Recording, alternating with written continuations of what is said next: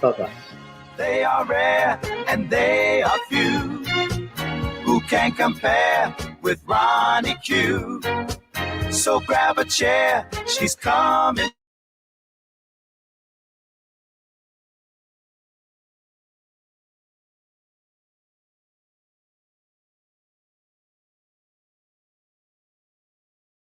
Ronnie Q. Q.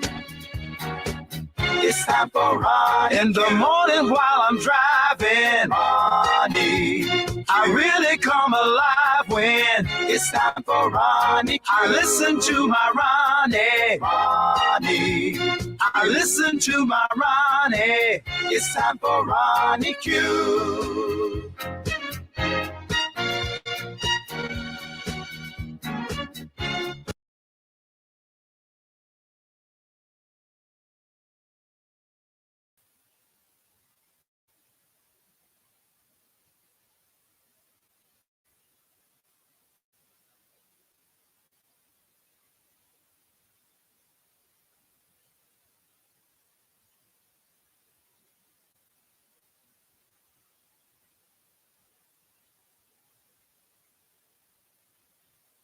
Can you guys hear me? Okay, thank you guys for joining me. I really appreciate you guys coming out. I'm going to, I don't have any commentary, so I will drop my link for anyone who's coming up. I apologize for being late. We were out of the house doing election things, and unfortunately, I got back later than I planned. So let me drop the link under new management. Please write in my chat. Go over there and laugh at some other stuff. So let me remove under management since you think lies and bullshit is so funny. Have a good day under new management. Hey, Auntie Donna, how are you doing? I want to speak to everyone. Z Sarah, Auntie Donna, who else? Tebe Forever, Sincere Saida, thank you for being here. Hold on, let me pin my link right quick. It's here, and I want to make sure it's pinned. And you guys can come up at your leisure and add anything that you would like to contribute to this election watch. So let's continue. NYW, hello, how are you doing? A view is a view. I thank you for being here. Okay, someone's in the back. No, bitch, I said goodbye. Don't come hit my link after I tell you goodbye. Okay, so let's continue. Oh my God. She, she made me F up my money already. Um, what palm reader done did you a thing? Yes, Brianna busted bins and shocks. I I received that as a gift for my commercial that palm reader created for my centerpiece competition. So I snatched it off the end of the commercial, and I add that as my theme song. Hey, Shaka King Black, thank you for being here. Hey, Fax, you are the GOAT as well. A view is a view. Thumbs up and shared. I guess no need for a poll tonight. We are at the polls. You know, I didn't want to be repetitious. A view is a view. Uh, Z Sarah, I spoke. Uh, who else is here? Youngest, thank you for being here. Mississippi Magnolia. I spoke to you, T Bay, Forever 17. I have a bad feeling that Trump is going to win. I don't. Uh, ah, what do I think about that? I don't think. I think that there's going to be an attempt at a steal. I'll put it that way. Let me see who else I missed. If anybody I missed, you can hit the like button. Auntie Donna, I spoke. Okay, who else is there? That's all I see. That's all the new names that I see. The Only Empress, thank you for being here. If I didn't speak, Carmax, thank you for being here, my mod. I really appreciate that. Truth and Reason, Hood Scriptures. Thank you for being here. I'm here. Got you on the big screen listening. Okay, so I'm going to give you guys some options. I have CNN. MSNBC is not going to be doing their actual election results until 9 my time. That's going to be midnight your time. I got it from an election worker who I know very well that the East Coast cannot start broadcasting the expected winners, even though Georgia and the southern states either have closed or will be closing within the hour. Even though they are closing, they will not be able to send out their, expected winners until 8 p.m. Pacific Standard Time, because they can't do that because they don't want to influence the vote, even though they're closing early. So I'm going to give you guys an option. You guys want to stay here and chat about the election, what you feel, see some pre poll commentary from CNN and talk about it, or uh, should we come back later? That will be 11 o'clock Eastern time. That's going to be late, but some of you may or may not be up late watching it anyway. So I definitely want to give you the option. Hey, UNC girl, bad weed. I appreciate you being here. So if anyone wants to hit the link, you're more than welcome. I'm keeping my eyes on the Flint polls. Oh, good thing. I see you over there all the time. Thanks everyone for joining us. Just thank you guys for joining us. Hey, Angela T. White. Hey, Ronnie Q. Just completed my vote in New York City. I saw people from all nationalities of the working class. Hey, them slick, bad, the body. I was about to say bad body.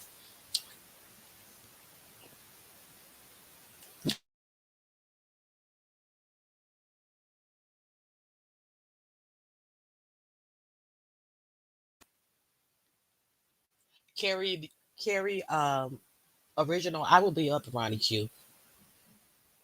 I know I'm going to be up as well. Hey, Diamond Forever. Thank you for being here. Okay, so you're saying MSNBC is giving their results. Okay, Yatanya, I will. If we don't stay here live all this time, we will definitely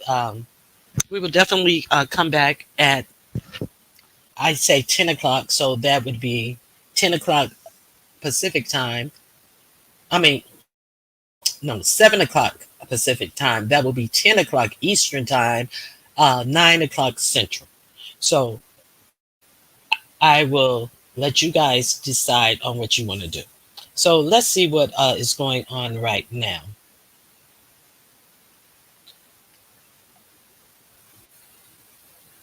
Okay, we have Ness. Hold on one second. Hey Ness, how you doing? Hi, I'm doing well. How are you? I'm great. I did catch your show this morning. I'm not going to talk about bullshit today, but we will handle that some other time. Is there something you want to talk about the Oh, election today? oh, I hear echo. you hear an echo? Oh, I'm on my lunch break maybe. I'm in my car. Well, I was actually so I'm happy that you actually answered my question because I just didn't want them to get away with dragging you like that. So, that was it. I well, you are remiss on the fact that they were drugged prior to. They're in their feelings, and I don't care. I'm talking about the elections, something these motherfuckers cannot do. So I'm not going to sully this broadcast with dumb shit. I All right, bye appreciate you Ronnie coming Q. up. So watch my live from yesterday while why they were in their feelings. Have a good day, girl. Bye. Okay. So anything else from anybody? Anybody else? Okay. Okay, so far Trump is up in the popular vote. Well, the popular vote where? It's so early. It's not over until the fat lady sings. Ness, you got a song for us? I guess not.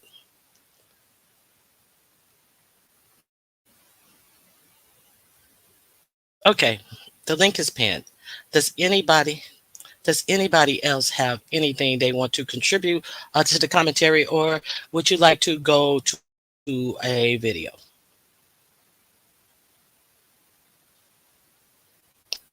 He just won Kentucky. Okay.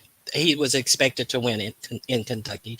Thank you for that information. Let me go to, since no one is hitting the link, you're more than welcome to. I will share my screen and check out what I have.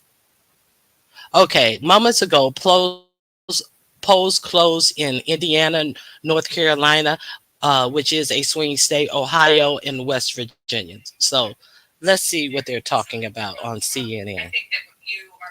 Put a one in the chat if you can hear. Anderson are not calculating is that there are a lot of women and men who are dissatisfied with the fact that women don't have the ability to control their reproductive rights in America.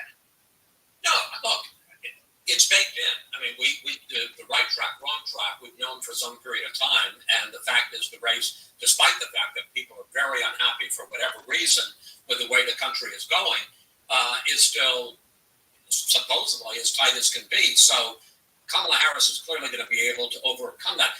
Incidentally, may I just, in the last segment, I said, I don't know why the independents are so heavily for Trump in Georgia. Fortunately, we have a very smart Republican pollster listening and who wrote to me and said, it's the same problem that democracies, incumbents and democracies around the country are facing right now, around the world rather. Inflation, they don't like the way things are going. They want somebody to fix it. And that's Donald Trump's basic pitch at the end, which is it's broken, I'm going to fix it. I don't want to drop the ball on what Dana said, though, about what people mean when they are dissatisfied. It's the same thing about what they mean by democracy or being independent. It's not entirely clear until we're closer to the final. Okay, so I don't see anything happening now. Virginia with 13 electoral votes. Florida has 30 electoral votes. Has Trump up about 600,000.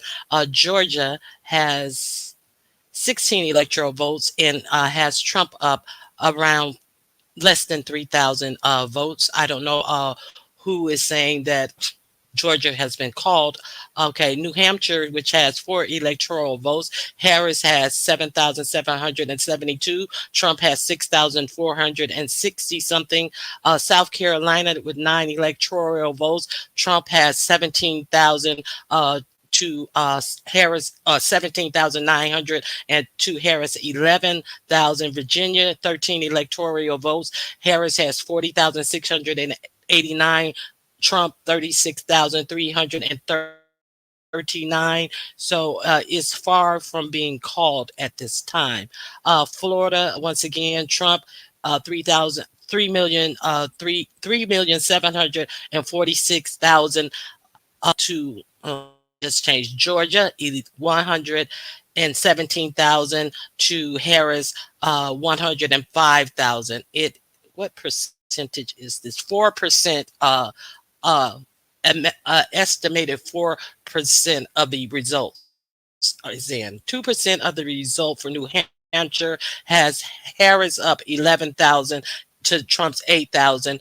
1% of South Carolina has Trump up 17,000 to Harris's 11,000. Okay, so let's talk about it. So, like I okay, I'm okay. So, let me see what you guys are talking about. Focus on the big states with the most electoral votes. We also have to focus on the swing state. Hey, Queen Diva, how are you doing? You guys can hear okay, you guys heard that. So I am reading information. 5% of Georgia is in, has Trump up 132,000 to Trump. It just changed. I cannot get Georgia. New Hampshire 3% in. Harris is up 13,000 to Donald Trump's 9,000. So when you guys are reading this information, you have to understand that you have to read everything. How much of the vote are they actually reporting on? South Carolina, 1% has Harris up. Trump up 17,000 to Harris's 11,000. Virginia, 2% in. Harris is up 45,000 to Trump's 43,000.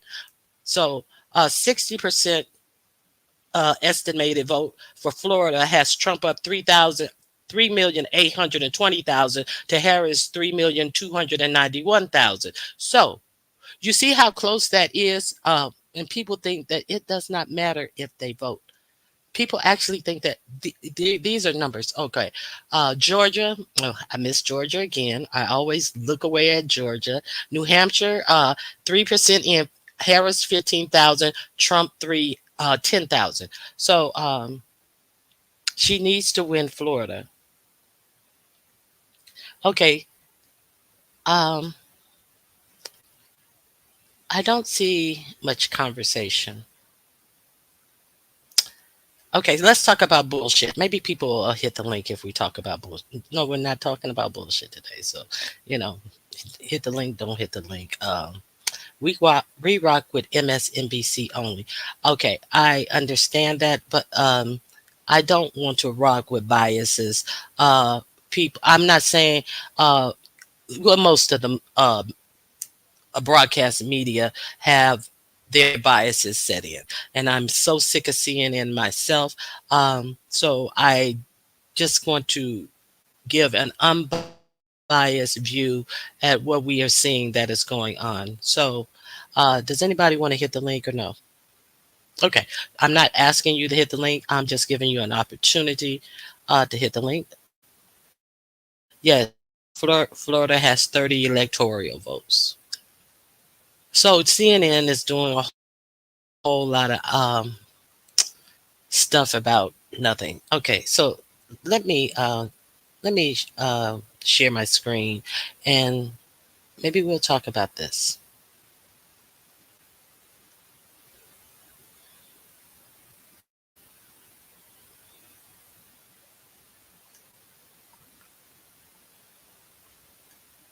This is psychotic.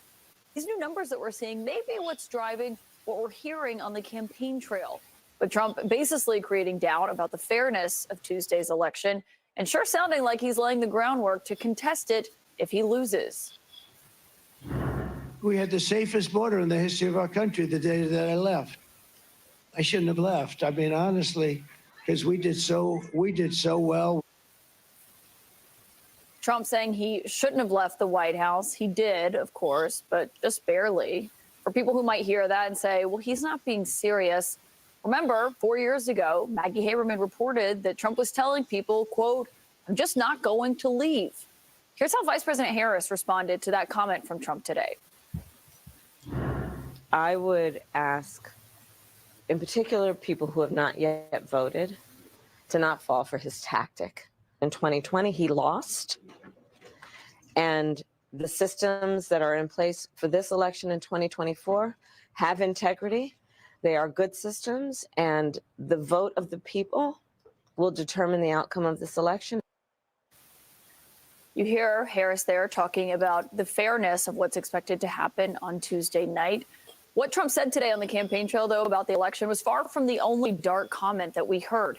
He also called Democrats, quote, demonic and mused about violence against members of the press who are covering him. I have a piece of glass over here. Okay, we saw this already. I'll play it some more. And I don't have a piece of glass there. And I have this piece of glass here. But all we have really over here is the fake news, right?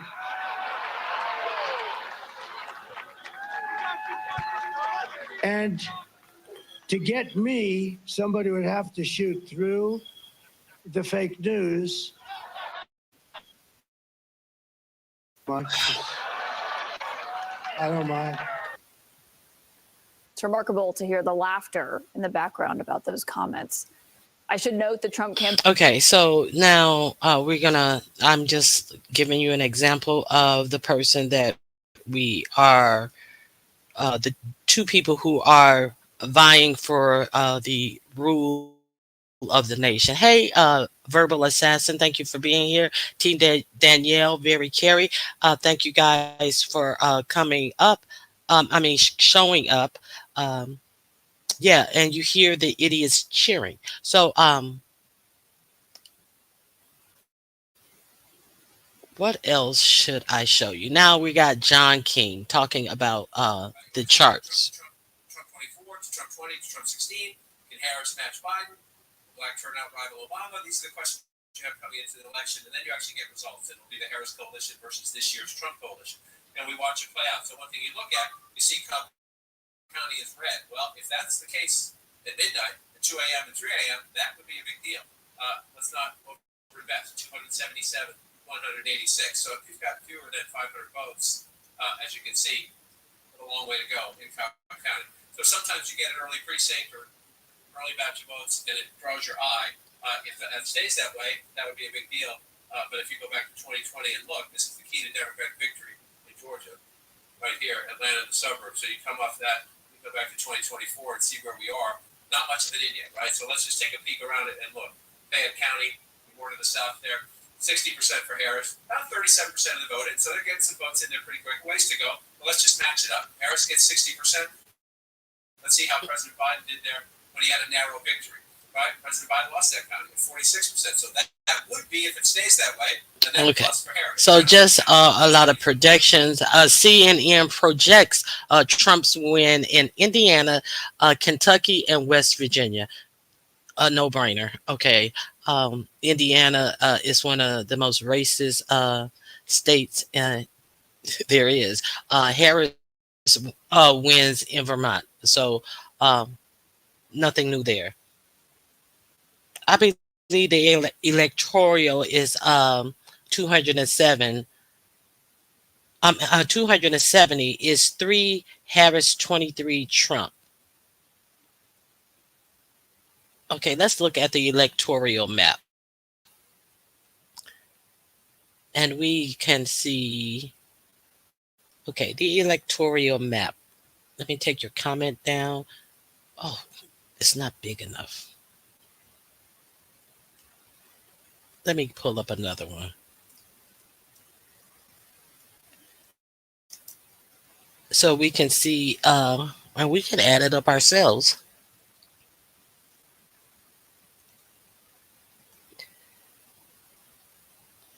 Hmm.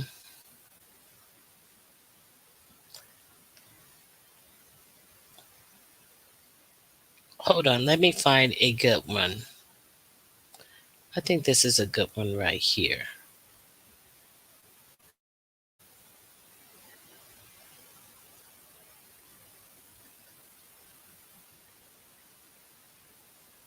Maybe not, maybe not, maybe not.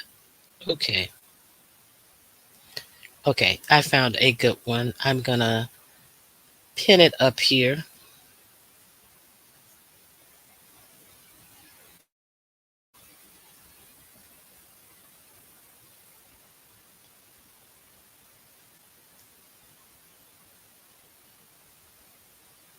One second.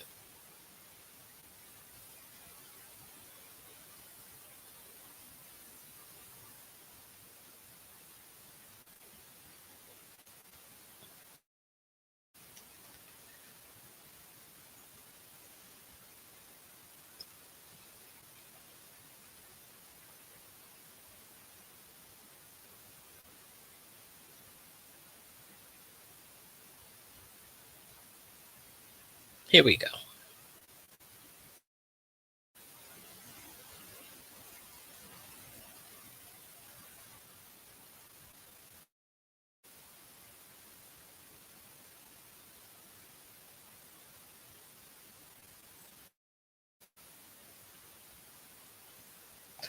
Okay, so here we go. Hey, Blackberry. Hey, kind for me. Yeah, that's 3 to 23 so fat so far. I think you mean. Yes, they need 270 electoral votes. You are right. Checking in, Ronnie Q. It's good to see you guys. The link is pinned for anybody who want to come up. Hey, Miss Magnificent. Thank you for coming in as well. So, Trump's wins in Kentucky. That's 8 electoral votes. Indiana, that has 11.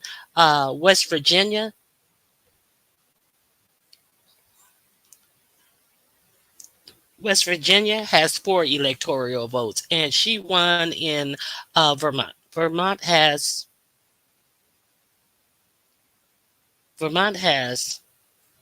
God damn it! Where is Vermont? 3 electoral votes. Okay, so and that's how we do it. Uh, the Republicans so far have picked up 1 seat in the Senate. The Democrats have a projected 28 seats. The Republicans have uh, 40 seats. The Republicans will need 51 seats to control the Senate. Okay, so North Carolina with 2% in. Harris has 76,034,000. I wasn't expecting that. So North Carolina has quite a few more votes, but there is only 1% of the results are in North Carolina right now. So let me see what you guys are saying.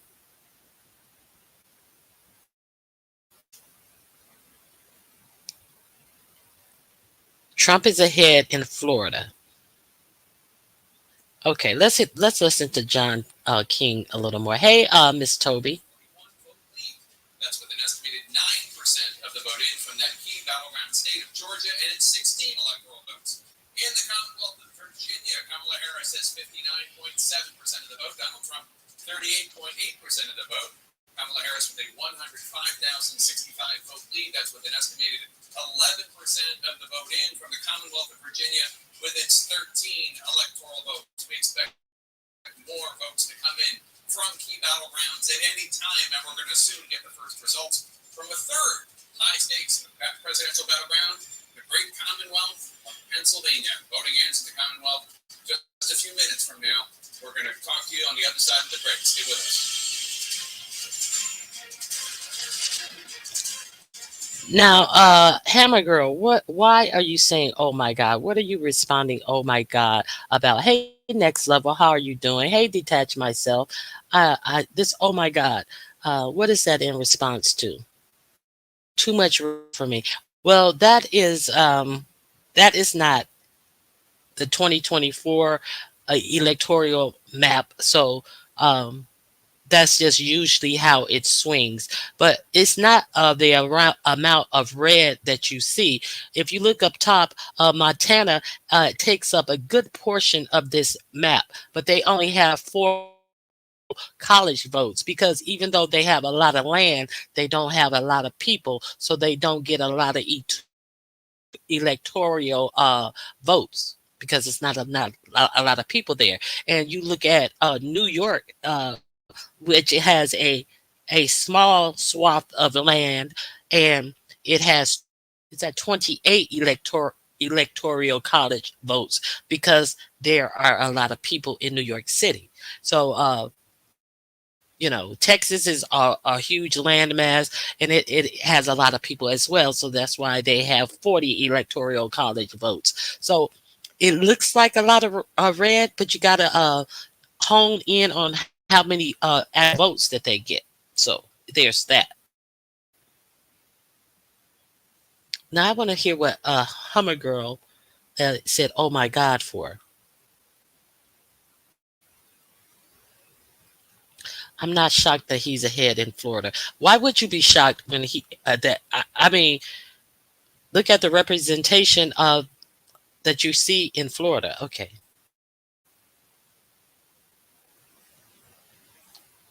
Girl, the night isn't nearly over. You have to pay attention. See, they're giving you this Okay, they're giving you this information, but they're telling you it's only one, two.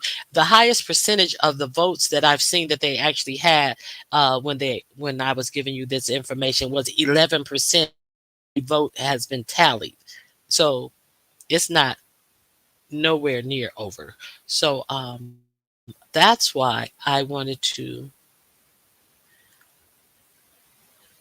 She needs to win. I think you mean Pennsylvania and North Carolina, and that North Carolina statistic was her. I forget. I think it was 2% in, which had her up 78,000 to his 33, I believe, thousand. But it was only 3% of the vote being calculated. Now, if she can, but then you have to remember, like in Pennsylvania, they can have a big percentage of the vote uh, calculated, and it can be for Trump, but they haven't added Philadelphia numbers on top of it, and so that's going to be that could possibly be thousands of more votes, and which will turn it. So you have to understand what counties they are counting. If they say that somebody is up by a large number, it doesn't matter if the county with the largest number of people who are voting, they haven't added that to the tally. So it's a lot of stuff that goes in with this. You guys are more than welcome to hit the link if you want to talk about it. There are blue and red states. I think the popular vote will pick electoral college votes. Um, I'm not sure what you mean about that, Miss Toby. Glad she got Virginia. I knew that. I don't see that she has Virginia yet. Was that Virginia? Florida always messes up elections.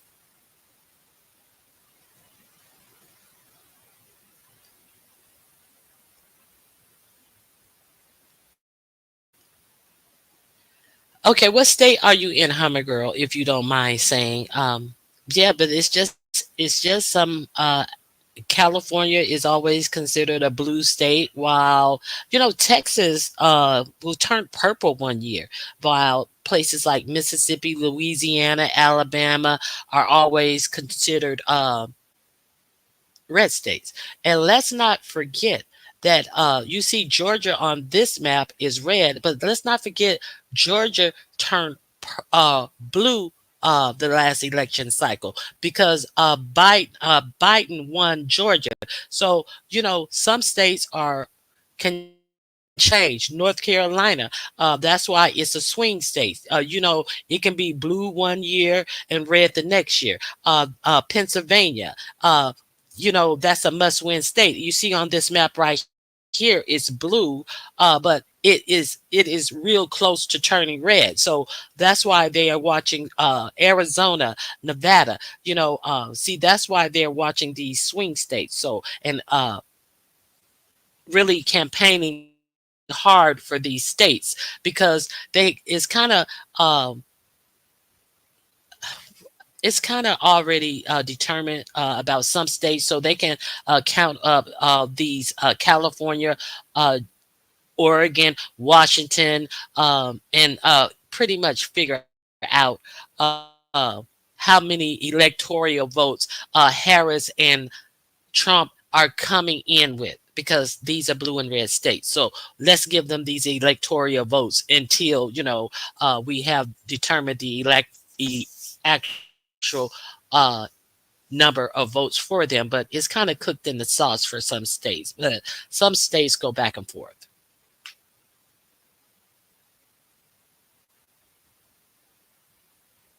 Exactly. No pressure.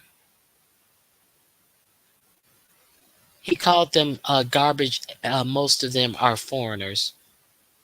And don't forget, they're eating the dogs, they're eating the cats. If Harris wins, you watch Ron DeSantis Russia, China, Iran come together and they're going to come for us. That lady has no knowledge or experience in combat situations.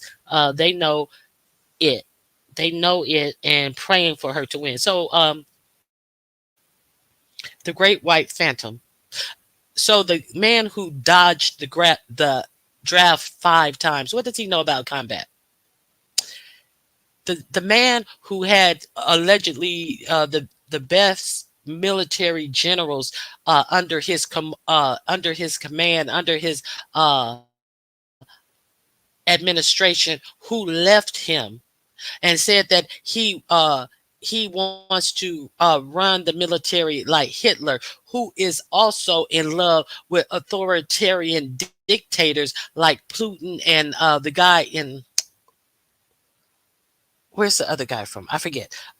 And Kim Jong Il, and loves Chi. So you are more in line to him because he loves Chi and Putin and dictatorships. So which would you rather? So us to be along with dictators and be a nation treated like dictators treat their nations? So is that what you're saying, the Great White Phantom? If you can't beat them, join them, and you want to live that way, okay. You have your opinion. But what does this great man with the bone spur know about anything militarily?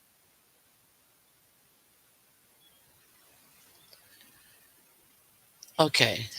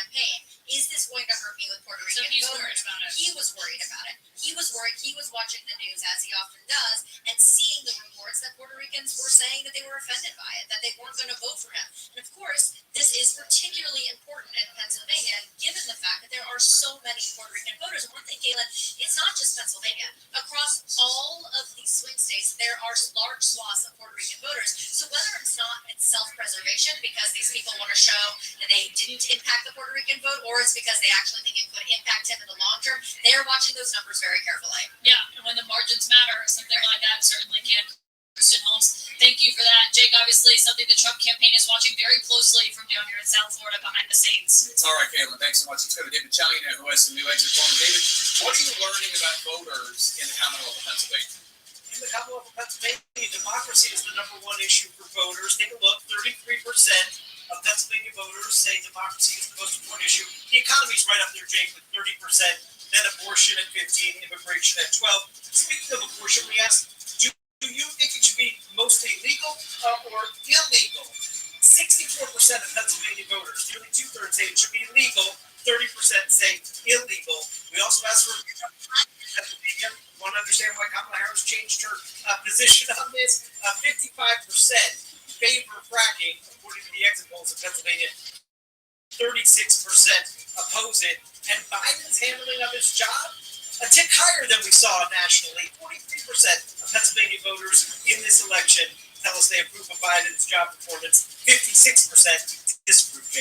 All right, David Challier, thanks so much. And Chris, at least just based on this exit poll, a slightly better terrain in Pennsylvania for Kamala Harris, with democracy as the #1 issue, 33% as opposed to economy at 30%, a strong majority supporting legal abortion, and Joe Biden's not writing is bad, but not. I think it's night and day. I mean, as compared to Georgia and North Carolina, 48% of people in Pennsylvania said either abortion or democracy was the most important issue. Seems like a very different climate than North Carolina and Georgia. And that's the point. She doesn't have to win all of the states that Joe Biden won. She just needs to win enough to get to 270. And the blue wall and the blue dot in Nebraska is enough. Yeah, I mean, if you look at Pennsylvania, these numbers would ostensibly be pretty good for Kamala Harris if democracy is the top issue, but the economy is right underneath that. Yeah. As we know, has been a big headwind for Kamala Harris. What we don't know yet what Caitlin and Kristen were just reporting on. That is whether or not very large, not only Latino population, but the Puerto Rican population in places like Allentown and Reading, whether or not those are going to flip or maybe come out in a more robust way after Madison Square Garden. One of the thing about those comments is that it draws attention to the campaign. Okay. Hey, Deputy Director Voodoo, it's good to see you. Okay. Virginia polls close in 8 minutes. We're going to get some numbers then. Exactly. Right now, we are getting projections on a small percentage of the count. New Hampshire has, wait a minute, I just missed it. North Carolina with 3% in has Harris at 107,000 with Trump at 51,000. That's only 3% in. She's winning 66.6. 666. Ohio, 15% has Harris. I'm surprised, has Harris up 503,000 votes to 365 for Trump. South Carolina, 9% of the vote in. Trump is at 107,000, while Harris is at 95,000.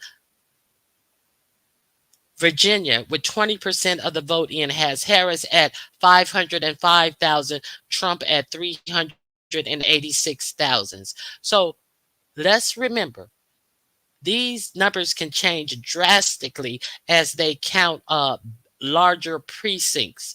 So you hear Trump say, "I was up by 100,000 votes," and then all of a sudden they changed the vote. No, they actually added the count from a larger precinct.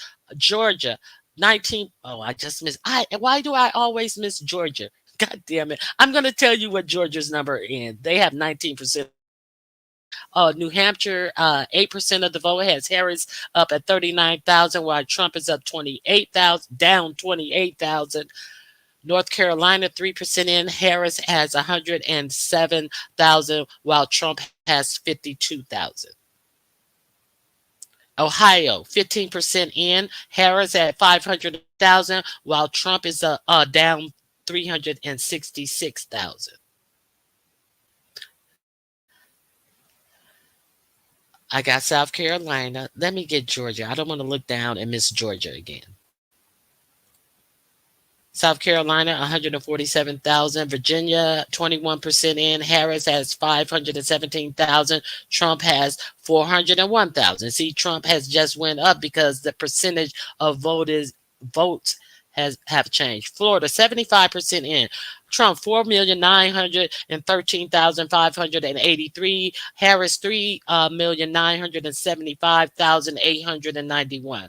Georgia, 19% in. Trump, 650,177. Harris, 385,216 vote.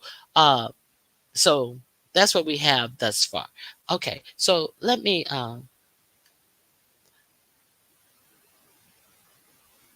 my cousin prep for Trump's watch party in West Palm Beach.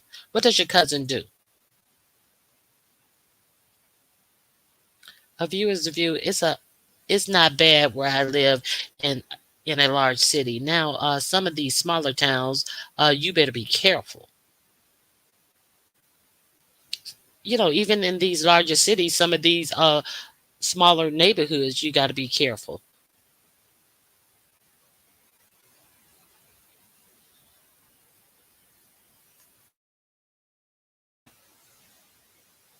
Oh, your cousin works for the city. That's going to be interesting. Okay, so let me check out another site that is doing blow by blow. Let me see what they're talking about.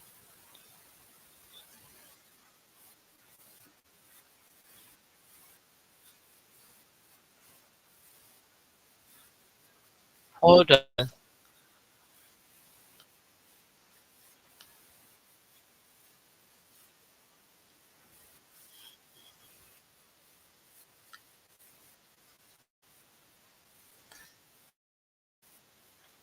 Let's get some more commentary.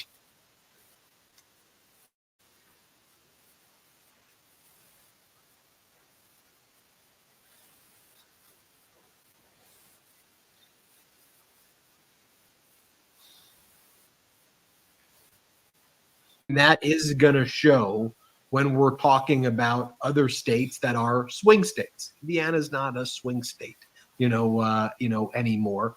I mean, you can say it's a voter suppressed state, whatever it is. It's not viewed as a swing state. So if she's gonna, everyone's been talking about the suburbs. That's where she can pick this up.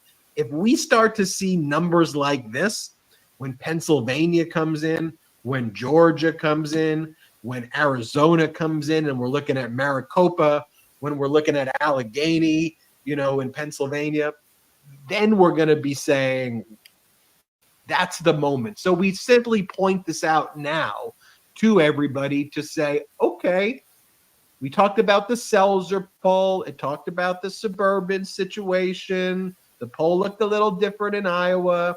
Okay, Florida's looking a little bit close right now. We're not saying Harris is going to win Florida, but Florida's looking close. And everybody saw, I mean, the Republicans by far won that early voter registration. I mean, in Florida, I mean, it's not like a secret.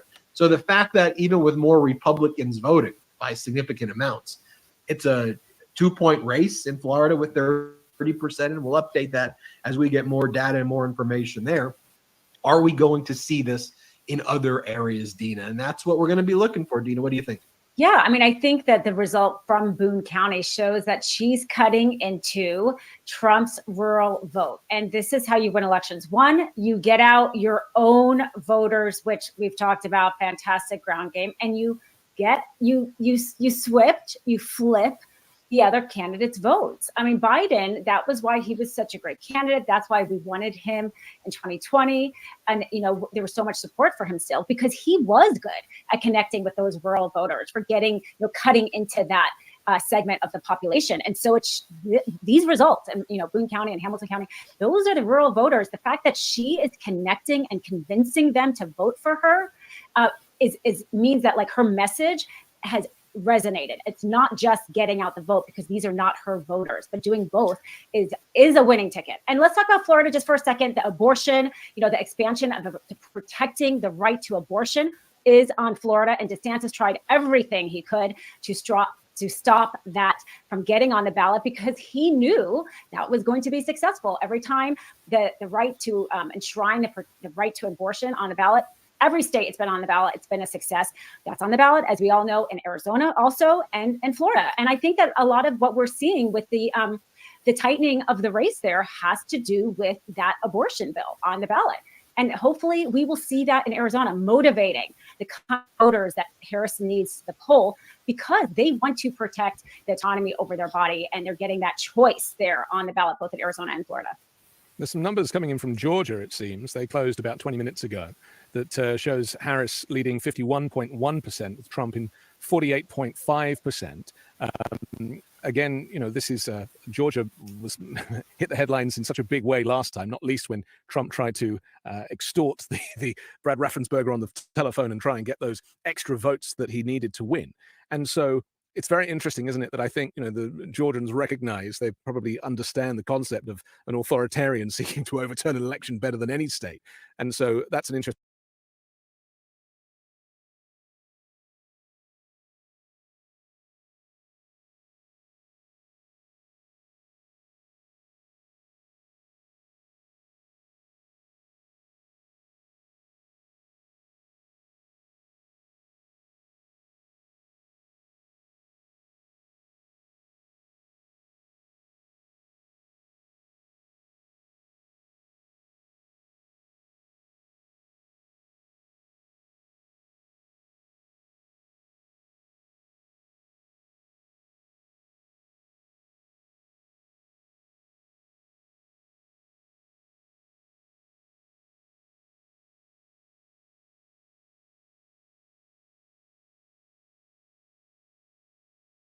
Interesting number. I don't know if that's a final number or if that's just a temporary number, but that's what it's looking like right now. That was posted around 10 minutes ago. So we are still very early into this count, which would be remind people. And, there are many places, certainly here on the West Coast, where you can continue to vote.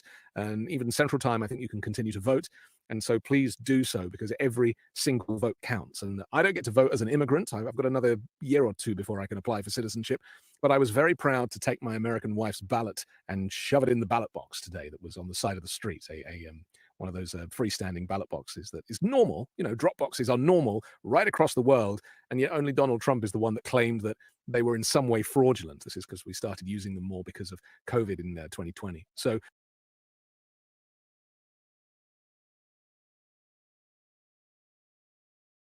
it's it's anybody's guess at this stage, but we're going to start increasing number of results coming through from around this point onwards. Absolutely. And in a little bit, we should cut out to the split ticket folks who they're going through all of this data. We should also go to Mockler as well, see if Mockler's got some updates as well. Dina, just tell us, though, what else are you looking for right now? What are you looking at? And what do you think the Midas Mighty should be focused on? Yeah, I mean, I think Georgia is definitely a state that we're going to be looking for, because we should be getting a lot of the results tonight for Georgia. As we know, Pennsylvania, they can't start counting their right now. CNN, 33% of Georgia, they are saying Trump had 900 and okay, I missed it. Why do I always miss Georgia? Now in Texas, so far, they have Harris up 53 point. Oh, I missed that too. Oh my God. Pennsylvania, 72.5% Harris, and 26.7% for Trump. It doesn't say what percentage. Okay, let's go to Pittsburgh. Allegheny, I guess that was Allegheny County, has Harris up by 72% in Pittsburgh, particularly. When Biden won, he only had 52%. Now Harris has 72%. So she's even beaten what Biden did the last election. Let's see. Okay, I'll let John King tell you. Georgia, it's a lot more complicated. Here's where we are right now. 12,000 votes ahead, only 6% of the voting. Again, she's got 179,000 and change. Just for the context, Donald Trump got 2.7 million plus to win this state in 2020. So a long way to go in the count. But you look at the map and you say, is it filling in the way each candidate would want it to fill in? So let's start here. Actually, Mecklenburg is the largest population center, and Vice President getting 7 of that up. This is where she needs to win and win big.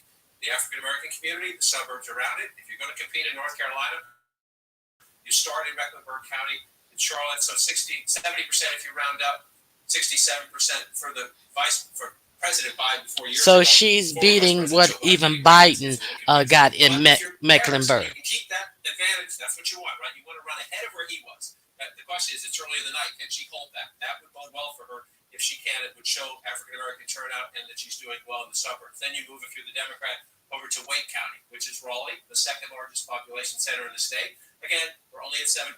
So this is just a glimpse, and then we check back. 72% for her, or if you want to look at Trump's number, equally important, where is he performing? Vis-a-vis last time, 27% for him. You come back here, 62%. So again, in the early returns in North Carolina, the Vice President of the United States, in the key areas, the Democratic building blocks, is running ahead of her boss 4 years ago. It doesn't mean it will hold up. Let's just scoot over to Durham and take a look. Biden got 80% there. You come back to Harris now, she's getting 84%. Again, it's only 5% reporting. Early votes tend to be disproportionately Democratic. So let's watch and see how it plays out. Early in the campaign, you're just checking your list. Are we above or below where we want to be? And if you're above, you take a breath and you wait for more votes to come in. I want to look out in this part of the state because this is the part of the state that was hit hardest by Hurricane Helene. There have been questions, could people vote? Thank you, Miss 313. Hey, Liz. Thank you, guys. The link is pinned if anybody wants to come up. 7% in, 77% if you round up for the vice president. If you go back again in these early results, emphasis on early results, She's overperforming Joe Biden, who just narrowly lost North Carolina 4 years ago. So if that holds up, it tells you keep an eye on North Carolina. At the moment, she's doing what she needs to do. But I just want to be cautious that it's early votes, which tend to favor the Democrats. So let's wait until we get more. Only at 7% in North Carolina, but we keep counting. Georgia is hanging on the board blue, the Sun Belt battlegrounds. We'll get to Arizona and Nevada later in the night. Some of the count there may take us into tomorrow and beyond. But the other two Sun Belt battlegrounds are North Carolina, where we just were. Let's gas up the car. We go to Georgia now. The former president of the United States ahead there with 56% of the vote. You're up to 36%, so you start to think, okay, we're doing some business here with the count. However, I just want to caution, Fulton County, by far the largest county population-wise in the state. It's 10% of the state. 159 counties in Georgia. This is by far number one. About half of the vote in, 71%. This is where you start to get, in North Carolina, I just said very early on, the vice president was running ahead of the president. Well, you see 53% there, 71%. Here, he's running a little bit behind the president.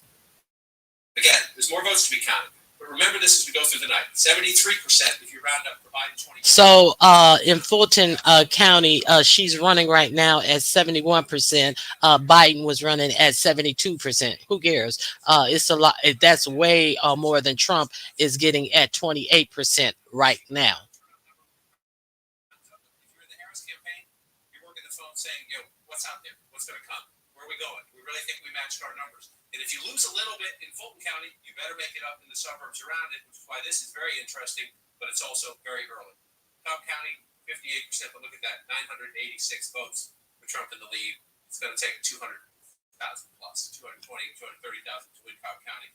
So let's be careful and cautious early on about that. Then you just come, this one's Gwinnett. Up here, Gwinnett County, Harris at 52, but again, look, we're very early here. We love counting votes. We're talking 1,603 votes and 1,487 votes. So it's like really, really early to even depend on any of this stuff. Cobb County, this is the most Democratic of the suburbs, just to the east of Atlanta. Biden gets 83. We don't have any votes in there for the vice president. There, one thing the Harris campaign has been saying is if you look out here, you're moving more out to the exurbs now. Moving more out to the exurbs. Still a high African American population out here. That Harris with 77% in Rockdale County, getting 76% if you round that up, running well ahead of President Biden out here. So there are some areas where you have a higher vote count, Jake, in Georgia, where the Harris campaign says we're running a little ahead of Joe Biden.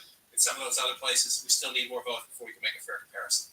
All right, Dr. Nick, thanks so much. And we have key race alert for you now. We're getting some votes in from two key battlegrounds. In the Commonwealth of Pennsylvania, Kamala Harris in the lead with 77.6% of the vote. Donald Trump has 21.5% of the vote. Harris with a 187,924 vote lead. But it is yes. very 5% of the vote in, though. The estimated vote has been counted in the great Commonwealth of Pennsylvania with its big fat packet of 19 electoral votes. In battleground Michigan, Kamala Harris in the lead with 76.7% of the vote. Donald Trump with 22.1%. 2% counted. Is that 2%? Very, very early.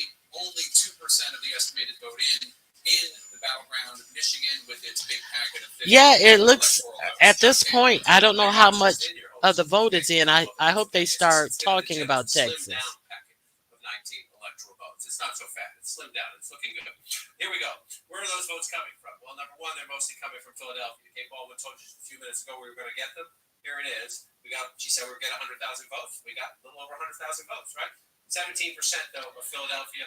87%. Vibrant. I don't know how much of the vote is in, what percentage. Texas with 17% in now has Trump at 991,912, Harris at 990,205. So that's what it is right now. It just switched over to Trump. So Virginia, 29% of the vote in, Harris at 582,000, Trump at 580,000. Georgia, 37% in, Trump at 1,132,885, Harris at 862,000 and some hundred. Okay, Kansas, 1% in, Trump has 9,000, Harris has 3,000. Trump has 2,229, and Harris has 2,800 and something. Michigan, 2% in, 2%. Harris has 87,000.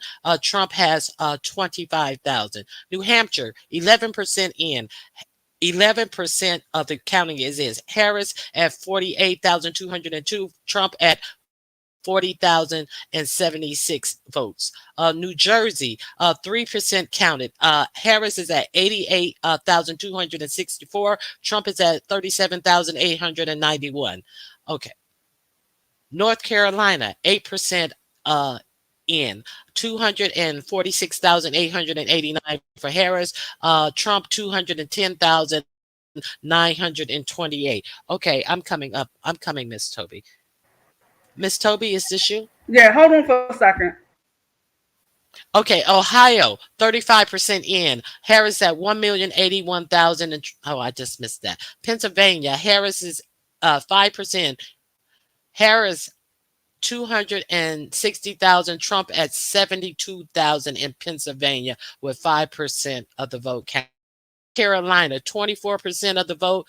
Trump has 356,209. Harris has 252,405. Texas, 17% in. Trump at 1,015,514, and Harris is at 804,000. Virginia, 30% in. Harris has 693,983. Trump has 612,906. Hey, Miss Toby. Hey, I'm back. I was talking to my girlfriend, the one that was working the polls. I was asking her how was it today. She said it was a lot of people. The lines were long. Yeah, how were they? Okay, And how were girl. they acting? How were they acting at the polls? Well, earlier today, she did say that the police had to come to one place because somebody was harassing somebody. Someone was harassing people at the polls, so the police they were called. Mm-hmm.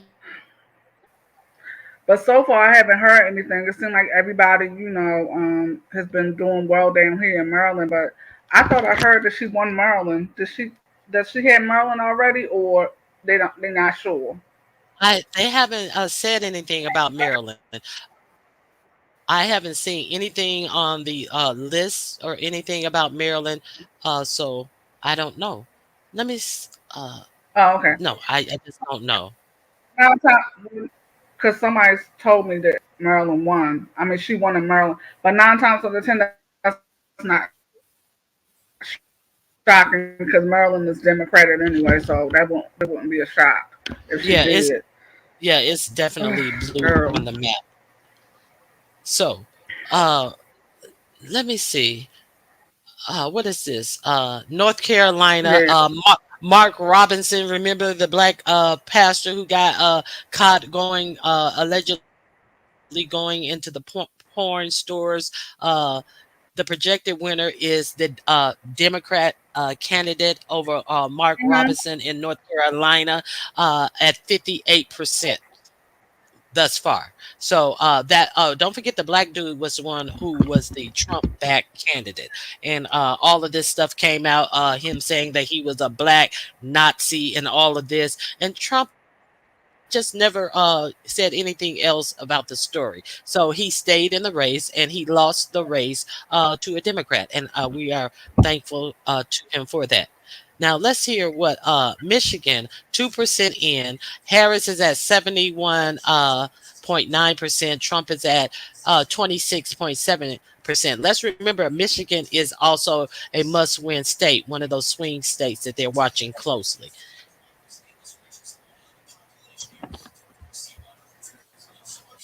Now they're saying in the chat she won Maryland. Left-handed Libra said she won Maryland, and the UNC bag weave. I guess she's still at work here. She can't hit the link. Also said that she won Maryland. Well, at least she's here. Okay, so so what else? What else you have, Miss Toby? She won Maryland and she won DC. Okay. Thank you for that information. Nothing, girl. I'm just like nervous. I'm going back. Yeah, I'm just going back and forth because, oh man, what happened? Can you hear me?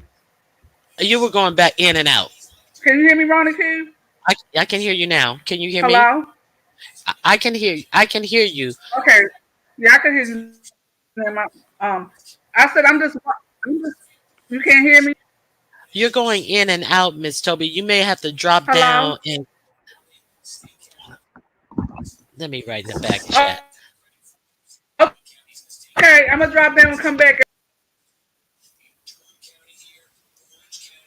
Yes, Miss Toby, come back in. You were going in and out.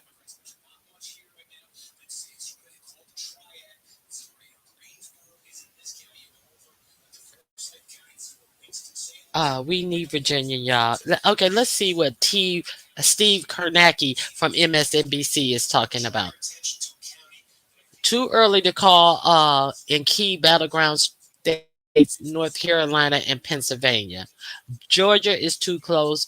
Let me see. What state is that?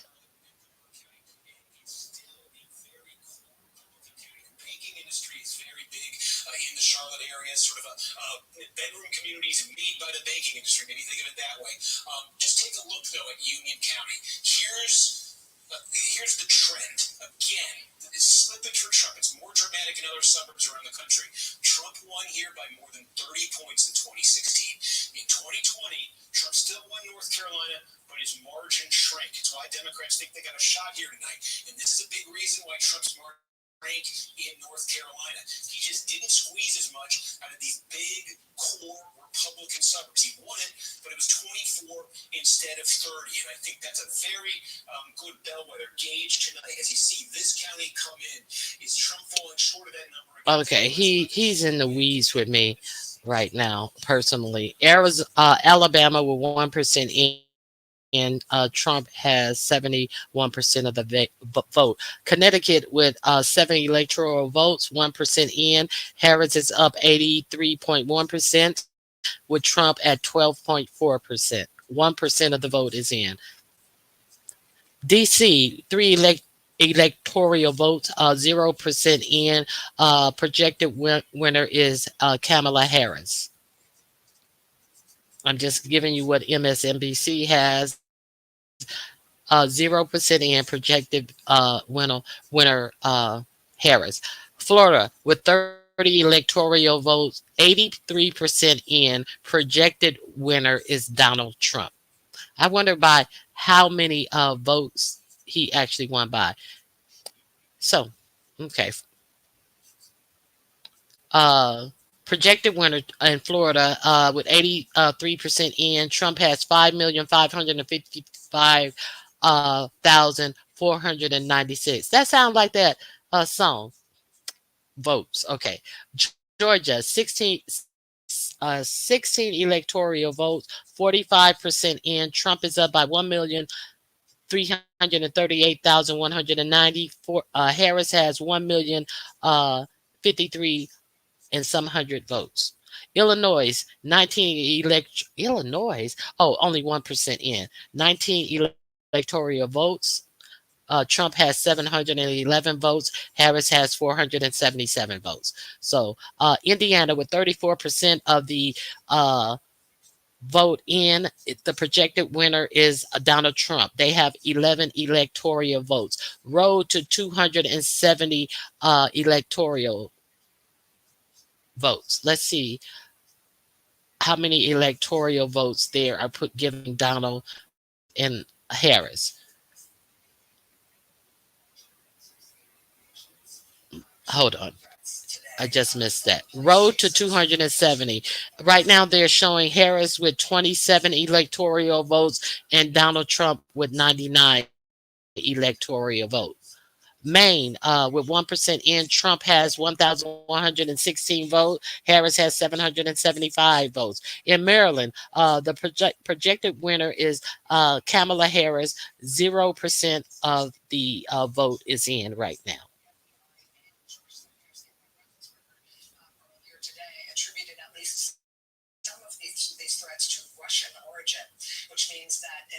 enemy of the United States, a foreign adversary, is targeting American voters.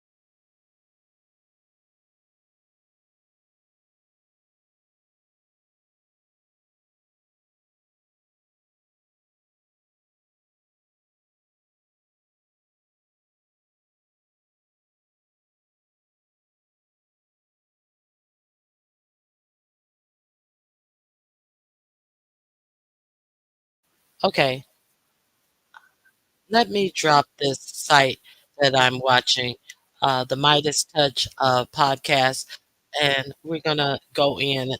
MSNBC is on a commercial break, so let's go back to see what they're talking about.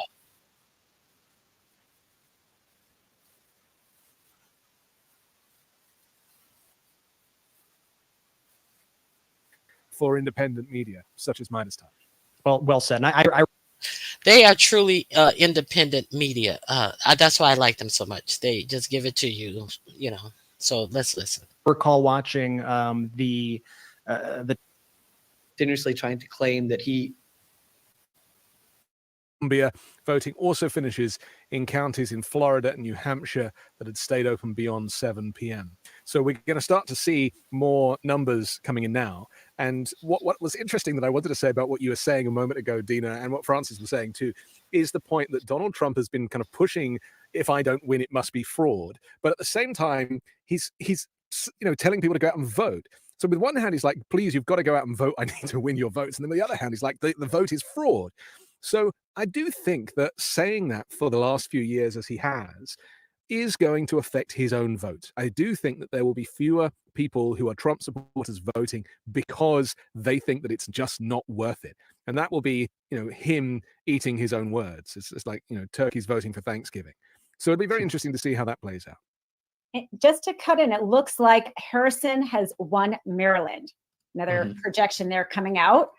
And we are expecting 100,000 mail-in votes in the Philadelphia area will be released at 8:01 Eastern time. So very soon. 2 minutes ago. Any moment now. Yeah. Francis, if you want to, it might come in as you're talking there. Yeah, and going to constantly have to go. This is the fun of it, right? This is why you're just loading up. I just ran the marathon on Sunday, and I feel like this is another marathon I'm walking into because you have to go through the night of constantly trying to toggle between what is coming in as the drops continue to happen with the election. But one of the things that is continuously keeping my focus, especially, is what I'm looking at the youth vote when it's consistently being counted and how it's varying across certain states. And we're focusing on specifically areas like Georgia, right, where we need to see that magic number 60% that we talked about with Kamala Harris needs to be kind of hitting that number. Exit polls taken with a pinch of salt, surely. But it seems to me that as long as we're still waiting on those youth votes to come in, specifically in Philadelphia, where it's going to be important, that's where we need to start to see these trends shift. Republicans are going to do everything possible to trying to say that these states are already being won across the board. They want to get ahead, and especially in the states that you mentioned, Dina, that are counting early. But it's going to be a long night. We have to just continuously keep level-headed, keep ourselves discussing the true matter at hand here, right? Which is, this is more the most consequential presidencies we've seen. But I'm focusing especially on other races across the country. I don't know if you guys have been looking at projection, but Donald Trump's endorsement of the man who called himself the Black Nazi didn't end up with a victory, where Robinson lost his campaign, which, it shouldn't come as a surprise. But in this country, you never know. As somebody who likes to call himself the Black Nazi was still in the running and still definitely had a chance of winning his race, but thankfully it did not go in his favor. These are the types of people that Donald Trump associates himself with. These are the types of people that Donald Trump surrounds himself with.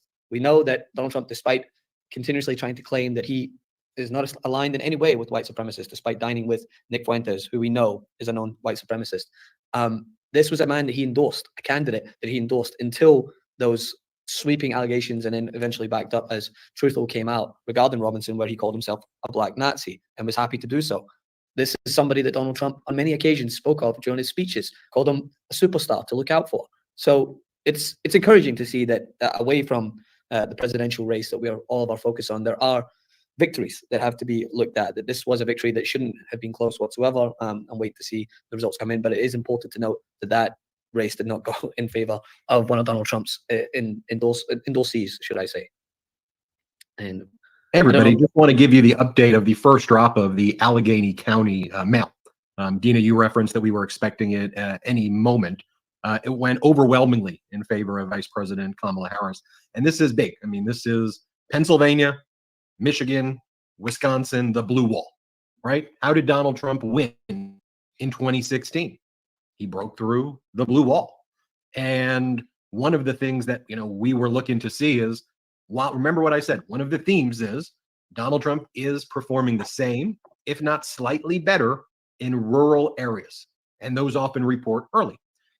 So we haven't really gotten, though, the suburbs or the exurbs or however you're referring to them. But pull up the Allegheny County first drop data, if we can just pull them up on screen, where Vice President Kamala Harris there leads Donald Trump 73.1% of the vote to 26.9% of the vote. Senator Bob Casey in the Senate race is up 73.2% to 26.8% against McCormick in that race. So we're seeing over there, I think a very a significant story that could be developing in Allegheny. Pennsylvania holds, Michigan holds, Wisconsin holds. Should be a ball game. That should be the ball game. And what's interesting too is, you are getting, I mean, again, if you want to be, fair in the reporting and give the Midas Mighty, all of the data, there are some suburban counties and areas, smaller, where you are seeing Trump performing slightly better, places in Virginia. There are places, though, that we're seeing other places where Vice President Kamala Harris is leading significantly. So I think that is a good point as well. And there's a lot of data kind of coming through.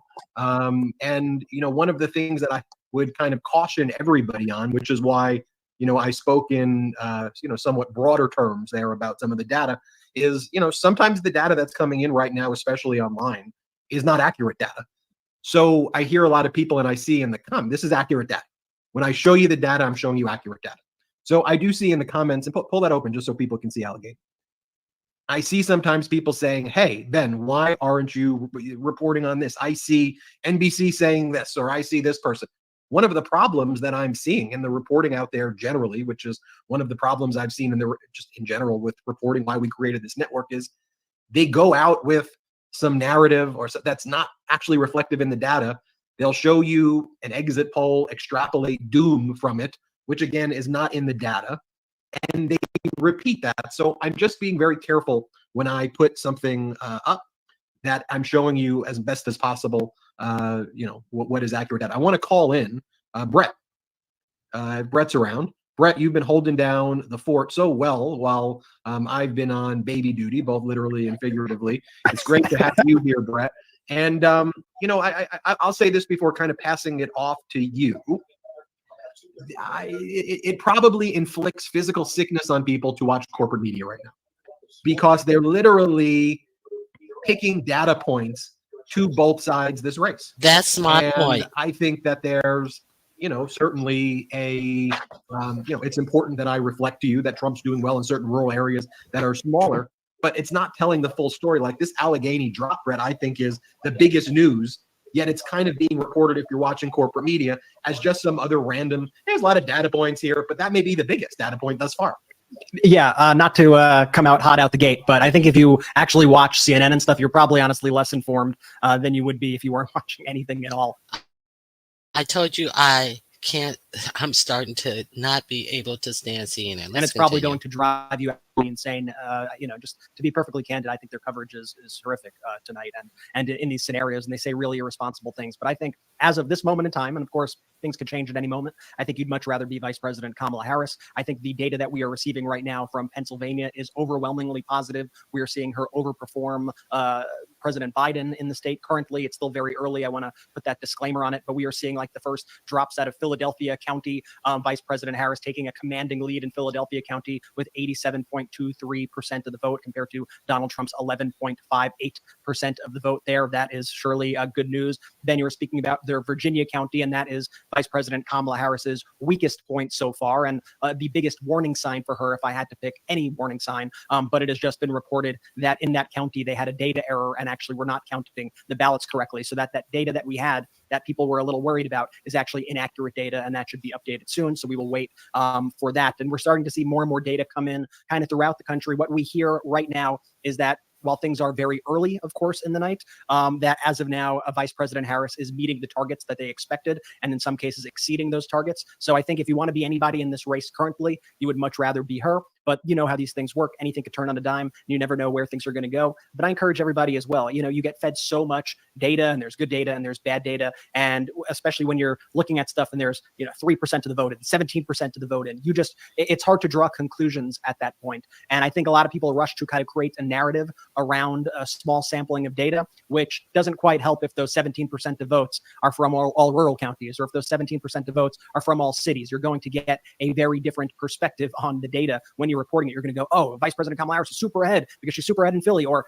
Donald Trump is super ahead because these rural areas, he's crushing it, and we see 17% from the rural areas. Doesn't really tell you much when you don't look at the full picture. But you want to see if she's hitting her targets in Pennsylvania. That is only the case. And in other cases, you see her far exceeding her targets. And so now we have to see. Vice President Kamala Harris, I hate to break it to. Okay, they just announced that Harris is the projected winner of the 3 electoral votes in Delaware. Okay, let's continue. Donald Trump, who claimed that he was going to win New Jersey. Vice President Kamala Harris is projected winner of New Jersey, projected winner of Illinois, projected winner of Maryland. No surprises, really, with any of these. That's with 48% of the Delaware vote in. Let's continue. If you guys want me to give you CNN or MSNBC, just write it in the chat and we can go there. And if you want to hit the link, you're more than welcome. Predictions just yet. I'm not sure if they've officially called Florida yet, but it looks like they probably will. If they haven't yet, they'll probably call that soon for Donald Trump and for Rick Scott. It looks like Republicans are pulling away over there. We're starting to get votes in from Michigan, so this will be very interesting to watch. And like I said, don't draw any conclusions from the data because they're only 2% of the votes in, 2%. But with 2% of the votes in, you see Vice President Kamala Harris with 76.7% of the vote compared to Donald Trump. The Senate race in Delaware, Democrat Lisa Blunt has won the race. Let me see if they're saying any more. The governor, Delaware, is a Democrat, Matt Meyer. Let me see what else. MSNBC. I'm on MSNBC now. Right now for the Senate, the Democrats have 33 seats. The Republicans have 42 seats. Remember, they must have at least 51 seats to run the Senate. So that's where we're at now at the Senate. That's why I said these Senate races are so important. Let me see. We're on MSNBC now. The right to abortion, and then that will leave one other place because right now women in the South have to drive all the way to Maryland or Virginia, and so there's a real issue of women who potentially could lose their lives or become extremely ill.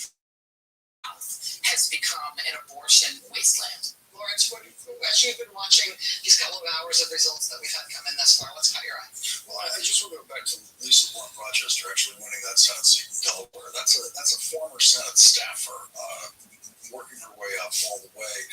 It's one of those great stories of this candidate coming in there, and it wasn't a foregone conclusion. She had to mount a serious campaign to do it. She had to win a primary. She made it all the way. As we watch the Senate unfold tonight, so far, the Democrats have in fact lost only one seat. Then they have big hopes for Florida, which didn't come true. The other big hope is Texas. And so that for the Democrats, the possible pickup in Texas in the Senate is the big. And of course, watching the challenged Democratic incumbents in Montana and in Ohio. And that is a big question. We don't know. Yeah, absolutely. Let's go back to Steve, who I know is watching some of the Pennsylvania vote coming in. Okay, the next polls are closing in 23 minutes. So right now, the road to 270 electoral votes, they have Harris at 30, and they have Trump at 105. They have to get to 230 electoral votes. Missouri with 2% in, 2% in, 10 electoral votes. The projected winner is Trump. Hey, Dracaris, how are you? The link is pinned for anyone. I'm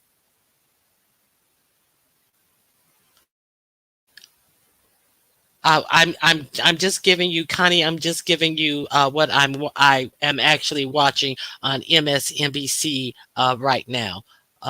So if MSNBC is current for the Senate, yes, I am as well.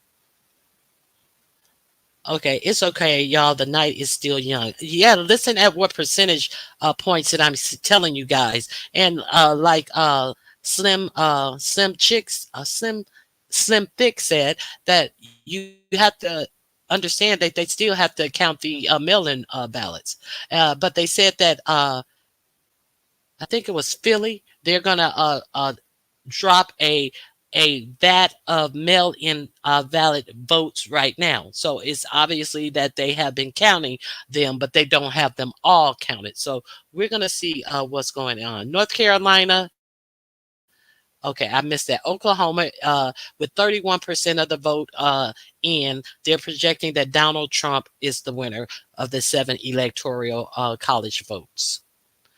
So if you guys want me to turn to CNN, I will.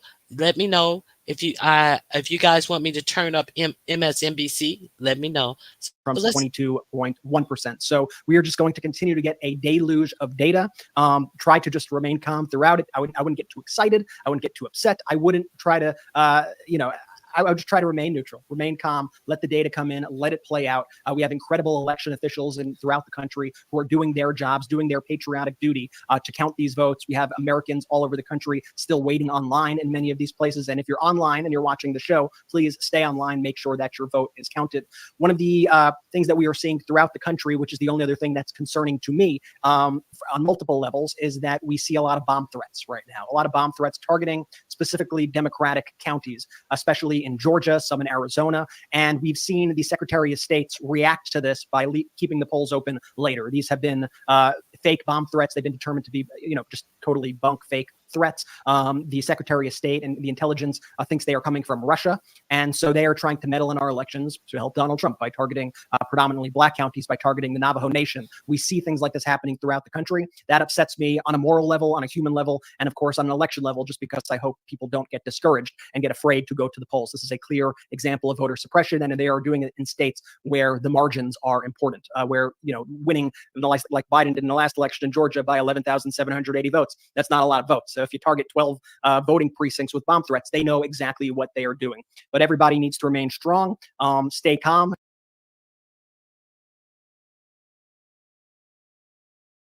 With 25% of the vote in Tennessee, the projected winner right now is Donald Trump. They have 11 electoral college votes. They still have the Senate at Democrats 33 seats, Republicans at 42 seats. So Virginia, 42% of the vote in. Harris has 921,203 votes. Trump has 915,067 votes. That's very close. 921 and 916. Vermont, I don't know if I told you guys, with 28% of the vote in, the projected winner is Harris. The next polls will be closing in 18 minutes and 50 seconds. West Virginia, with 4 electoral college vote, the projected winner is Donald Trump. Right now, Harris has 30 electoral college votes, and Donald is at 105. The goal is 270. It's too early to call key battle stage. Georgia is too close. North Carolina is too close. Pennsylvania is too close. Arizona closes at 9. I missed the last 3.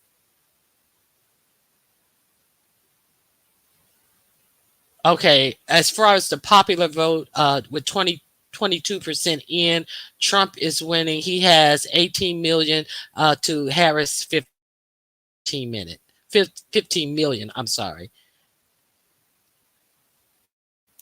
So let's continue this. If you guys want me to change to something else, just make your request. I'm looking at the chat. So stay Kamala. Is that what we're saying these days? Keep Kamala, carry Amala, and that's what we're doing here. And we're going to continue to go through all the data as we receive it. And I'll see if we have anything else in. Texas Senate results, once again, don't draw any full conclusions, but I want to make sure folks are getting information as we receive it. Colin Allred currently ahead of Ted Cruz with 16% of the vote, 50.1% to 48%.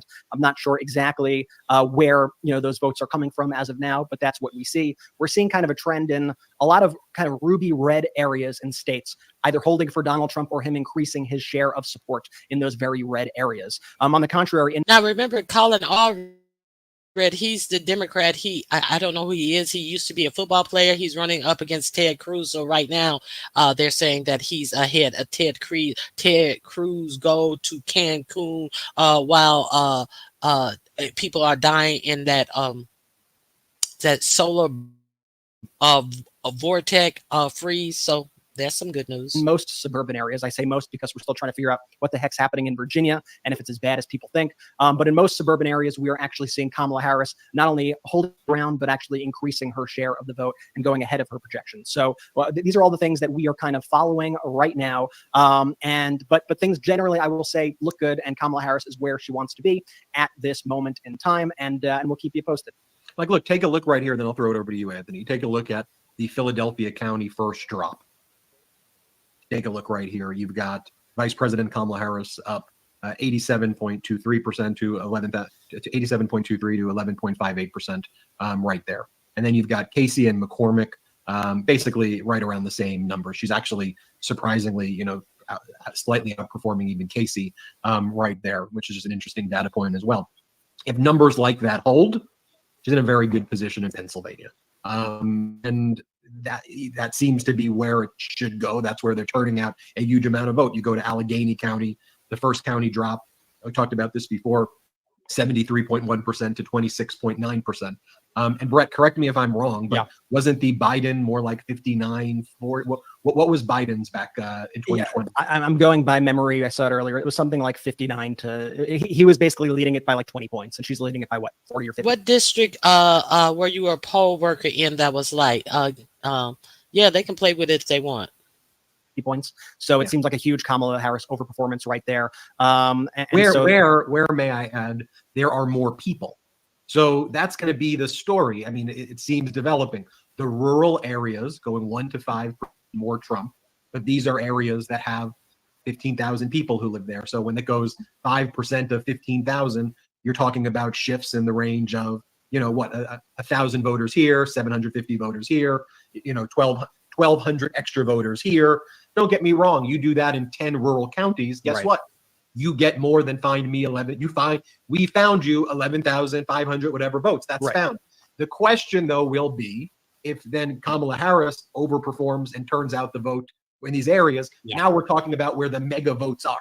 And so is that will neutralize the rural gain and potentially exceed if she's turning out people in the city. So and, let me and turn to that over end, Ben, we are so sorry, just to give you some other data, and then I want to turn it over to Anthony and Dina to get their perspective. But we are also seeing good news for Vice President Kamala Harris in the Atlanta suburbs right now. And like I said, Georgia is a state to watch.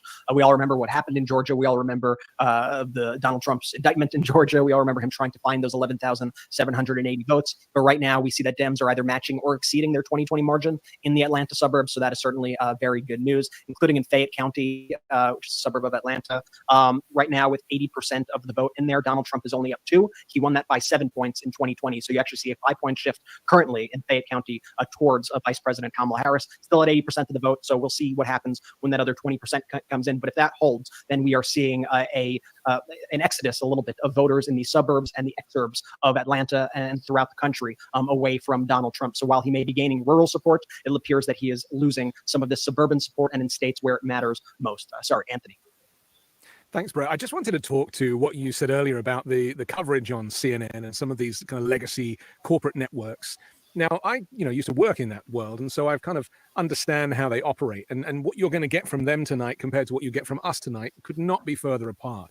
Because election night for these networks is like the Super Bowl in terms of advertising, and so it is in their interests to build the jeopardy and to make it look like it's closer than it is, and they do over dramatize it. It is kind of built into their plan for the night, and they are briefed to give you that kind of anxiety, to keep you on the edge of your seat throughout the night. And for those of us who kind of know that, we've given those networks a wide berth in terms of not having them on at home, because I don't know whether the anxiety levels can take it, but that is what they do. It's a big night for them for advertising. They're trying to keep you watching. And I think the reality is that, Donald Trump is, and I keep using this phrase, he is a fringe candidate. He is somebody who makes an awful lot of noise, but based on the stuff that he says and the way that he behaves and the policies that he has, I don't think America is in line with that. Now, the networks never challenge that. They just cover him. They just report what he says as if it's gospel. What we do differently is we say, hang on, you cannot say stuff like that and expect people to take you seriously. Things like closing the border. It's just not possible. Like deporting 15 million migrants. It's just not possible. Who's going to do that? The military? So, we have to ask the questions that the legacy and corporate media are failing at. And it's a shame because, we used to look. Hey, the Ghetto View. The link is pinned. Anybody want to get up in chat? You're more than welcome. Look up to them. But things have changed in this landscape, which is why there is such an audience for independent media, such as Midas Touch. Well said. And I recall watching the town hall that they did with Vice President Harris on CNN recently. Yeah. And I've never been more stressed out in my life. Not because of her performance, but because I was like, she did great. She's very personable. Thought she answered the questions effectively. She showed up. Donald Trump didn't show up. And then they did that cut to Dana Bash. And Dana Bash was like, I'm not sure she sealed the deal tonight. Let's criticize her for the next 4 hours and ignore the fact that Donald Trump wasn't even here in the first place. And let's say that she didn't do, she could have presented her argument in an inverted pyramid style, but instead she submitted her argument. I'm like, what are we talking about here, people? Why are we doing this? We're getting the first Oakland County, Michigan drop. Vice President Kamala Harris with 77% of the vote in this Oakland County, Michigan drop compared to Trump at 22%. I believe President Biden won about 56% of the vote there, maybe a little more. So it looks like Vice President Harris is overperforming in Oakland County, Michigan out the gate. It appears that networks are calling Florida for Trump. So we are following all the data. Dina Dahl, how are you feeling about where things are right now? Any additional thoughts? Mm-hmm. Yeah, I mean, your point about the 5%, I guess deficit, let's say, that Trump was having in the suburb there in Georgia, I think you were reporting, it's suburban women, right? I mean, that is the vote that after Dobbs, really broke away from Trump. And let's talk about the fact that this is not the first election that this has happened. I mean, Trump and the MAGA movement have lost election after election after election, between the midterms and 2020 and then post Dobbs, every time the abortion's on the ballot. So the suburban women here, as we said, the Harris made a major inroads with white women in terms of the popularity poll. And I think that's what you're seeing. And that 5% gap, difference is about the amount of the difference between the favorability rating that white women now have with Harris and they used to have with Trump in 2020. And a big factor of that, of course, is, Trump and everything he has said. But also let's talk about JD Vance and Midas Touch breaking that old clip of him talking about the childless cat lady's comment, and how much that really, I think, impacted the women vote in this election and drawing away women voters from Trump. Because you already had, him liable for the E. Jean Carroll sexual assault and all that kind of stuff.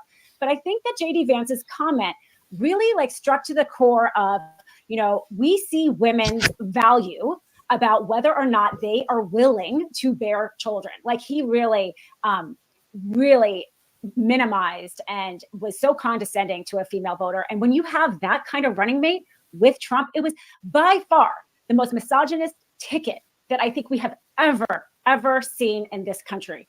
So if Vice President Harris becomes the first female president, it's going to be because of the women vote, and yes, men who love women, but it's going to be because of Trump, and it's also JD Vance and Midas Touch. Just a shout out to you guys and your editorial team for breaking those kind of things. That childless cat lady comment, right, got Taylor Swift to endorse Vice President Harris. That was huge. And that's a big shift that I think we're seeing in these little data points. Yeah, and the thing is, that's by design of the campaign. The misogyny is a strategy of their campaign, which is just so completely bizarre to me that. Okay, so this is just a lot of chatter. I can do my own chatter because they have nothing to actually, no new information to report. So let's check on these sentences.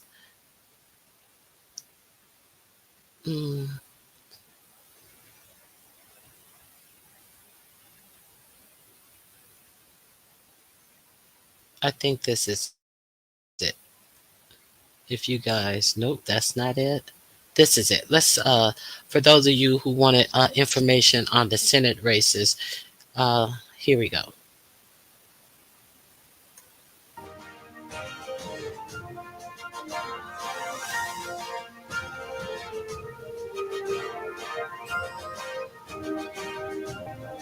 I'm going to turn that music off. Let's let me see the most updated information.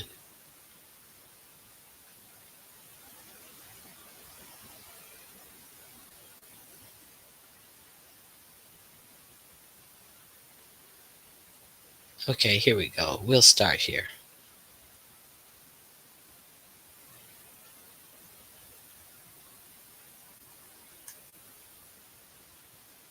Okay. So, hey, the Shy Girl Complex, Big Daddy's wife. So we're looking at some results as of to right now. Missouri has 10 electoral votes. The projected winner with 6% in is Donald Trump.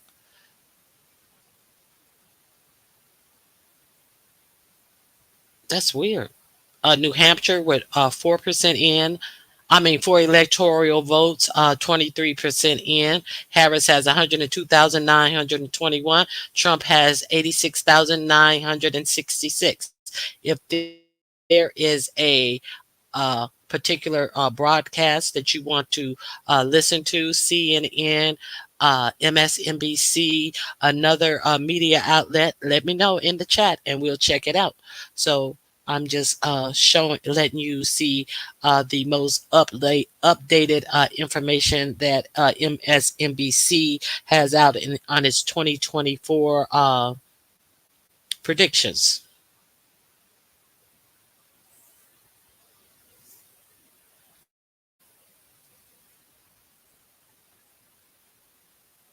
$11 races still uncalled for the Senate. The Republicans have picked up one Senate seat.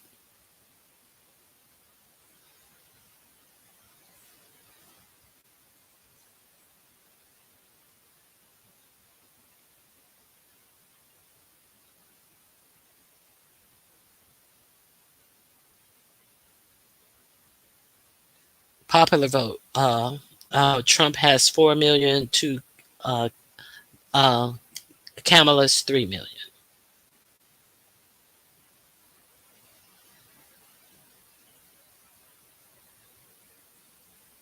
And let's not forget that the House seats are important too, because if something goes on uh, with this election where neither candidate gets to 270 seats, the House will be choosing the president. They will have one person, one vote. And so, therefore, we need more Democrats to be in the House. Right now, there are more Republicans in the House. So, we do not want it to stay that way. If we want Harris to win, we need to definitely pick up more seats and not lose seats in the House, because that's how the government is actually uh, rigged, rigged to work.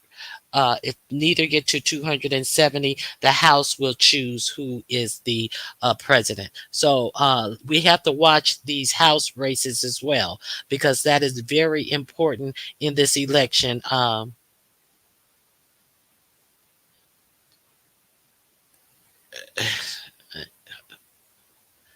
Associated Press or PBS are good. Okay.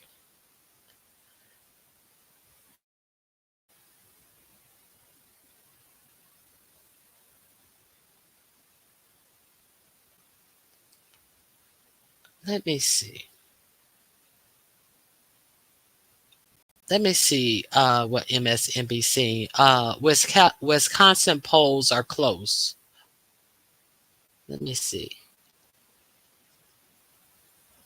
Arizona polls are close. They close at 9 p.m. Eastern Standard Time. Oh, finally, someone hit the link. Hello, a viewer's review. Are you there? Yes, I am. Can you hear me? Yes, I hear you. Hi. Girl, How are you? I cooked some. I'm fine. I'm still having a watch party. One person came, got a plate and left. I was like, really? One of the Are watchers. you I've still got at the polls? No, I'm not. I didn't go to the polls today. I could Oh, not. that's My right. health. Yeah, my health. I can't be out there. I did all I had to do for up until today, and so now I ordered food and everything for my station, but I've got extra people coming by later, and one came, sat for 10 minutes, and gave me a couple of things, and then they took a plate and left. So I'm glad you had your show here. I've been listening so while I was cooking, so I made I'm some. glad you came up.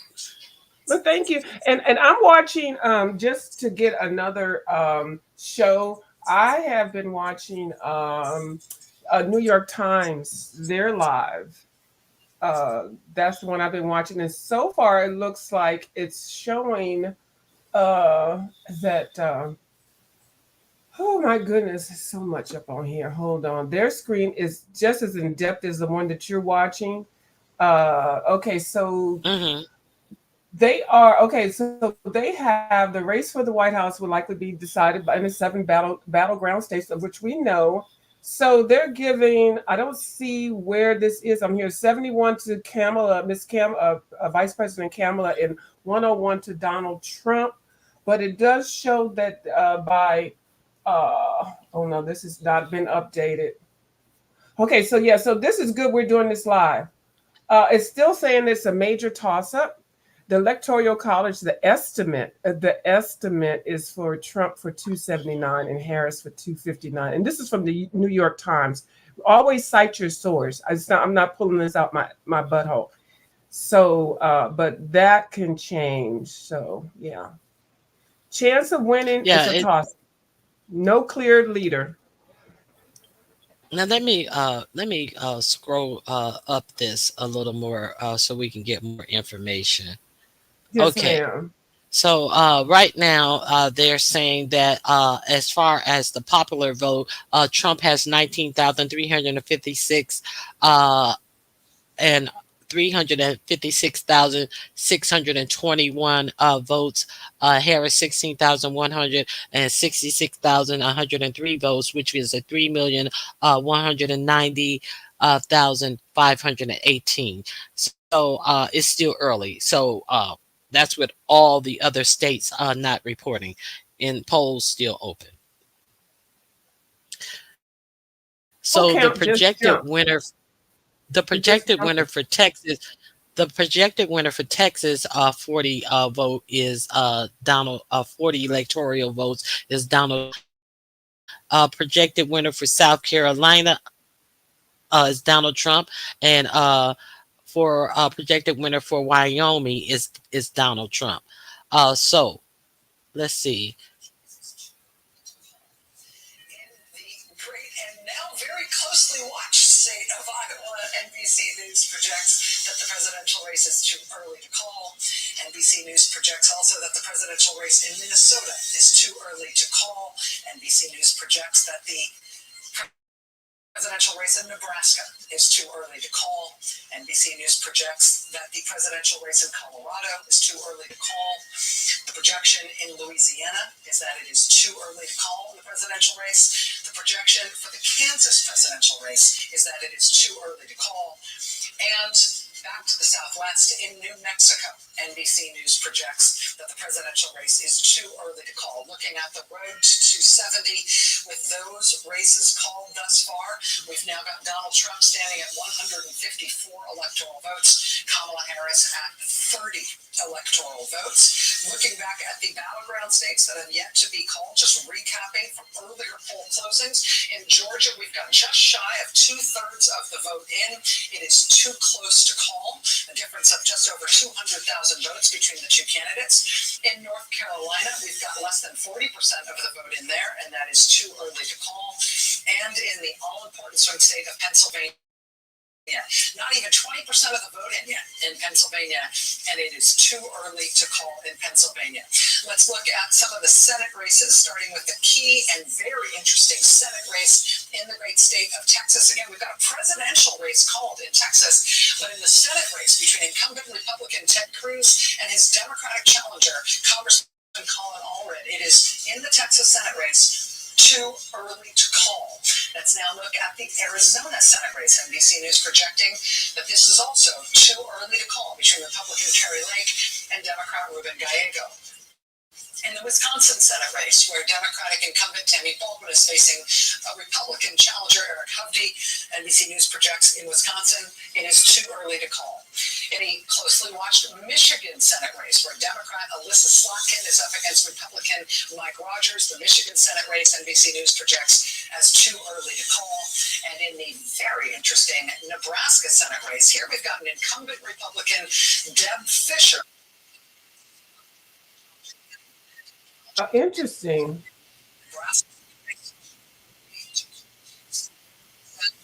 Again, it's a 100-seat Senate. We've got 42 Republicans seated. We've got 33 Democrats seated.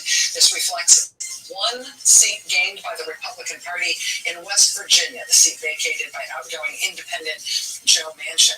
Let's hop back down to Florida, where we've got a call in the abortion rights measure in Florida. This is Amendment 4, would enshrine abortion rights in Florida. This, as you see here, has 57% yes and 43% no, but 60% is the threshold that the yes side needed to meet in Florida for the right to abortion ballot measure, the amendment to Florida state constitution. NBC News can project that the abortion rights measure in Florida will fail. It will fall short of a 60% threshold. Finally, let's look at one governor's race. We've got a governor's race to look at in North Dakota, and the governor's race in North Dakota at this hour, NBC News is projecting as too early to call. So again, lots of calls there. I think the one that, I don't know if it qualifies as a surprise, but I think one that Democrats were hoping was within their reach here was that Florida abortion rights measure. Joyce, you were talking about earlier in detail. Okay. Nicole as well. A view. How do they expect to win the? How do they expect it to win the abortion rights measure when they voted a Republican in? Like I'm surprised it got 57%. They want Republican policies. They voting for Republicans, but they want the right to be able to not be under these draconian abortion laws at the same time. That's crazy. What do you think about that? And then I'm looking at, and I'm so glad that you're looking at a different source that I'm looking at. I'm still looking at the New York Times, and they're saying that Florida is still going to give it up to Trump. 95%, 95%. With, hold on. I am what site? The New York Times, and I've watched the New York Times.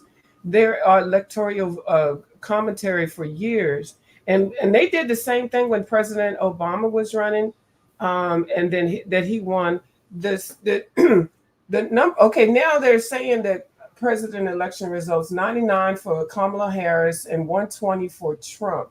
I guess the poll office must have closed. Hold on. This can I send you the link so I could, if you want to, you might not want to see what I'm looking at.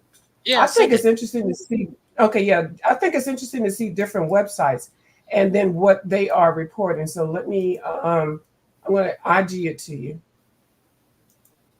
Oh, because it okay. looks like, yeah, I'll IG it to you because, yeah, New York Times is that's a major news source. I don't really tend to like watching the other ones. I do watch some of them. I don't watch Fox. Fuck Fox. I'm sorry. Forget Fox.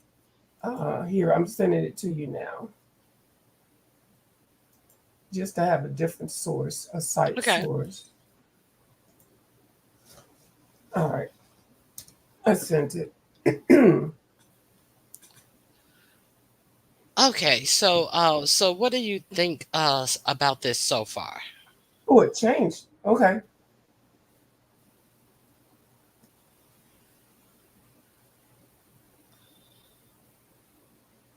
Hmm.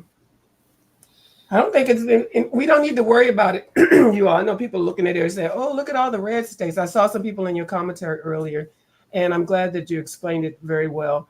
That just because it looks like it was a whole lot of red states in that, it's just because of the land. It's not because of the people. The blue states that were really shown there. Okay, here's good numbers here. 52.8 and 45.9. It's based on the numbers of people per land. Okay, so that's yeah, it is too close to call. It's only what 908, and it's Yeah, mhm, the polls are still open, and yeah, they're still counting votes. And you look at the mhm, like what telling you how much percentage of the vote is in. Some of these have a really small percentage.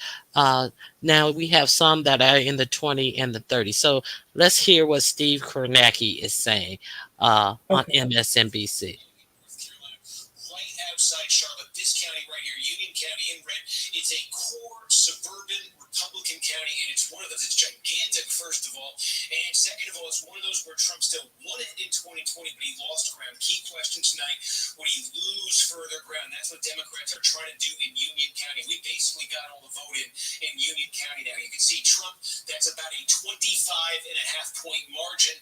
Compare that to 4 years ago, Trump won it by 24. So no, Trump did not lose ground. In fact, he gained back a little bit here in Union County. That is what his campaign wants to see. They did not want any more slippage. You can go next door from Union County and you see another trend that I think we're starting to see pretty clearly in North Carolina, and I'll show you that now. This is Anson County, again, just about complete. This is a rural county with a large black population, and one of the Democrats was the turnout in recent elections among African Americans in these rural counties has been lower than they need. Barack Obama ran and won the state in 2008. He did very well, won a lot of these counties. The question was, would Democrats improve in these counties tonight? What they've said about the ground game, maybe having Harris at the top of the ticket, thinking this might help them. So you see it right here. This county looks like it's going to flip. Joe Biden won this by 4 points 4 years ago. Now Donald Trump, with just about all the vote in, is ahead by 3 in Anson County. Again, rural, large African American population. A lot of counties that are similar to that are here in the eastern part of North Carolina. And again, we're starting to get most, if not all, the results. Vance County here, large, rural, African American heavy population. Biden won it by 19 tonight. Harris, just about all the vote in, is winning it by less, only 12 points right there. You can go next door to Warren County, 26 for Biden tonight.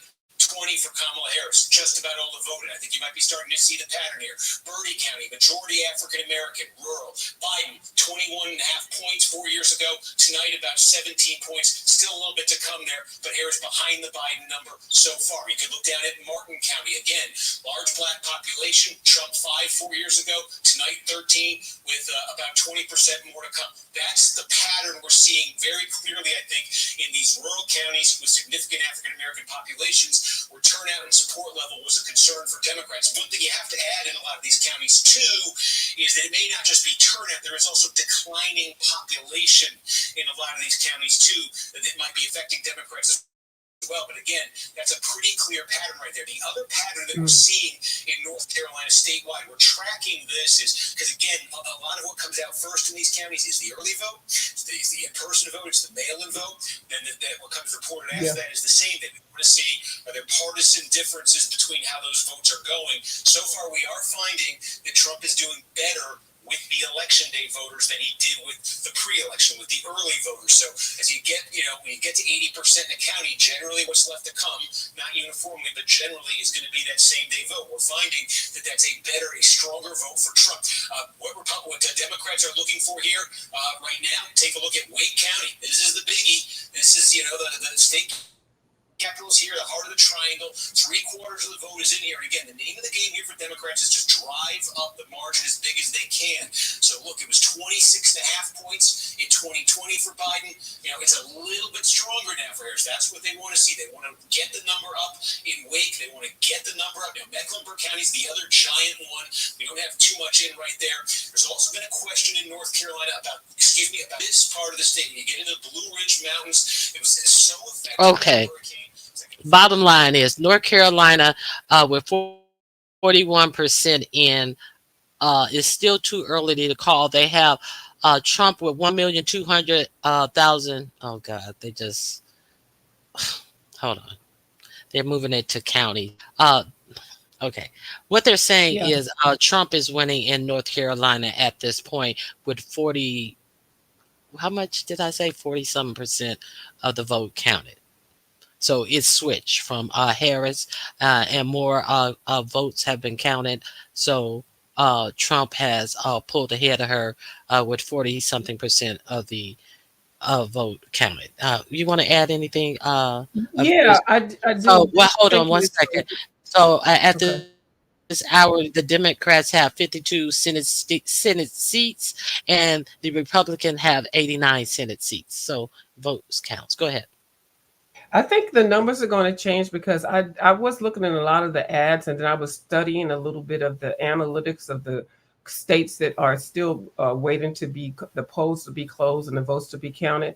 A lot of those people that are like in the Midwest and further left, they are homeowners, they're family owners, they're married, they are committed to whatever. But I think a lot of those states that are already Republican, they are the House is supposed to vote Republican, which meaning the mother and the father, the husband and wife are supposed to vote Republican. I'm thinking, and what I really feel, that the wife is not going to vote Republican this time because this is very, very serious. Okay, this is a serious matter. So I think they're going to have some split votes in these households that are normally straight up Republican. That's just my opinion because this is a woman that is running for president, and people see, and especially the women are seeing that they do not want Trump for this. They do not want another bout of Trump. They've seen what Trump has done. This is going to divide a lot of Republican Party families that've been voting strong. My granddad had been voting. We were a Republican household. Nuh-uh. The wife and the daughter's gonna go up in that poll and say, no, ma'am, no, sir, no, God, no, honey, no, hunty. No, we're not having this. This man is taking away things. Go ahead, baby. Didn't you see the commercial that I ran last week? Yes. Can you run it again or no? They put out about just that issue, and then the Republicans went on a rant saying that how dare the Democrats put out that commercial, and they are telling women to not be on, and they're interfering with families, and they're doing all these bad things for putting out that commercial to tell women who may be married to big MAGA goons that, hey, it's your vote. Once you go in there, you don't have to tell anybody who you voted for. So there was a big pushback that was crazy about that topic. Go ahead.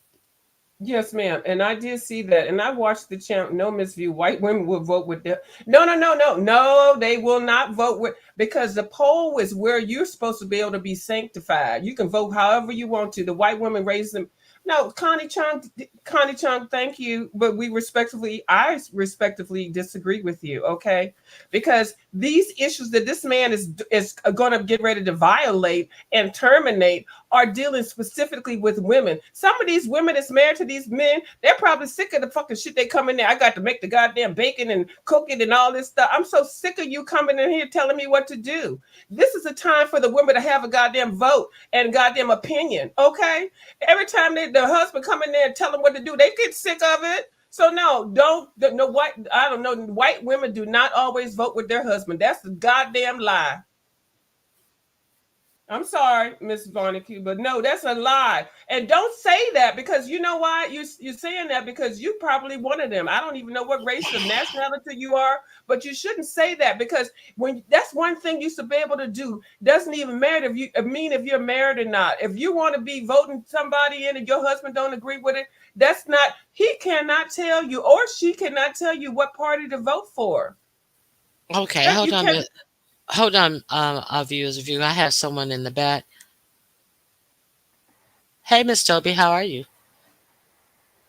Hi, can you hear me now? Yeah, I can hear you real good now. Okay. Oops, I dropped you by mistake. I wanted Hey, Miss drop. Toby, I still I see wanted her. to drop this thing. Okay, go ahead. You want to add anything to that conversation, Miss Toby? Well, I'm just hoping that we don't have a repeat of 2016 when white women didn't come out to vote. That's all my concern is. That's why Hillary lost, because white women didn't vote for her. Now Well, in no, they Georgia, wouldn't. hold on. In Georgia, they got Cherokee County in Georgia, 91% in. They have Trump winning that county in Georgia by 55,000 votes. So, go ahead. Yeah, I was just saying that. I don't know. I think it's going to be a long night, guys. I'm definitely sure it's going to be a long night. So Okay. it is what it is. Connie. I'm saying when they can tell their husband, yeah, I did vote Republican. But at the end of the day, when they went into the poll thing to vote, they voted how they want to. And I believe that that's what women are doing. They're voting how they feel. They could tell their husband anything. So that's what I was saying, Miss Connie Chung Black.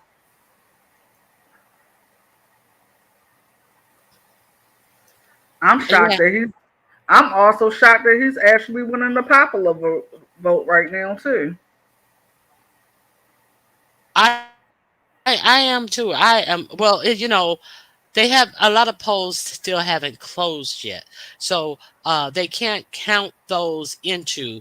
You got the whole West Coast who polls are still open that are not counted yet. So it's early, so a lot of people are getting discouraged. It's early. They can't count those numbers yet. So you gotta realize that. You gotta realize there are a lot of heavy populated places that polls are still open that have not been added to the popular vote. So don't get discouraged, Ms. Kobe. Yeah, it's I need. still I early. need. I'm about to eat an edible, Uh-oh. Get and I high, think. get And I I think. high. don't even have any. And I think I'm going to take. I'm not going to eat one. I think my ass is about to eat two. That's what the fuck I'm about to do. Yeah, two is good. Two is good. I don't Yeah. have any. I'm not eating Yeah. anything. I need me an edible. My nerves are shaking. Okay. I got some champagne. for my guests, but it's still unopened. So 2 bottles, so it's still unopened. So I don't know. This is me normal, y'all. I know y'all think when I be hollering and hooping and stuff, that's my YouTube persona. Go ahead, Miss Ronnie Q. I didn't This say is me anything. normal. I believe it. Excuse me, Thank y'all. you, Miss I don't mean to be Toby. smacking in y'all ear. Thank you, Miss Toby said I believe it. Yeah, because y'all can tell how I'm when I'm normally speaking. This is me with nothing. I have nothing. Okay, look what we got here. What we got? Okay. Centered at this hour. Oh. Oh, so they gained 1 seat, the Republicans. Yeah, that at this time it's early. Okay. Yeah, so I'm gonna show this for you guys. Okay, here we go. This is what a view, and Connie are literally talking about. I'm gonna show this for you guys, and this has been addressed in quite a foul and salty way by the right. Let me present my screen, and Thank you. let's check this out.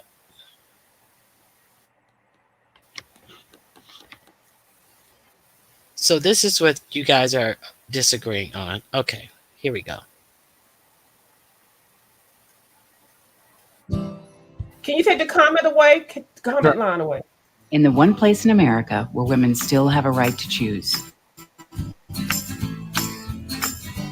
you can vote any way you want, and no one will ever know. Did you make the right choice? Sure did, honey. Remember, what happens in the booth stays in the booth. Vote Harris Walls. Vote Common Good is responsible for the contents of this ad. Okay. The right came out and they tried to pulverize. Even the woman doing the voiceover is Julia Roberts. They even Trump even talked poorly. Of course, electoral votes are going to Trump via none other than Louisiana. Delaware has picked up a House seat. Sarah McBride won in Delaware.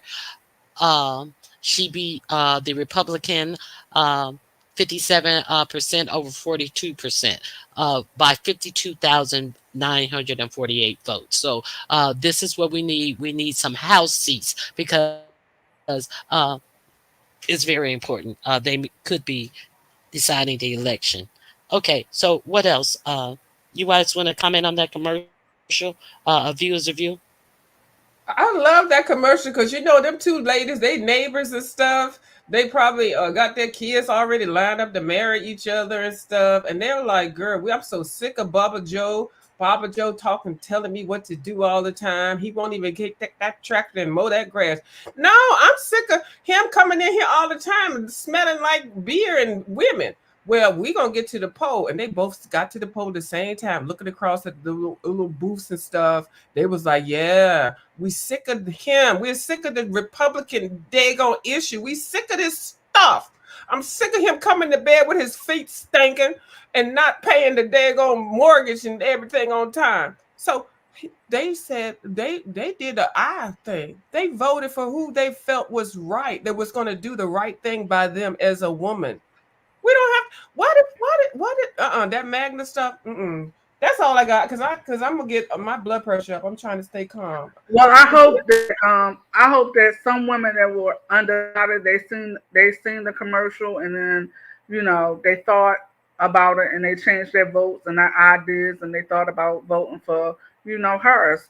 So I hopefully the commercial was effective. Well, I'm sorry, Miss Connie Chung. I didn't mean, but you just said something that just sounded very passionate. And this is Ronnie Q's platform, and I don't really, I apologize if you got offended, but that's how I felt. I'm very passionate about it. Okay, that's all I have to say. Thank you, Connie, and I apologize if I was rude. No, it's not personal. I'm not being personal, but I'm very passionate about this right now. And you just seem like you were just going down some path with this conversation that all families are voting the same. That is not true. Just because that's not true because I said the other day, my girlfriend she's voting for hers. Mind you, she's white and her husband is black and he's voting for Trump. Right. And a lot of people say, oh, they're canceling each other's vote out. You don't think about it as a team. You still are an individual. A woman can vote how they want, and a man can vote how they want. It doesn't matter if they are united as a marriage. That's what I was trying to say, Miss Connie Chung. Yeah, and then my other best friend, she's voting for hers.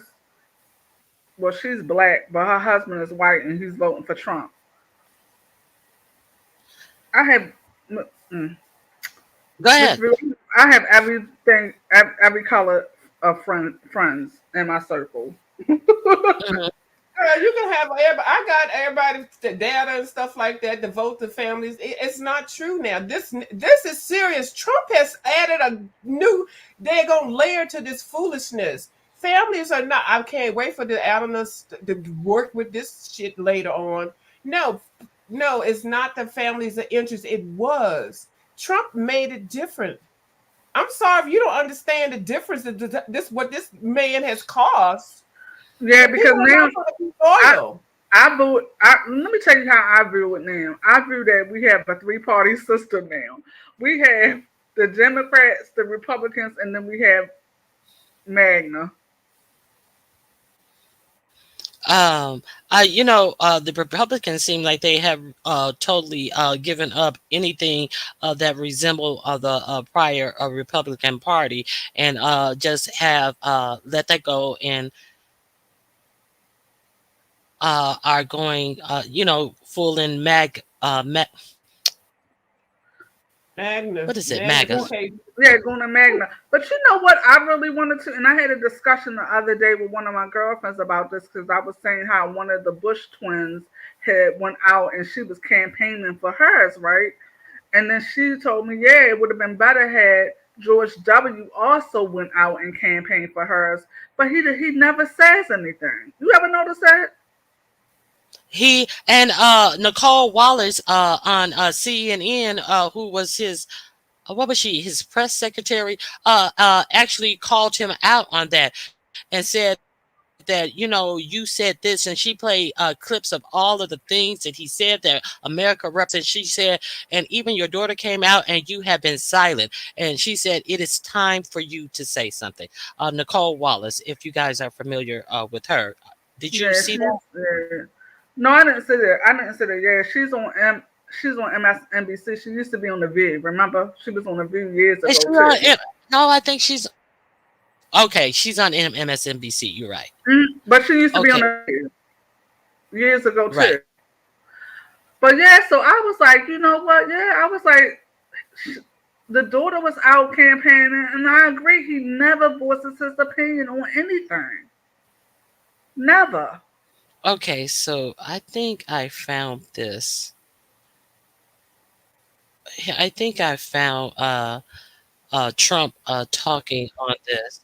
Go ahead and finish saying what you were saying. Trump told Gotta me, get I think you underestimate racism here in the country. Are you in America, Connie Chung, black? The fuck are you talking to me about? I underestimate goddamn racism in this country. What country are you in? I'm in motherfucking goddamn America. Oh, I'm sorry, Miss Ronick.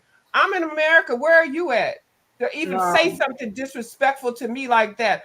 How dare you tell me I think that I honey, underestimate I don't racism in America? underestimate it, honey. I'm a black woman that lives in an What the hell urban is wrong city. with you? You I live raggedy. in an urban city. I live in Baltimore. Honey, no, I don't underestimate racism, honey. Not at all. Another cuckoo, and we only see your raggedy Connie Chung ass over here when you just want to be messy. But don't mess with me. You can. Toby got her own shit, and then Ronnie Q got her own stuff. I told y'all we don't run as a pack up in here. We ain't no T crew or nothing. This is my opinion. My opinion is my opinion. But how dare you type some ratchet stuff like that? And where are you from? And why are you not on the channel speaking your voice? You're in the chat And Connie Sean, talking don't smack. also not only racism but sexism. So you know, a lot of people having issues because they don't want to vote for her because she's a woman and because she's a black woman. Or then some people don't want to say that she's black. So I'll say a person of color. Block her so I can't see her because I don't even want to read her comments. Let me block her so y'all can entertain that person. I don't have nothing against you, Connie, until tonight. Don't talk to me anymore. Okay, let me go ahead and block her on my own channel. I'm glad I'm not a moderator over here. Okay, so I'm sorry. I heard the argument. I was unable to see what you were arguing about. Let me see. I worked at a poll all day today. Don't play with me. You don't like the truth. So But I Connie, see what you guys. But didn't you say that your state is Republican? So of course you probably did see that today. You're So supposed. You're if you're a red state, you know, of course you probably seen a lot of fuck shit today. What you yeah. mean? You chicks are emotional. What are you talking about, Connie? I'm being nice to you.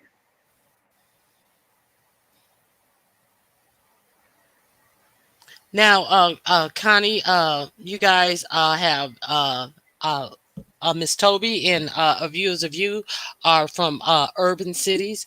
Not I don't think they even consider Connie, you know what is so DC funny? urban city, but you What's guys. so funny is wait a minute, Monica. What is so funny is that's my undergraduate degree. So I'm true to this too, and not new to this. And I have a goddamn accounting degree. I don't have a motherfucking accounting degree. I have a degree in political science, poli-sci, history, poli-sci. So y'all need to get it right. Y'all can be telling me I got a goddamn accounting degree. I've been working in accounting for 40 some years, but I got a goddamn degree in history. I So never said you had it. I'm coming about a goddamn education. And why are we even entertaining this little raggedy bitch? Oh And my I'm gonna call god. you a bitch. Oh my god. It's okay. It's okay. It's okay, Miss V. Go ahead. Connie, but stay in the chat with us, Connie. Don't go nowhere. No, your opinion doesn't offend me. I'm not offended. Yeah, Well, I'm I'm not offended offended. because you We're said I we're lied. having Fuck you. we're having a healthy. We're having a debate about Okay. what you guys have seen and what you guys have lived. So it is what it is. People Let me are get not my going to agree on emergency all of edible. this. I got 3 emergency edibles. Let me go Oh, get I didn't know one. that you had edibles, Miss V. I thought you said you didn't have any. I got emergency stash. You know you have to Okay. have a 911 stash, but Well, she done made me go ahead and open up my emergency stash. Let me well, go get one. I took my 2 edibles, so I'm feeling a little bit nice, but I'm just waiting to see. Okay, so here I'm gonna play something. Ronnie Q, I'll be right back because girl, these streets are busy tonight. Oh yeah, everybody is running I forget it. I ain't nothing. Oh no, Shaba. I'm talking about Maddie. That's the only person I was talking about, Maddie. Who is Maddie? T.S. Madison, because I like to hear that Oh, report. okay. I like to hear. I'm going back and forth because I like to hear that reports too. You know, since they from a different. Well, Oh, you know, they black, but they from a different right. community now. It should be interesting because their community is going to be affected. I'll see you. I'll see you when I see you. I'll be back in 5 minutes. Okay. So I'm gonna go ahead. Thank you, Miss Toby, for participating. Okay, so a view is a view. I want to play this. Thank you for holding it down for me while I found this. Hey, Melissa King, how are you? Miss B, let me catch up on the comments because I was searching for something in the bag. I wasn't ignoring you guys. It's always good to have a healthy debate about your opinions. So it is what it I is. knew what you was doing because you do Yeah. that. You be getting quiet. You be like, let me get somebody up in here so I can go research something so I can come back and drop the bomb. You dropped the bomb on me. I know. I already got. See, Yeah, but since you guys brought this up and you are debating on this, so let's be clear, Connie Chung. They are trying to demonize women who are actually voting their own interests, voting from a perspective of being a woman as opposed to towing the line of what their husband want because of they want to stay in line with some political movement that does not take the health and welfare of their wives, sisters, daughters into account. So there has been some disgusting pushback. I haven't seen this one in particular, but I know in particular this is a disgusting human being. So I'm gonna put up my my fair use banner, and I just want you guys to some chick named hear this. Okay, can you see it, viewers of you? I can see it. Okay. Can you remove the comment and then we can see Okay, it? I gotta put my banner up first. I'm using Okay. this under the Fair Use Act of 1976 for news reporting and information. So let's see what the pushback has been for women who have the right and the privacy to vote in the election how they choose, not as a unit. So let's hear this. Julia is here to school ya. Actress Julia Roberts is doing everything she can to get Kamala elected, including narrating a political ad telling the wives of Trump dudes to secretly vote for Harris. Roll it. Your turn, honey. In the one place in America where women still have a right to choose, you can vote any way you want, and no one will ever know. Did you make the right choice? Sure did, honey. Remember, what happens in the booth stays in the booth. Vote Harris Wallace. But you think that was weird? Look at this ad I saw at 3 in the morning. Ready, honey? Let's do it. This election day, women have the right to choose. But so do men. And no matter what you decide, no one will ever know.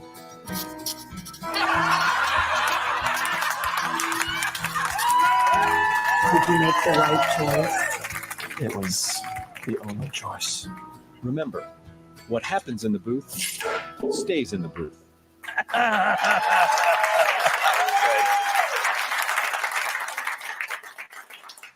Kat, do you think this ad will have any resonance? This is one thing that has driven me nuts about the left, the brand of feminism, or what feminism has become to a lot of these people for like over a decade now. Just the infantilizing women, right? Yeah. Like, who is this for exactly? Mm-hmm. This means you think that there are women out there who actually don't realize that they can vote for who they want to vote for. I mean, truly, like, I was in an actually seriously abusive relationship years ago, truly abusive situation. But even in that dark situation, I knew enough to know that I did not have to worry about the stuff he was never going to find out about. Yeah. I don't know anybody that doesn't know that. But to that point, this ad suggests that men are not just toxic, but they're actually holding women hostage in domestic abuse. Oh my God! I started thinking, and are they not? And he's acting like that does not happen. Oh, so all of a sudden we're gonna pretend like they didn't say, okay, that definitely was not what I was looking for, because now they're acting like, oh, they're okay with it. Women already know this, but this is what they were actually saying in real time after it. The ad came out, and then they said all of this disparaging thing about this ad campaign. I want to hear you to hear Julia Roberts under fire. Let me see. Donald Trump said that he knows that Julia Roberts must have had some interesting relationships, because, you know, how dare her try to break up her family like that. Oh God. Let me find it. Let me see. You know, I also, Miss B, I used to enjoy Dr. Drew. I did, but I saw that he was kind of going left field for a couple of years ago.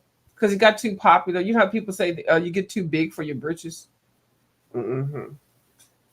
Now, also that the fact that he supposed to work in some type of mental health area aspect, drug rehab, giving counseling, that's more on the mental health tip of it. Yep. And he's saying that that ad is acting like women are held hostage by their husband, when he knows very well that there are still a big swath of women who cannot make their independent decisions from their husband, who are damn near held hostage by their husband. To act as if he doesn't recognize this cult-like following that these Trump people are. I'm not saying that every MAGA woman who is in a relationship is not in lockstep with her husband, but some have no choice, and we're not going to pretend like they don't. So here we go. Right-wing media reacts to this ad. So let's hear exactly Watch what what they carrots do to said your in dog. reaction to I this invited ad. the man I And trust with after my they got dogs, Dr. Marty pushback, Goldstein. The question that many hold on, let me share this with you. So we're gonna be real with what they really thought. Oh, it's on here. Good. Okay, let me share my screen. You still there, View? View, you still there? Can you hear me? Yeah, I'm here. I'm replying back. Go on mute. Go on mute. Go on mute. Go on mute. I'm just fucking with you. Go on mute. I'm fucking with you. Okay, here we go. Some women keep raising on the campaign trail. I'm thinking of Alyssa Slotkin, who's running for Senate in Michigan, Liz Cheney, who's been campaigning for Harris, is this idea that there is a secret vote of women, right, who are not willing to say to their husbands, to their families, that they're going to go and vote for Harris. There was an exchange between Charlie Kirk, or I should say both Charlie Kirk and Jesse Waters, who's a Fox News host, out there talking about this potential phenomenon. Let's watch what each of them had to say. It is the embodiment of the downfall of the American family. She's coming in with her sweet husband, who probably works his tail off to make sure that she can go, and have a nice life and provide for the family. Oh, her husband, who's probably working his tail off, or he could be a lug who's sitting on his ass, junking up the house, drinking beers all day while she go out to work. But all of a sudden, it's this great husband who's okay. Let's continue. And then she lies to him, saying, "Oh yeah, I'm going to vote for Trump," and then she votes for Kamala Harris as her little secret in the voting booth. And if I found out Emma was going into the voting booth and pulling the lever for Harris, now. If he finds out Emma, who is his wife, oh, okay, what did he have to say about Emma? That's the same thing as having an affair. That violates the sanctity of our marriage. That's the same thing as having an affair. That violates the sanctity of our marriage. I paid last week. This out last week, right after the ad. Now, after they sat up there and said this dumb shit about what having your independence in the voting booth mean, and they came out with this rhetoric, and then they got the pushback. Now this Guilfoyle want to come up and try to change the story around. So that's why I immediately went to him, because I know he is always usually on that dumb stuff. But to see him sit up there and try to say they think that men don't know that women can vote for who they want for in the election, no, because you guys immediately came out here and act as if that was against your whole marriages. Let's continue.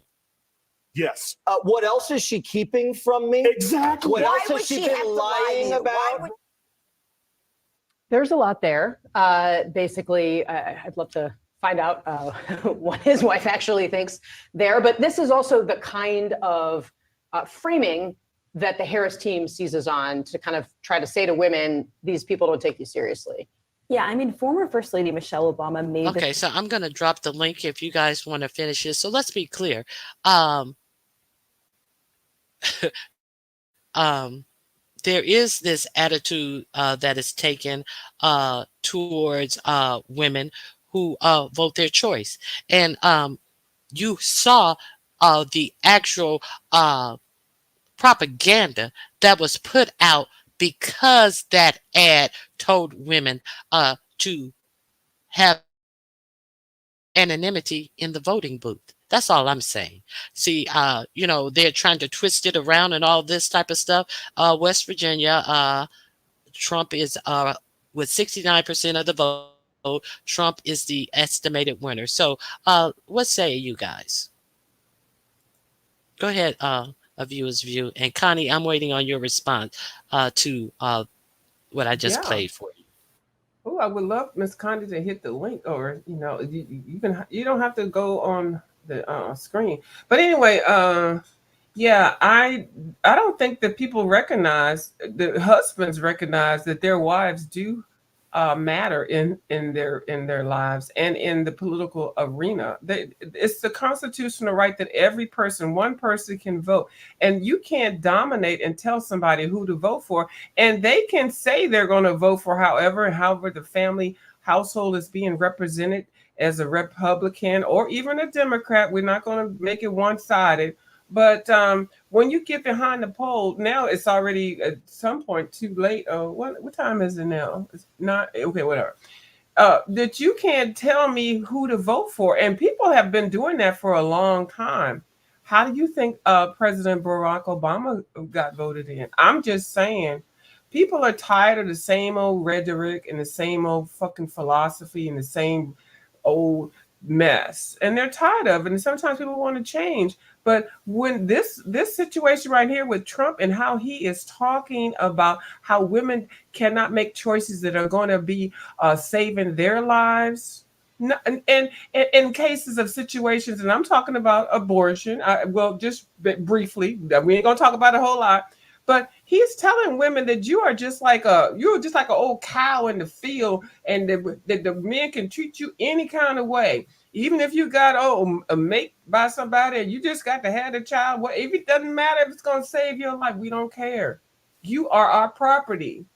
So these people, these magnetic men or unmagnetic, they're creating this daggone environment, and it's not right. And women are seeing through this. They're making their own decisions. And I'm going to tell you, I hope we can say President Kamala Harris, because it's going to be a whole lot different. And you can be able to do things that you want to do, even if you're in a house that you're supposed to be all Republican. And I'm thinking that some of y'all are following the belief of your husband is following what Trump is doing. I think you getting grabbed in the woodsy and maybe beaten and things and being emotionally controlled and not given a thought, or not even be able to be a woman and think what you want to do and how are you raising your kids. I think this is going to be a very interesting election. I hope I hope that Vice President Kamala Harris does win.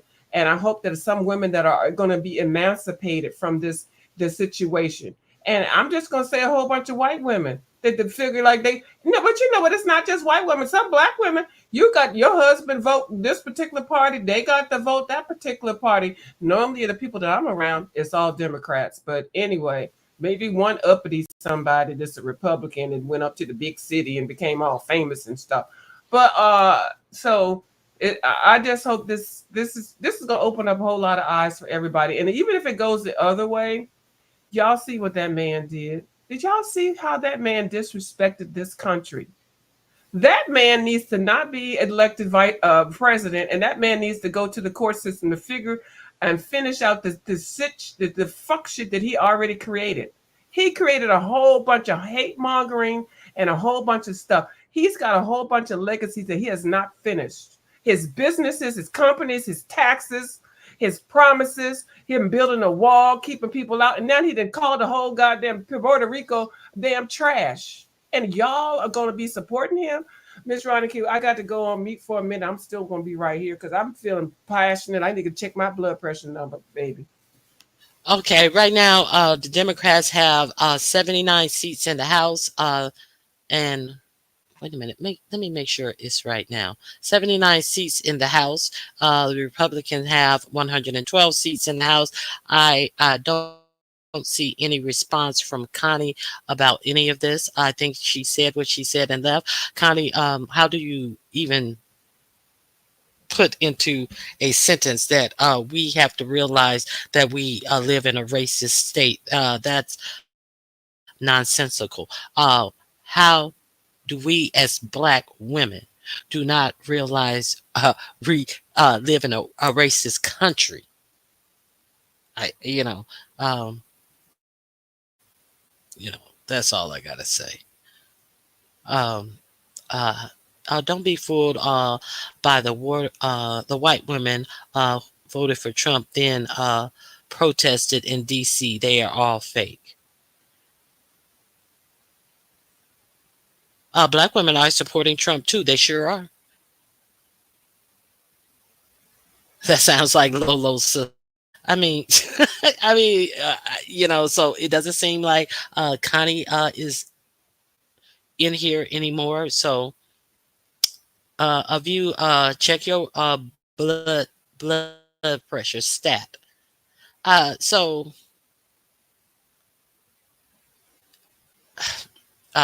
what else can we talk about? Let's see what they're talking about. I wanna check on uh I wanna check on what these people are talking about right here.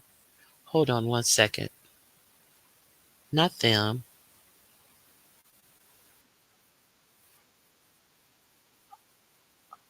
Okay, I think now is a good time for us to take a breather.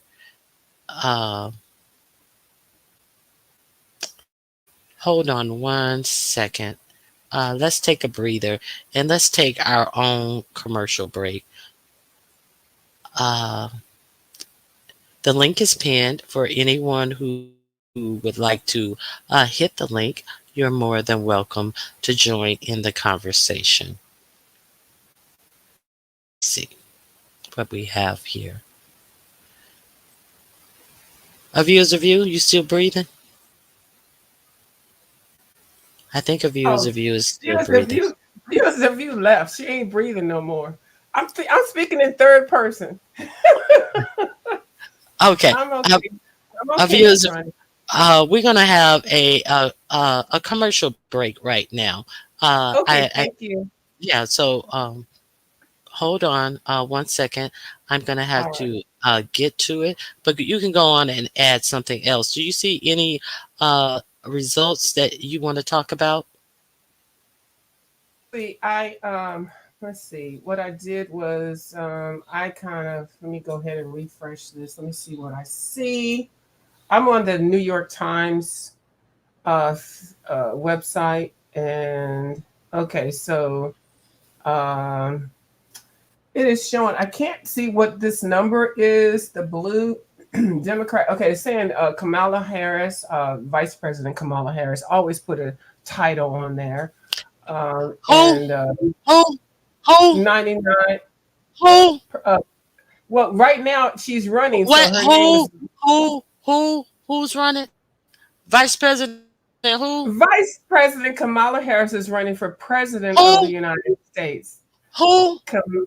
What's she get ready to drag. You were the one who taught me to say it right. And I know. Kamala. Because my name is Kamala. Yeah, okay. Yes. Is she gonna drag Miss Ronnie Q is messy as fuck. I'm a drag Ronnie Q. Anytime MU got her ass up there and drugged me, and I was like, "Oh, and first of all, if you're gonna support her, learn to say her name right. It's not Kamala." It's not Kamala, it's Kamala. And I was like, oh, you know what, Lord. bitch, you're right. I thought she was a damn owl. I thought Miss Ronnie Q was an owl up here talking about who. You know, I was just reading it. You know, I know. You know, I already know. And the fact that her name sounds like my name is so fucking cute and everybody can't get it right. Okay. Yes, You that's busted why. me. That is You bust- exactly why I was like, this trying to keep heifer was the busting one me. who taught me how to say it Yeah. properly, and not to get the one and the two, because I would get it confused because they would say it all Yeah, different ways in the I news media. know. So, and you taught me it's Kamala, like Yes, Pamela. ma'am. I remember it because my You done name is busted my Pamela, ass. and it is Kamala. Okay, let's take a commercial break. Okay, Yeah, okay, but thank you for uh, busting me. Thank you. And see, we have a sense of humor around here. Okay, thank you, Miss yes, Ronnie. we do. Yes, we do. And remember your point you were going to make. I'm gonna let Baps stay in the back. We're gonna go on a commercial break right quick. We need some comic relief around here. So a view is a view. You know what happened? I have an exclusive. We're gonna touch on a little beef sector stuff. So I do have an exclusive. You know what happened? A view is a view. I'm talking You to gonna you. let me know. Let me go on Okay. mute. She gonna let me So know. now you guys know that Big Bright, a light bright face, was saying that she was going to go visit Tangerine in California. So I have secret footage of when Light Bright Face and Tangerine met up in California. You want to see it? Here you go. I know you want to see You it. wanna see? Okay. You You wanna want see? to Go see ahead. it? Okay, let me make sure. Let me make sure the volume is off. So And take the thing off there. just let me do this. Oh Lord Jesus. Now she hollering at me. Oh Please. Lord. Go ahead, girl. Go Please. ahead. You leaving? Yeah, I'm leaving, man. Come on. Take me home, man. Well, wait a minute. How you? Come on, man. Take me home, man. I thought you said you loved me. I do, and I thought you loved me. So what's the problem? But I don't understand, Kevin. What's wrong? What's wrong? What's right, man? Look, come on, man. But you said me like you love me no matter what. Yeah, but not all, y'all. Really? Oh, my. Take me home, man. Oh. Really, you just gonna let 2 years walk out the yard like that, Kevin? Come on, Kevin. Kevin. Come on. Kevin, really? Come on, press Keisha. Let's. What were the pictures that we saw on your Facebook page? Those are pictures of me. They were Photoshop. Photoshop. Your photo guide is amazing. That's actually really good work. I got Right. some work for you. These flyers that I really. Do you think that stick to the topic though? But do you think that you were giving him like the wrong impression? No, I don't think so. I don't think so at all.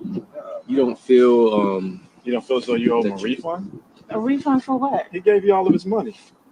As a gift? gift? Yes. He gave it to you under false pretenses. He gave it to me out of love.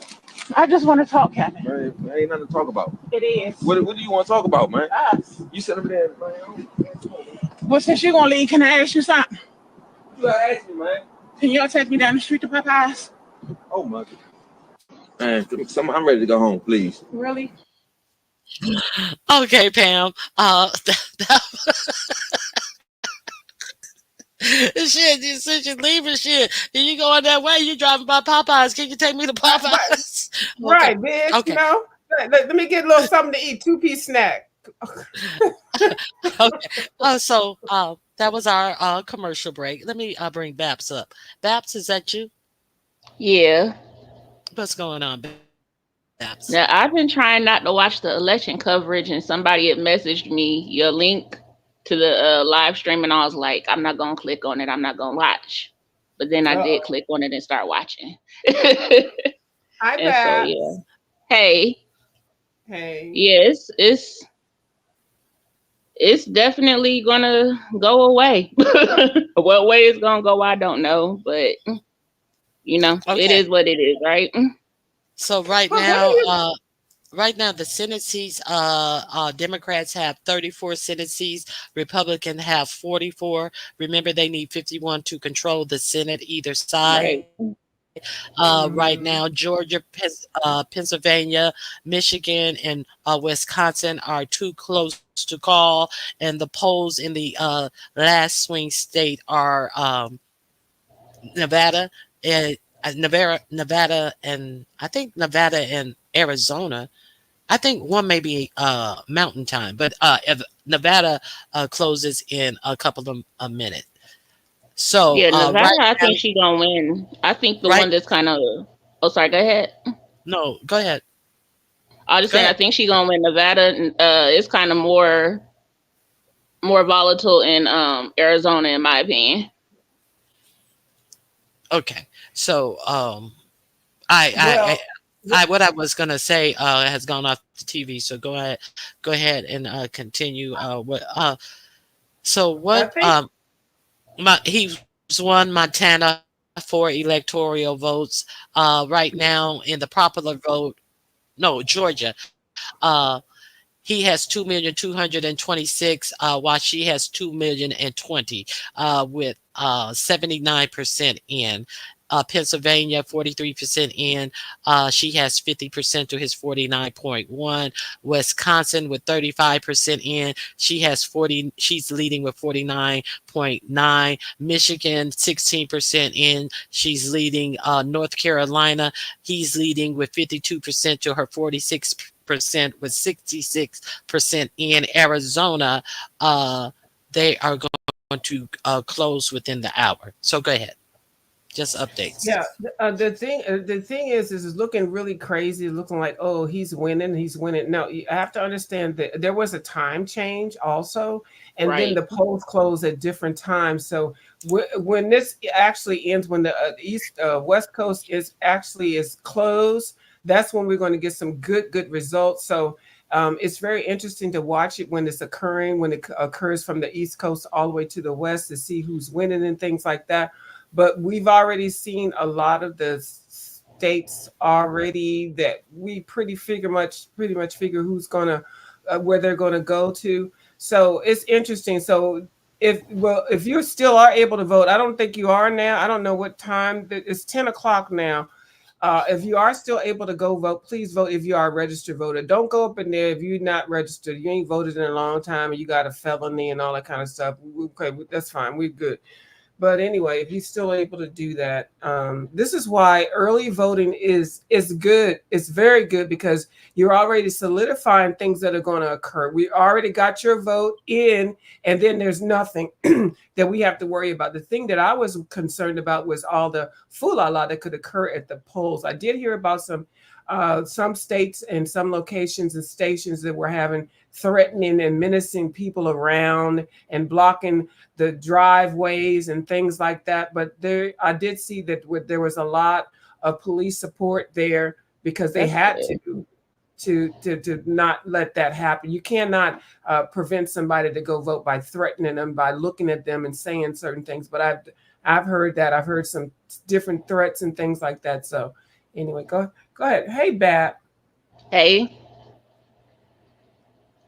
Yeah, those West Coast electoral votes are going to definitely going to come in handy for her, like with California, because it has, I forgot how many it has, but it has a crap ton of them, and then she going to win Washington and Oregon also, so that'll I definitely wonder come if in handy Ness for her. voted. Okay, I'm sorry. I said I'm being messy. I said I wonder if Mr. Lord. Ness voted. Did Mr. Ness vote? Her manly looking fucking ass. I heard she was dragging me. Oh, girl, leave me alone, girl. But anyway, we're talking about political election.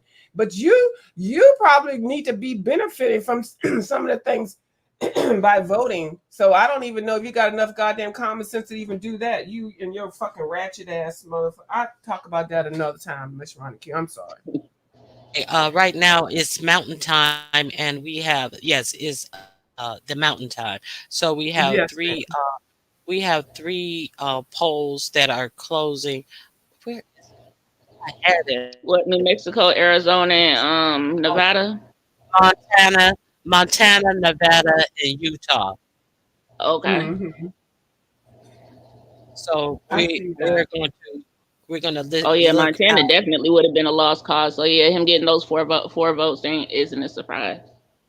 Yeah, so we're gonna look out for what they have right now. Harris is leading with 61% of the vote in Illinois. They have given the 11 votes from Indiana to Trump. He has 75% uh,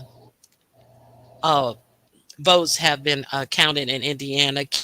Kansas, he gets 6 electoral votes after they've counted 56% of their votes. Kansas, yeah, I said Kansas already. Okay. Anything else you guys want to add? I'm looking at the New York Times, the poll that I've been watching, and I always watch for the last maybe 30 years. Anyway, so the Electoral College estimate for Trump is 291, and it has risen for Harris at 247. And this is a range of estimates. It's not anything. It is past.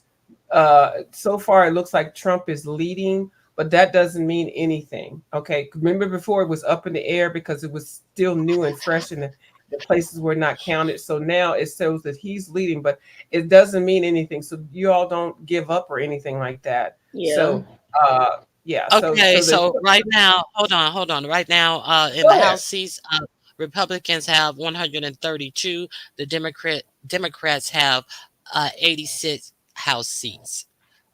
Yeah. Okay, I wanted to Georgia, 6. Wait a minute.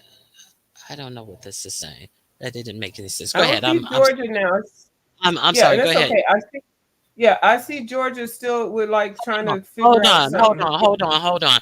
Right now, Harris has 81 electoral college vote, and Donald Trump has 201. So he needs 69 votes.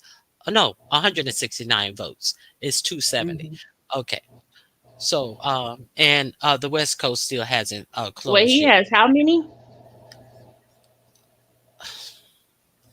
I saw the percentage for Donald Trump for electoral votes in Georgia is 52%, and for No. Kamala Harris, 47%. No, I'm talking about total electoral college vote. He has 201, so he needs 69 more, and she has 81 thus far. With the West Yes. Coast still opening and not being counted, they don't even pre-count them like California has 56 electoral votes, so they Yeah. don't pre-count them obviously because she only has 34. So let's be clear. It's interesting all the different places that we can look and see the analytics. So I appreciate that, and I'm glad that you're letting the it? different analytics come up. Yeah, because we need to see. When y'all were real looking at Georgia, did it say what county was left in Georgia? No, I haven't seen that. They're not breaking. They're not at the map. They're at the table with the pontification. If you want to hear from them what they're saying, let's listen in. And then it's like, can they decrease the massive loss in the rural areas? That's where we still are, despite everything that's happened. And that has been a divide that has been the case for many presidential cycles. But to me, it's interesting. It hasn't changed. And maybe that's a kind of a look in the mirror moment, regardless of who wins. Well, it's not. I mean, I'd say I think there's probably another layer to it, which is education. And I can pull county from Georgia. I'm looking at it. Who are college educated and not college educated. And if that is the case, what is different is that you could be seeing a realignment about the base of each party. And there are warning signs for everybody here. But if the working class, non-college educated voter is now increasingly... So basically, I hear what they're trying to say without saying it. benefit working class Americans and in a targeted fashion. But I was in Saginaw, Michigan at a union hall, and these union Okay, so New York projected winner is Harris with 28 electoral votes. That's already been added to her 88 total electoral votes, and Trump has 201. So you can see what they're saying without saying it, that uneducated people are voting for Trump in rural Yeah, areas. that's what they're trying to say without saying it.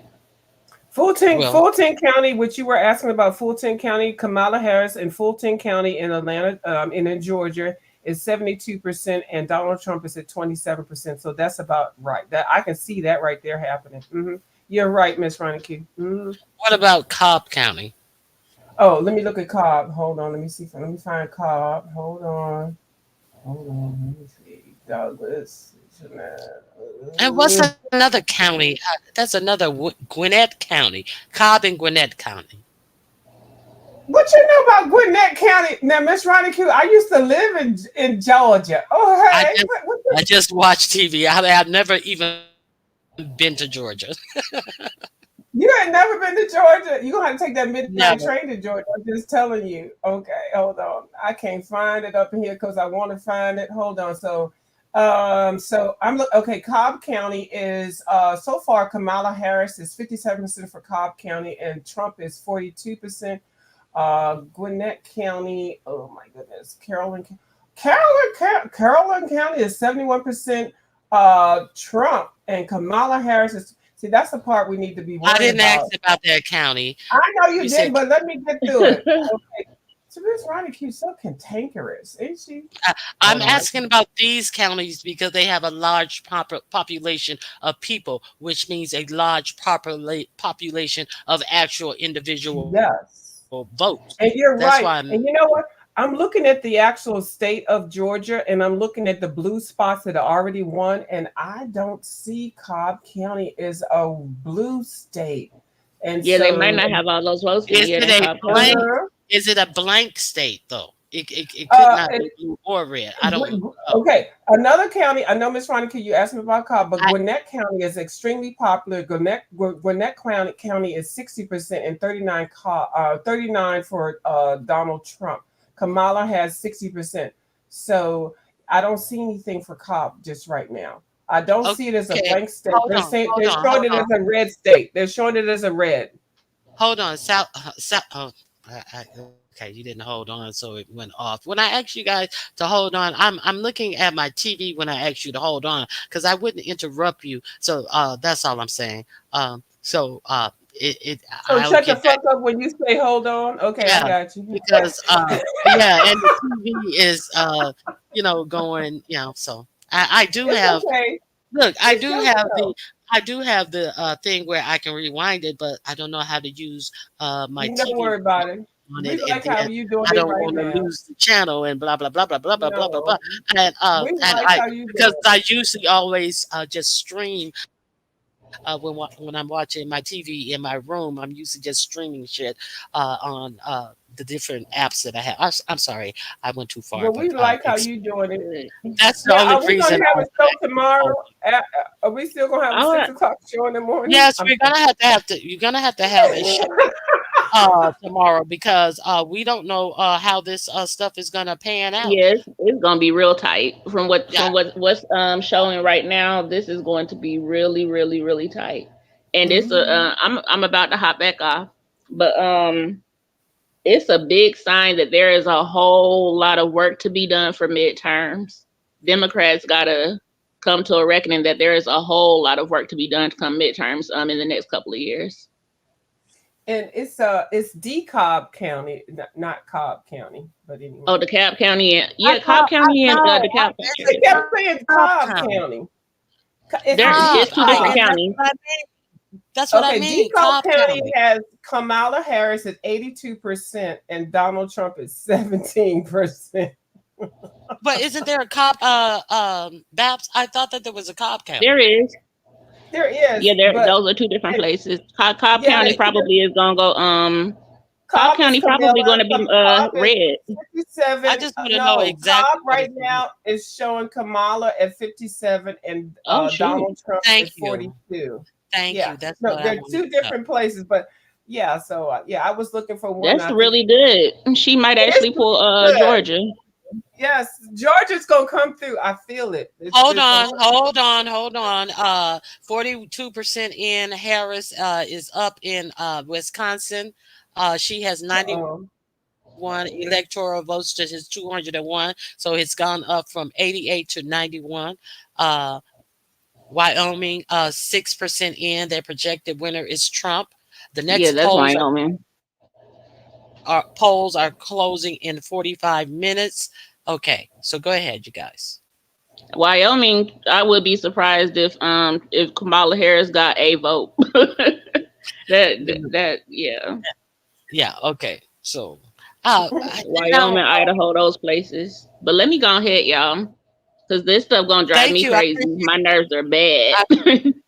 I appreciate you coming up. Georgia, Pennsylvania, Michigan, All right, Wisconsin, North Carolina, Arizona, and Nevada. All the swing states are all showing too close to call. Babs, you gone? I appreciate you coming up.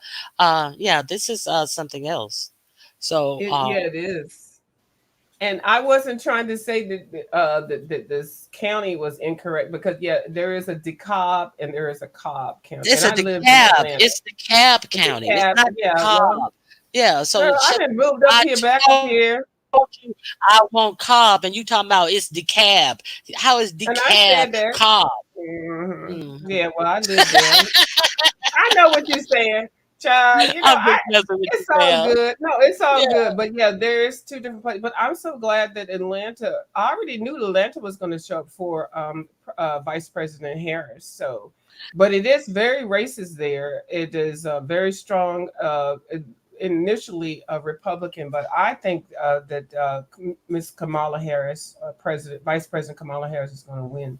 Because I've got friends that I've even spoken with, and they're saying the poll at the polls that everything is going to be all blue. So,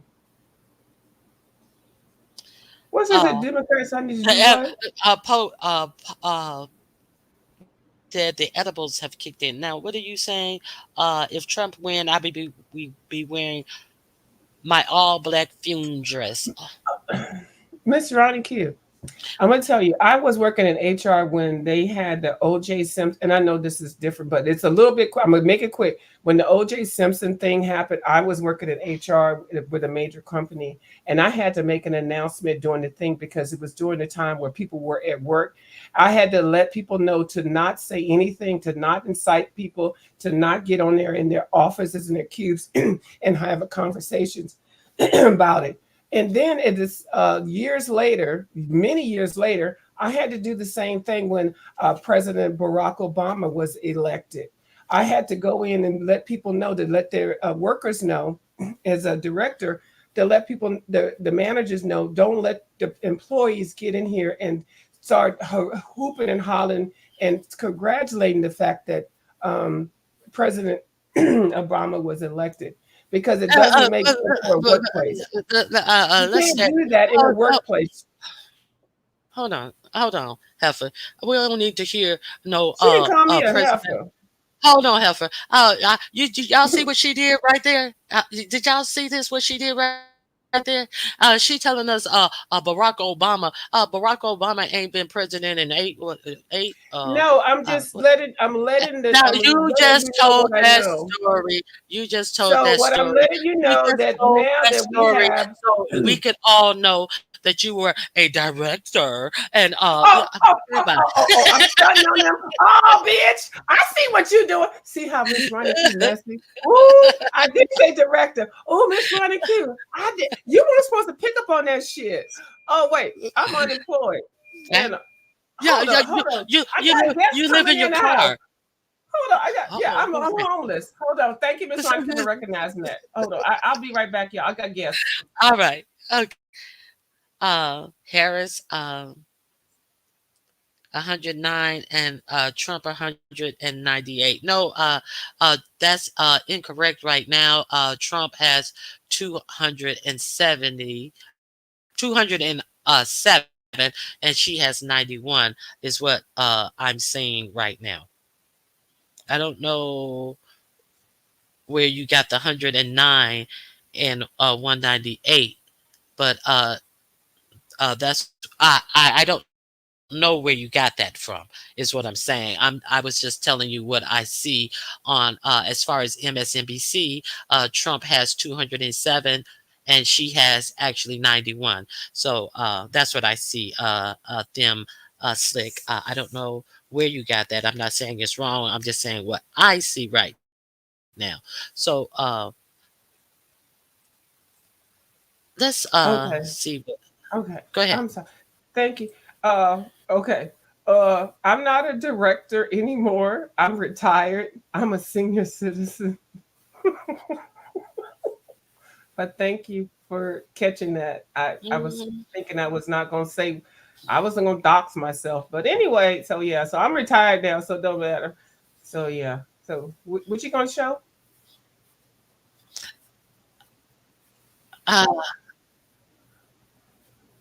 She ain't gonna show nothing. You gonna show something? Because I'm over here looking. What we got? Let's see.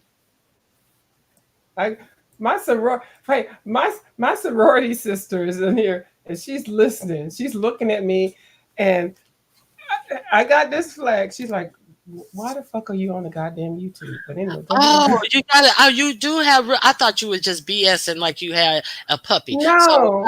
yeah, I really thought you would be BSing. Well, if you need to go. No, I'm gonna be here. She already Oh. know how crazy I am over here Oh, with the okay. YouTube. She already know YouTube. She subbed to you, Miss Ronnie Q. Well, thank you. I appreciate. Please hit the like button. Anybody who is over here, I'd appreciate it if you put the click the like button. And Her and her so husband. let's now he's breaking down Pennsylvania right now. So let's hear how he's breaking. Her and her husband are both sub to me. Yes, both of them are, and one of the children too. Okay, I appreciate it. Okay, you're welcome. All right, go ahead, girl. All right. Okay, so contest in the state of Iowa. We also have a look at some Senate races. NBC News is projecting a winner in the Maryland Senate race. Angela Brooks, the Democrat, will be the next senator from the state of Maryland, defeating Maryland Republican Larry Hogan. NBC News also has a projection to make in the Senate race in Texas. Incumbent Republican Ted Cruz will be returning to the Senate for another term.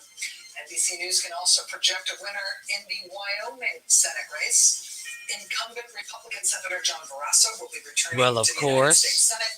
And now let's look at Nebraska. Unusually, Nebraska has a few Senate seats at on the same ballot, which is rare. But that is because this one is a special election. The Nebraska special Senate election is to fill the remainder of the term of Ben Sass, Senator Ben Sass, who resigned. Pete Ricketts has held this seat since January, so he's running for it in this special election as a de facto incumbent. NBC News can project that Pete Ricketts will hold on to that seat in the Nebraska special Senate election. But now, Senate election in Nebraska, and this very interesting one. This is incumbent Republican Deb Fischer, who is facing no Democratic challenger, but she is facing an independent challenger. And the independent challenger is Dan Osborne. At this point, this is too early to call in this Senate race. But Osborne is ahead by over 15,000 votes. Special Senate election in Nebraska. The other Senate election in Nebraska has been called for the Republican incumbent Lawrence. Texas seat staying with Ted Cruz. Okay. New Mexico, Harris is up in New Mexico. So with 34% of the vote. Okay. Pam, anything you want to add? Okay, Pam is entertaining her company. Yes, I do want to add something. I just heard from somebody that just came back from the polls that was a poll watcher that I've been working with for a long time. They think, and y'all don't know who they are. Don't even worry about trying to dock nobody. Probably Wednesday or Thursday, we probably want to know what the actual numbers are.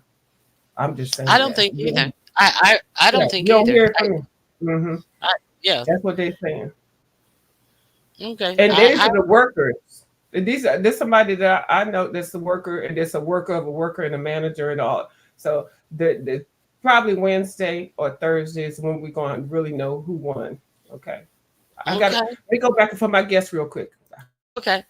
Okay. So let's see what they're talking about now.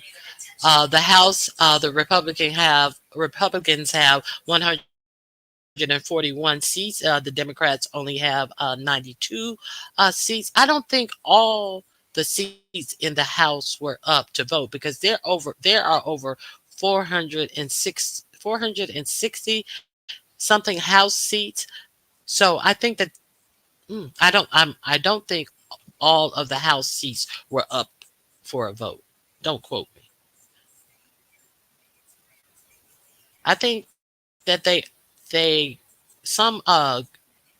can't remember which branch of government only votes every 6 years on their seats. And it depends on what year you got voted in, if you are actually on the ballot, or sometimes it's the midterm ballots.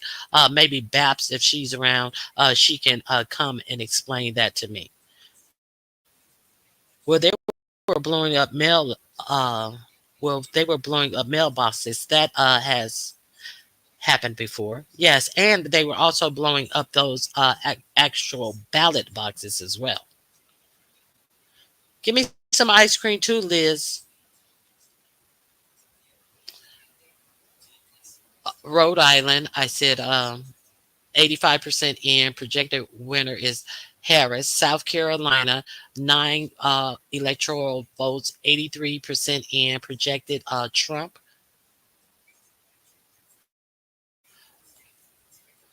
You're right. You're correct, Ronnie Q. Some people terms are different. Yeah, so that's why, you know, I don't know how many seats that they need to take the House.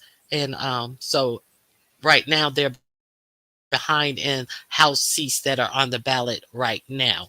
The Democrats are behind, but I don't know how many seats that they have to win to take the House. But at this point in this election cycle, the Democrats are losing in their House races against the Republicans. So that's what let's be clear. That's what I'm trying to say. Tennessee, 11 electoral votes. Projected winner is Donald Trump. So let's see. I want to see what they're talking about.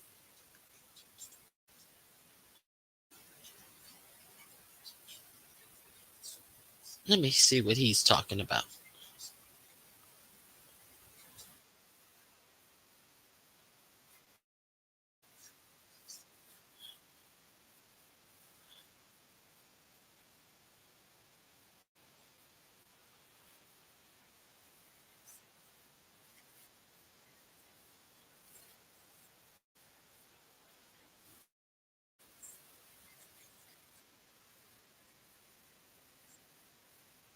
Smoothly and very steadily here tonight. They've had these memory cards coming in. They're uploading the day of election vote, and they're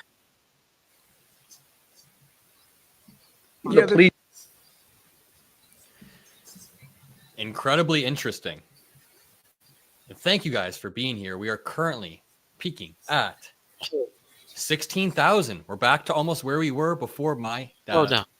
To see is we can pick team on. Does have a lot of constitution to get rid of. Colorado's 10 electoral votes, AP, New York, Rhode Island, and Vermont, and Donald Trump, Alabama, Arkansas, Florida, Indiana, Kentucky, Louisiana, Missouri, Mississippi, Montana, North Dakota, Nebraska, Ohio, Oklahoma, South Carolina, South Dakota, Tennessee, Texas, Utah, West Virginia, and Wyoming. So that's kind of how the landscape looks right now. We're experiencing the red mirage. You can probably feel it running down the small of your back. So just come to terms with it right now, as we are, because it was completely projected and expected. One good news is out of Maryland, the Democrats there win a Senate race. The AP has called Democrat Angela Elderbrooks will defeat Larry Hogan there in Maryland, which is a huge win, big win, because as we know, Larry Hogan was very popular there as the governor, was recruited by Mitch McConnell to run in that Senate seat because he was trying to retake the Senate. So a big win there for the Democrats and trying to hold on to this election. So they've now picked up the Arizona seat, or kept the Arizona seat, let's say. They have this Maryland seat win for them. And so kind of eyes are on Montana to see what's going to happen with Montana. But as we've said all night, we got to celebrate our victories. And that's a win. Very much so. I just wanted to mention a few people on the thread have been complaining about some audio issues on our feed. We're not sure what it is, so we think it might be the broadcast software that we're using. So we're going to kind of see if we can get a fix on that. And but just so you know, we are aware of it, and we will try and sort it out in the coming moments. But this is a long broadcast. We've been broadcasting for over 9 hours on this channel today, and I think that sometimes the network, because there's over 20,000 people watching us right now, can affect the actual feed. So don't leave. Let us sort it out, and we'll try and. They say money can't buy happiness. Look at that. You made a great video. So I'm gonna have. What if no one watches it? Too few subscribers on the channel. Because their broadcast is quite bad. So let's see what else.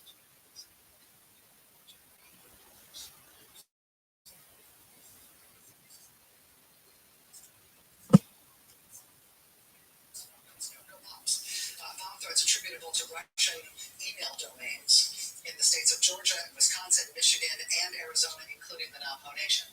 So we are seeing the impact of these things in terms of, trying to create an atmosphere of chaos. Again, these are not real bombs. Nothing is blowing up. There's no fire. This appears to be, according to the FBI, something that they're investigating as a foreign interference effort. All right, we've got a couple of... Okay, bomb threats. I was just Senate updates. Oh, wow. Oh, wow. Virginia, NBC News projects that Democratic incumbent Senator Tim Kaine will be returning to the United States Senate from Virginia. NBC News can also project in Missouri that the Josh Hawley. Senator Josh Hawley returning to the United States Senate as well. Steve, over to you. Let's check the original. We'll start here on North Carolina. Look again, 83% of the vote statewide now counted, and Trump with a 3-point advantage here. It's about 135,000 votes. I think we're seeing some clear things we've taken you through, and they're being reinforced the more we look at here. We talked about the rural counties with large black populations where Democrats wanted to run up turnout and make some gains. That has not happened. You take a look at some of these big, well-populated, still Republican suburbs where Trump has had some slippage. Where Democrats would need further slippage. We've singled out Union County before Trump has actually gained ground in Union County. This is a gigantic one just outside of Charlotte. He's actually gained ground there relative to 2020 when this was a big reason the state got as close as it did. Another county that fits the bill here is Johnston County. Again, just very similar to Union County, just outside of Wake County. And again, it's not massive, but Trump doing a point better than he did. Harris doing a point worse than she did. Look, North Carolina is a state that is typically decided within the margins here. The Republicans have been winning it since 2008, not in landslide margins. So when you have a 1-point swing towards Trump and a 1-point swing away from the Democrats, and you keep seeing that all over the place, boy, that really does start to add up. 3/4 of the vote in Guilford County, where Greensboro is. This is part of the triad. This is one of the big Democratic vote-producing counties. Now, what's interesting about this North Carolina vote wasn't Asheville where they had all of that destruction in North Carolina? Was that I think that was the place where they had all of that flooding. Does anybody know? Do you know, Pam? Are you there, Pam? I don't know, but I'm looking at what you just mentioned about the swing states. Swing states is Michigan and Wisconsin and Pennsylvania. I don't remember there was some severe flooding. I can't remember. I think it was Asheville, and the reason why I'm asking is that county actually went for Harris as well, and we know that Donald down there with his stunts and pretending like he's taking his McDonald's French fry award and stuff in the middle. It. Do you have that video? I saw him with the French fry. Yeah, so I think that that was Asheville, and they had all that damage, and the traffic was tied up, so he can have a photo op. So I found it this is interesting that that county in North Carolina went to Trump, but unfortunately is nothing but a sea around him. And in Georgia, Cobb County. Oh God, I always miss Georgia. They just had a Cobb County. God damn it. Okay, so I'm talking about North Carolina, which looked like it's going to Trump. So let's listen. Let's listen. 1 second. North Carolina. There's no other surprises outside of the battlegrounds. And we already saw Iowa called. That was one of the potential surprises people were thinking about. With those two states, Trump would move probably to 251 expected electoral votes. And how many electoral votes are in Pennsylvania? The answer is 19. So if in the remaining votes in North Carolina and Georgia, Donald Trump is able to lock down victories in those states, I say if, But based on what I'm showing you, there's reason for hope for the Trump folks that could happen. If Trump wins those 2 states, he'd be at probably 251, and likely in that scenario, if he could get Pennsylvania, that would get him to 270. Now, Pennsylvania still a scramble here. 57% of the vote is in. Just check in here on Luzerne County. We continue to get more vote out here. This is one of the key bellwethers we're using because this is Northeast Pennsylvania. Boy, there's a ton of vote in here, and this is the area the Trump campaign said they're going to improve on 2020 here.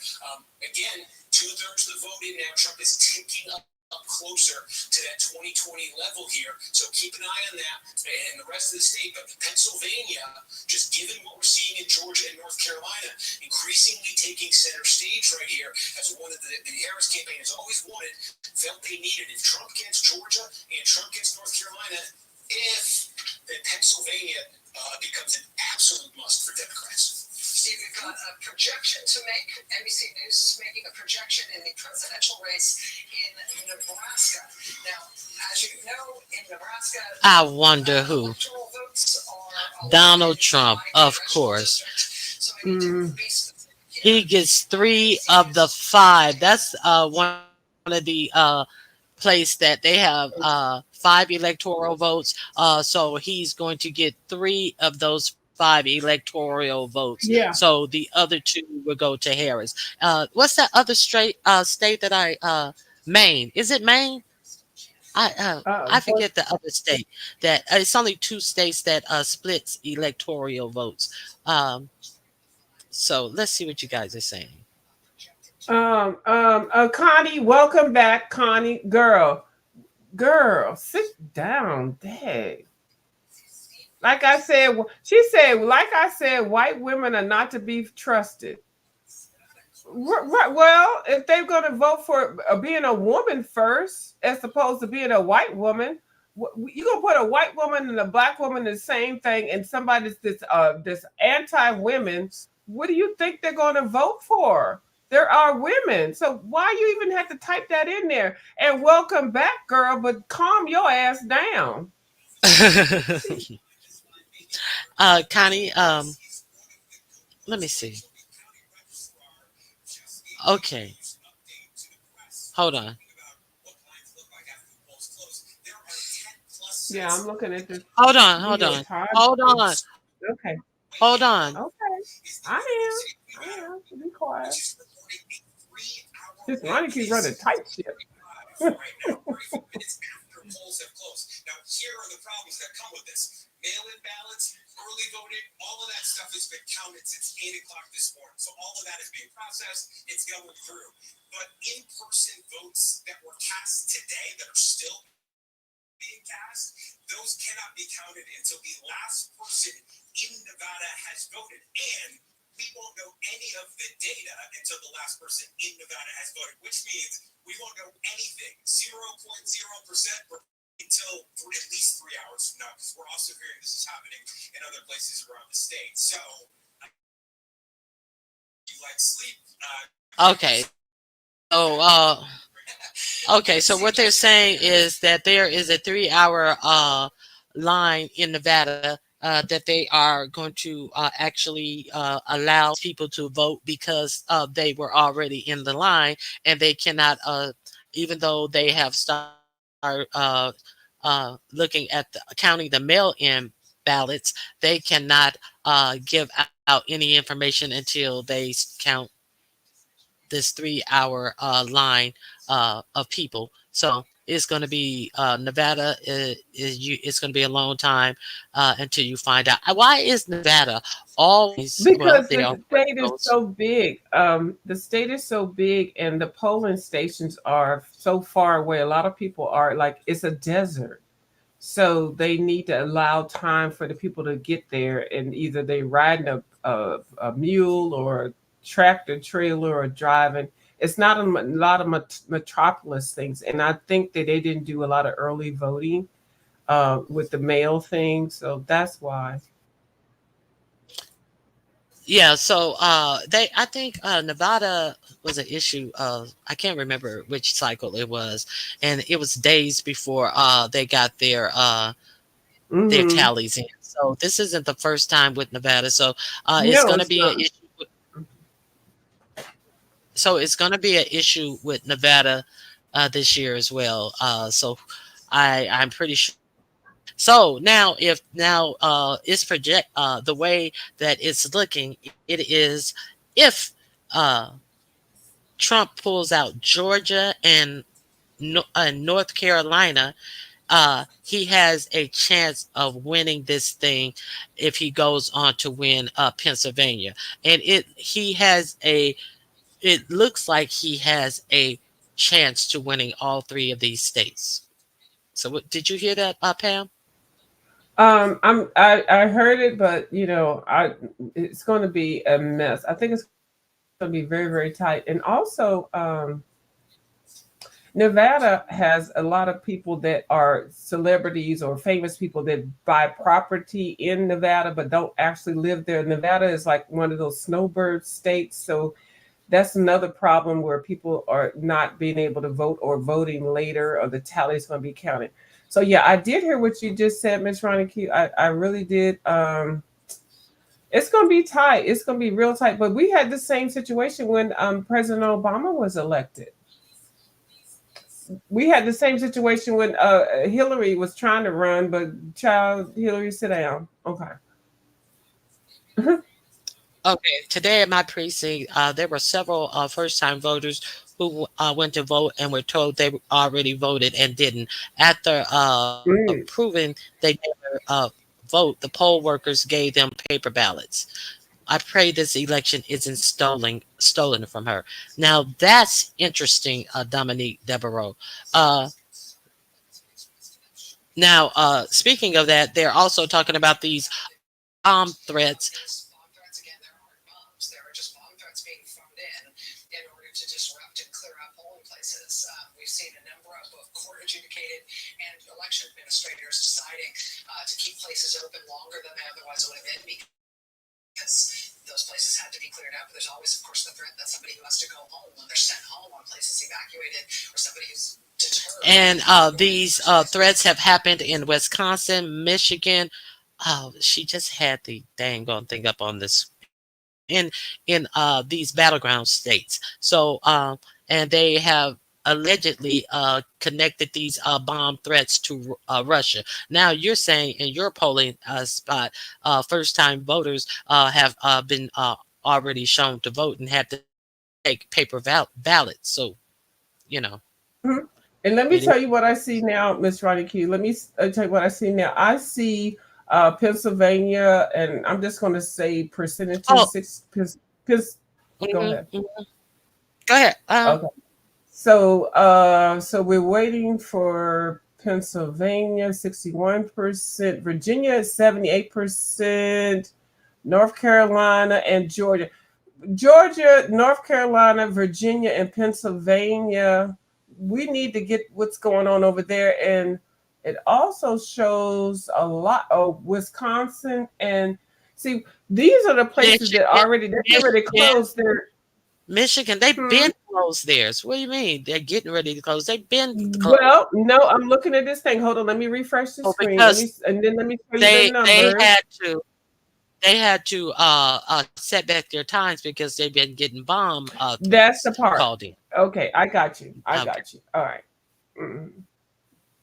So Georgia, it's still too early. It is too early, and I don't want y'all to get discouraged with saying, "Oh, we lost and that people won, and we're gonna not be able to have certain things in life." And so, don't even worry about it. This is early, and a lot of these people right now, Ms. Ronique, have not ever even participated or even watched an a presidential electoral event. So this is good. This is history. So, okay, so I'm coming, TC. Too close to call is Georgia, Pennsylvania, Michigan, Wisconsin, North Carolina, Arizona, and Nevada. Let me bring TC up. Okay, 1 second. Here I come.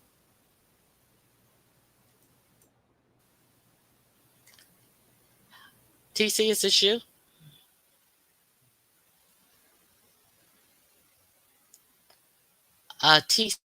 TC, I don't see anything but a blank screen.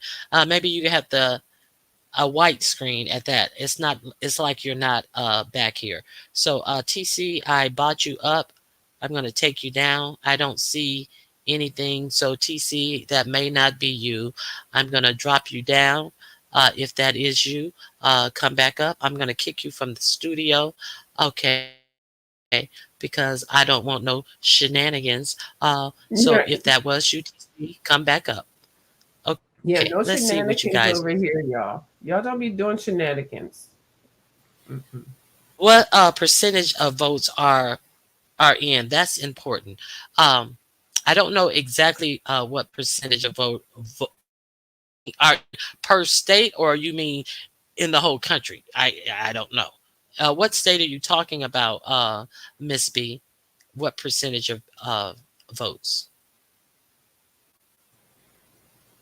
And I can see it over here, but I'm not going to sit here and announce all these states and stuff like that. So we're not going to do that. So y'all that are watching in the chat, y'all know y'all can Google and stuff. Miss Ronique has offered a platform for everybody to come and join with the commentary, right? So Yeah, they act like whatever. So yeah, yeah, okay. it is what it is. I'm just sharing what I see where I'm at, because I'm in the DMV area, and New York is New York, but it's the numbers didn't change a little bit. Hold on. Whoa. But I'm looking like everybody else can, and I'm over here in Miss Ronnie Q's live just so I can be a part. I can be a panel whore over here. But no, informational panel person, because this is very, very serious. This really is. It's nothing to be taken lightly, because a lot of people are going to be benefiting from things that are going to occur on either side, or getting things taken away from them that they are used to having. Okay. I'm not saying no names of nobody on here on the YouTube. I'm just saying what's going to happen. Check the back chat. I saw that number over here. Hold on. Right. Okay. Yeah. So a lot of people are benefiting from things that they are on here saying, "Oh, I need this. I need that. I need. Oh, it's the first of the month, and YouTube, Google 21st the month. You know what? Why are y'all on here begging for stuff that you all don't need to beg for? And then when you're getting benefits and things." If I was getting all these welfare benefits and extra things, bitch, I'd be the first one at the goddamn polls. I'm sorry, but I would. Hold on. Yeah, I'd be. Go ahead, baby. Hold I'm on. sorry. 1 second. Who are these people who are leaving out details? You asked what percentage of votes are in. That's important. Every time I something, I say 73% in, 19 electoral votes for Illinois. They have Harris in the lead. Indiana, 11 electoral votes, 83 with 83% in. The projected winner is Donald Trump. So I don't know who these people you're referring to who leave out information. I've been saying from the beginning when I was calling in who was ahead. 1% in. 2% in, 65% in Iowa with 6 electoral votes. The projected winner is Donald Trump. I don't know who these people you're referring to, so you may want to go over to those people who you are saying who is doing that and let them know that you need to know what percentage rate. That's all I'm saying.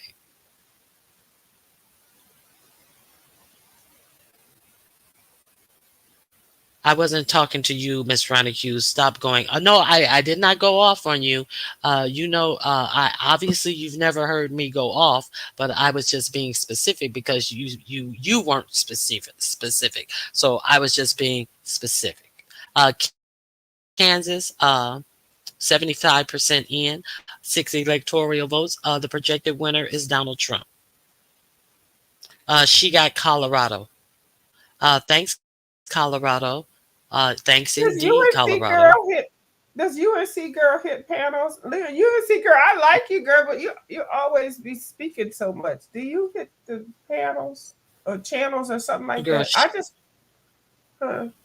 girl, Mm. Interesting. See, you know what? I'm looking at the chat now, and this is a time really to reflect on who entertain your channels, not your channels, but anybody's channels. Like I get on here and I watch people that comment and things like that. But then when I go to other people's channels and stuff, they talk real negative and smart as shit. They be sitting up on other panels all day, all night. Bitch. It is what it is, girl. And dragging and everything, but then when they get on your panels and think, not yours, I'm just meaning mine, they're like, oh, I love their view. You know what? I looked at a couple of people today and yesterday that people that are like, I don't even like these bitches. I'm like looking at these bitches. How can you even support their channels? And then I see these people that are in my channel, and I see some of them over here. I'm just saying, y'all some fake little fucking comment motherfuckers. Really? You think we don't see what's going on? See, what needs to happen is we need to have some goddamn algorithms so we can see the interaction of all this fuck shit and the fool a lot with the people over here trying to support everybody, but not really being messy and shit. I come on here my own self. Go ahead, baby. Miss B, I wasn't trying to offend you. I was just trying to be specific. Hold on 1 second. No, I see some people. Don't even worry about who I see. I see who I see. Don't even worry about it. Y'all don't even fuck with me with this right now. We're trying to get this woman in office. I was trying to be specific, Miss B, because you said that. So I was just trying to like refresh you if you didn't know, if you hadn't seen, if you hadn't been here that long, that I'm trying to give information. That's why I'm here, and that's I was I wasn't going off by far. I know I have a stern voice because I'm talking about some important things right there. So I wasn't trying to be offensive. I was trying to remind you that this is how I'm giving you this information. It's not about me. I'm trying to inform you guys. So I have someone in the back. Let me see who we have. It is actually TC this time. I see you this time, TC. How you doing, TC? I am wonderful. Thank you, Ronnie Q. Thank you. A view is a view. How are you? Hey, TC. I'm fine. Hey. Y'all, I am worn down like a groundhog dog. Okay. I know that's right. I'm tired. Mm-hmm. I'm going home and listening to the last of and the rest of them and all that kind of, and then revel in the morning. I'm tired. Yeah, we did it today. Right. I don't see that we. Oh, you mean you personally as an individual? No, I mean no. All of us. Okay. Not just me. I can't do it without y'all. Everybody did their part, and we do it together. Yeah, I'm prevail. We're gonna prevail. Yeah, I'm excited. I'm just tired. I'm tired. But girl, go ahead and drink you some damn green tea and put your little feet up in the daggone bed. Put some lotion on your feet and lay down. And girl, just put it on the daggone big screen and take your ass to bed. And then wake up in the morning and see what happened. That's all you got to do because you put the work in. When you put the work in, you are enabled and entitled to just chill. So just do that. Mm-hmm. And don't worry, y'all. Right. She'll prevail. Don't worry. In the morning. Is there a song about some in morning? Yes. See, I'm in the morning. Right, it is one. I don't even know. Hold on. Excuse me. Hold on. So, UNC, I tell you what, are you the only person in here? Why are you taking something? What chats have you been in? If it's not you, then it's not you. So what am I supposed to tell you if you know it's not regarding you? I don't get this exclamation point about behind me telling you what. If it's not you, it's not you. Okay, go ahead. Okay. No, that's all but you have to do. Just say whatever happened when it happens, right there. And Ronnie Q just said, "This ain't. This, I'm gonna say what I'm. This is my damn channel." So okay, go ahead. And what also I bad. said, the link is pinned. If you want to support, you support, and that's it, and that's all. You know, yeah, some people sit up on panels all day and don't support other people. I said what I said. Why did you think that I was talking about or to you? It's a question as an individual. Okay, but let's continue. The link is pinned. Anybody who wants to hit it can. That's it. That's it. But listen, Oh, y'all. Truth and Reason said, "Now, TC, weren't you a Trump supporter at one time? Speak on that." Why? Why would I do that? You just asked if you and you made a noise like I'm not asking any individual to hit my link. That's a views thing. I'm not it's me. prefacing. Yeah. I'm not prefacing asking individuals anything about where they hit links at. I said what I said. A view is the one who individually asks you something in particular, and I'm just like, girl, I'm not because I'm not asking anyone to hit my link. That's why I had that. I'm not individuals to hit my link. That's all. And I'm a guest over here at Miss Ronnie Q's channel, a uni bad we. So I'm a guest just like you could be a guest. So hit the link if you got something to say. I'm just saying, I like your commentary. Sometimes you add some nice little comments and stuff, but I'm over here at Ronnie Q's house. So you could be up in here too. Don't be asking questions vicariously through me to Miss Ronnie Q. You want to ask Ronnie Q something? This is the shit that I don't like. Why? If y'all like Ronnie Q so goddamn much, why did y'all have to add me to the shit? Miss Ronnie Q, I'm sick of these bitches over here adding me to some shit. They want to interact with you. And I'm not talking about you just Uni Bob or whatever. Other people, they like you better than like me. Girl, UNC Let girl. them come to you. I'm my own person. Y'all don't like that I'm coloring? I don't give a fuck. But I come over here just like y'all can come over here. You can hit the link. Miss Ronnie Q will let you speak or whatever. I ain't got nothing to do with that. I'm on the panel just like you could be on the panel. Why you got to be in the chat? Get on a goddamn panel and ask these goddamn questions. Don't put me into none of this fuck shit. I'm sitting here as a guest. Whoa. Okay, I'm not clear on exactly what is going on. You asked the question of you just asked if I hit links, and then you come to say you asked the question. What question did I ask? I don't care who hits my link. The link is pinned for anybody link to hit the link. I'm not propositioning anyone hit the link. The link is pinned. Okay, if I hit the link, I'm a moon both of y'all. So hey, something sweet, how you doing? A view is in the edibles, child. Yeah, so I'm A1. I gotta save my other two for tomorrow, so I haven't not anymore. Hey, something sweet. Okay, so Georgia, 89% in. Trump is at 50.8. Harris is at 48.0.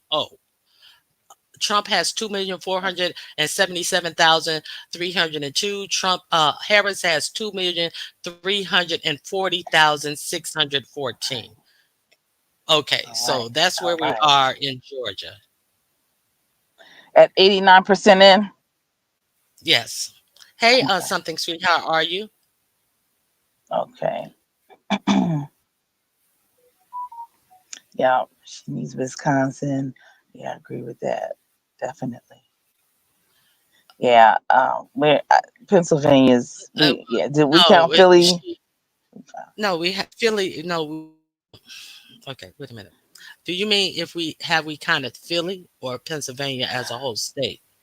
No. Well, a question Ms. Toby asked me: Did they count Philly yet? Okay. No. It's too close to call Pennsylvania.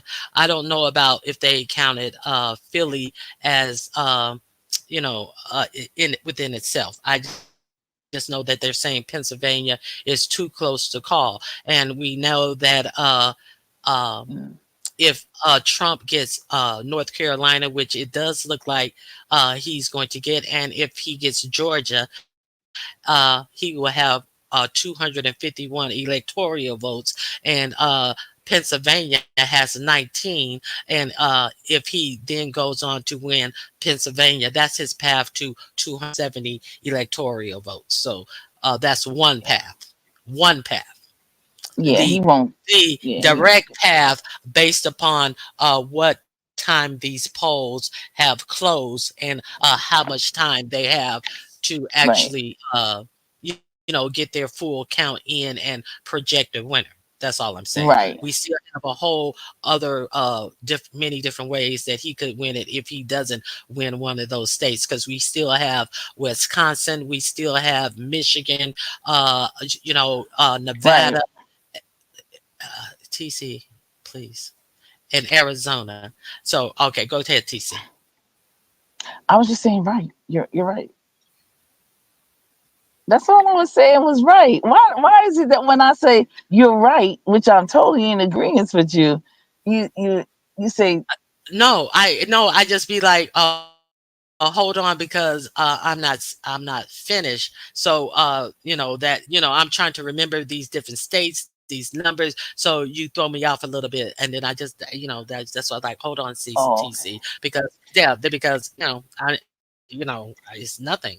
You know, it's I just got hold you. on, and just let me finish this, because it's like a whole lot of numbers and ways to win. So I'm just trying to be specific in you know, in a tense moment right about now.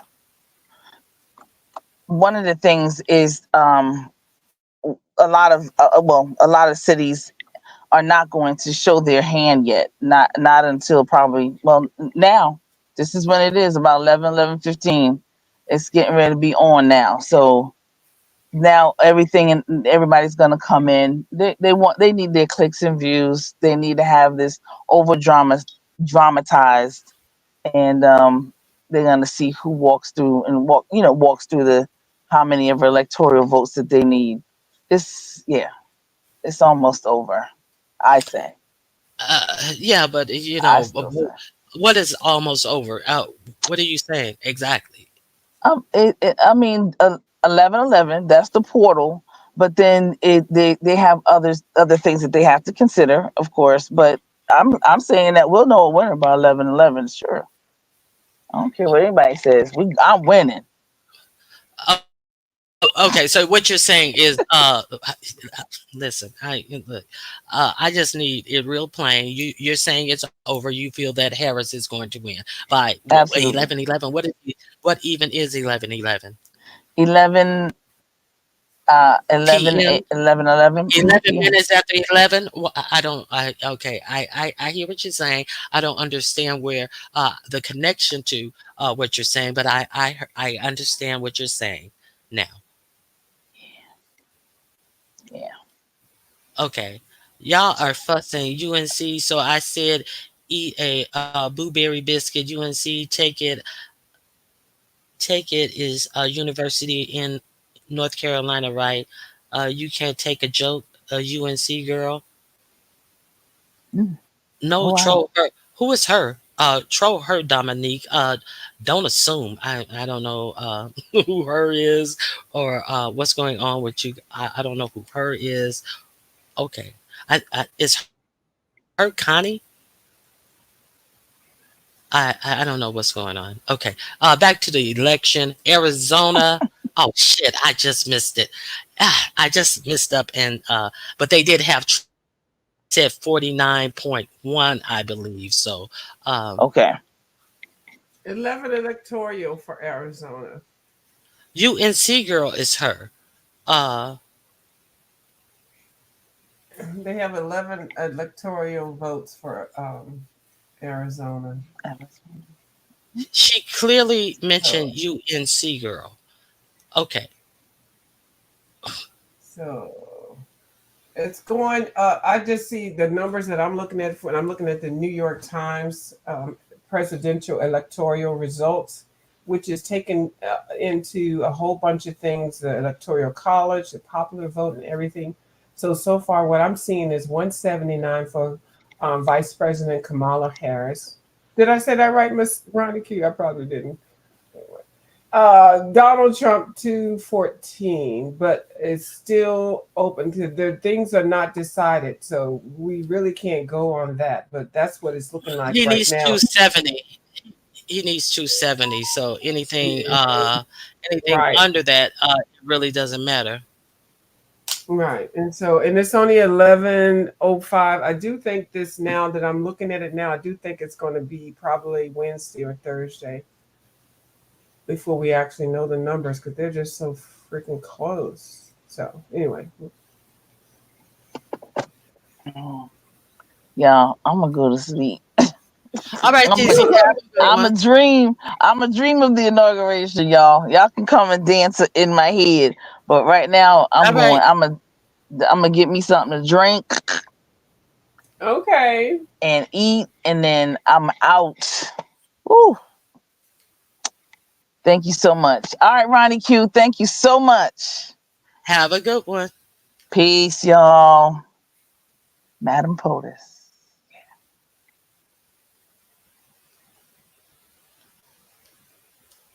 You fell off? You fell off the wagon? I hit the wrong button. Okay, I only had one edible. I told y'all I got 3 stashed on the side. I only ate one, so don't blame it on the edibles. I only had it like 28 minutes ago, so don't y'all blame that on me. So anyway, yeah. So it's going to be really interesting. Go ahead, Ms. Ronnie. I'm sorry. Go ahead. Let me see. Georgia. Oh my God. Too early to call in key states. North Carolina, Arizona, and Nevada. What about Georgia? Breaking news. That ain't no breaking news. Yeah. Kamala Harris wins those states, then she would be in a path to win the presidency.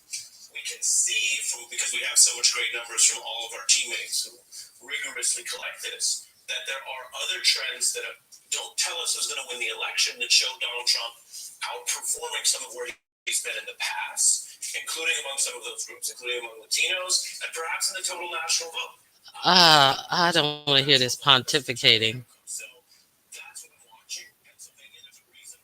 Okay, so they just gave Harris 54 electoral votes from California, which bring her 153 to Trump's 214 electoral votes. Remember, the goal is 270.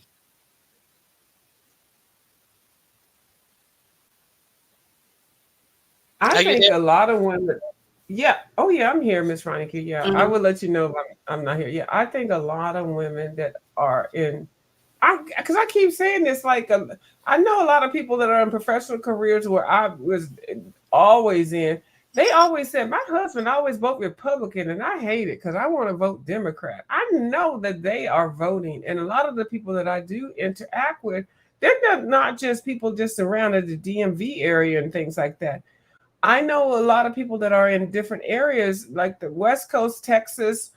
So anyway, I don't give up on this, y'all. And it's too early to count. And like, I really do think, and I've gotten some information from some people in different areas that have said that this is not going to be determined until Wednesday. And like Trump probably is going to try to take it to court, but he's trying to fight so that he don't have to go to jail. This person has done crimes against America. This person is not just somebody that just didn't vote or just smacked his mail order bride. This person has done horrendous things against the country. And y'all are over here supporting this fuckery, this foolishness. This person has done things that, as a business owner, been very disrespectful to the co-workers of the company that he's had. He's evaded taxes. He's done such horrible things. And so the fact that he's still able to run for president, the fact that he did that horrendous thing in January, He even threatened to murder the person that was supposed to be his co-worker, his vice president. This is pure nuts and craziness. Okay. So if you all are watching this, if you all have voted or not voted, please research this. This is not just somebody just trying to reclaim America. This person is a terrorist. Now, what he actually said was when they were alarmed that they were chanting "Hang Mike Pence," he said, "So what?" So let's keep it a buck. He didn't say and a hanging. Right, Miss Ronnie Q. Thank you. So what to it? So he didn't. You can't say that he won't. I don't know. He didn't want to. He didn't want to be interested in it. But that's what we'll say. And can you imagine you being a white man? That's your coworker talking about something. I want you to hang because you won't. You don't count the votes. That's your coworker. That's your boss. Check the back. I got you. I already saw the little button up in here. Oh Lord, Veronica gonna tell me to get the hell off here and shut the F up. No, I'm just telling you. Oh, okay. So anyway, the thing is also the fact that Trump, he already these propaganda videos. He's out here. This one video talking about he gonna grab women in the woodsy, and he has a mail order bride. And all these things, he's done so many things that is against America. But the people that want to be out here gun toting and be all, oh, I'm America proud. Y'all don't even understand that you are a part of this mess. This mess. I hope they realize this. That insurgence that he caused. People died. People that signed up to be police officers, people signed up to be government officials. They died. Even they probably were Republicans also. He aided and abetted. He doesn't even care about y'all. Even if you are a Republican, he don't give a fuck. He's going to make sure that he gets whatever dementia goddamn video out. Do y'all notice that he can't speak a daggone whole sentence? Y'all talked about Biden being a little bit whatever. Well, because y'all got these old white men up in here, these goddamn offices. They're not wearing white wigs and stuff like they did in England. So it's got. Go ahead, Ronnie. Go ahead. I'm just laughing. Yeah, but he got some dementia issues. If you really listen to him, Ronnie, do you have that video? If you listen to Trump speak, he cannot fulfill a whole goddamn sentence. He cannot fulfill a whole thought process, but he has this anger. He has his orange makeup on, his fucking hair. I don't even know what's going on there. He looking very angry. He is trying to evade himself so that he doesn't have to go to jail or prison. This man is on trial to run for president of the United States. This man is not just running for president of the United States to do goodwill through the country, to help make sure that people got adequate needs that they need as a president. This person is trying to invade so that he don't have to go to goddamn prison or jail. You need to look at that. This person has done such horrible things already, and y'all gonna be voting for him or not voting. A not vote is the same thing as voting for him, as far as I'm concerned with. This person is trying to get out of jail. Ma'am. I was saying hello to Regina M. Yeah. Hey, Miss Regina M. Hey, boo.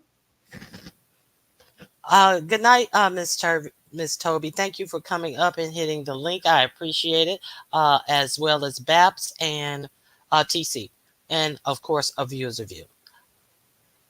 Oh, I'm going to good night. You're going to kick me off? No. No. If I didn't say, I'm being messy. I'm being messy. No, but I know. I haven't seen crimes yet. If he's elected, we haven't seen crimes yet. If he's elected, he already said that he shouldn't have left office. He definitely said that. That when he left office, I shouldn't have left office. Okay. He said he's trying to bring America back to when he was in office. We lost so much business, international business. we first of all, we had the COVID. We lost lives because they were trying to hide the secret of. Oh, I'm sorry, I'm taking this someplace else. No matter what happens. Go ahead, if you. No, you read that. No matter what happens, and I know we can all be messy in the beef sector, but stay well read. They are definitely coming for our civil rights. That's what the courts are stacked as. That's why the courts are stacked as they are. I'm sorry. Well, thank you, Miss Connie Chung Black. I totally agree with that statement. I do. And I apologize if we had some miscommunication, Connie Chung Black. But I'm very passionate about certain things. I don't do that on my own channel, but Miss Ronnie Q provides a platform that if you want to hit the link, you can speak it. You don't have to just type it in the chat. So because I'm on the panel, you could be on a panel too. So I don't think Connie actually hits link. I've never seen her on a link. Okay. Well, I'm just she said no problem, Sora. Love anytime to you. So she's one of your Soras. I think she's talking to you. And I didn't even know.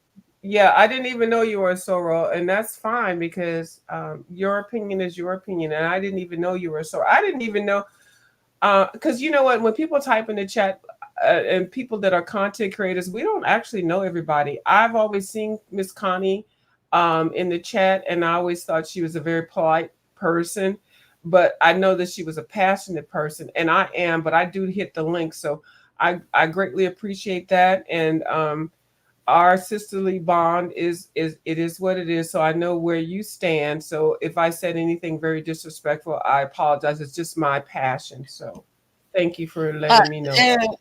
And that's why I was just trying to tell you two, you guys are disagreeing on, I forgot even what you guys were disagreeing on, but it was just a disagreement. Obviously a lot of people's emotions and feelings are high right about now, but shit, it is what it is. It is what it is, right? Basically right now it is what it is. So I'm very surprised, Sora, but anyway, we're gonna let it go anyway. You gotta look at shit for what it is and see exactly what it is, and this is what it is. Okay, so Vermont 3 votes, 92% in for Harris. The Senate seats, the Republicans, I guess they won 11, and the Democrats won 10. Virginia, they still haven't called it.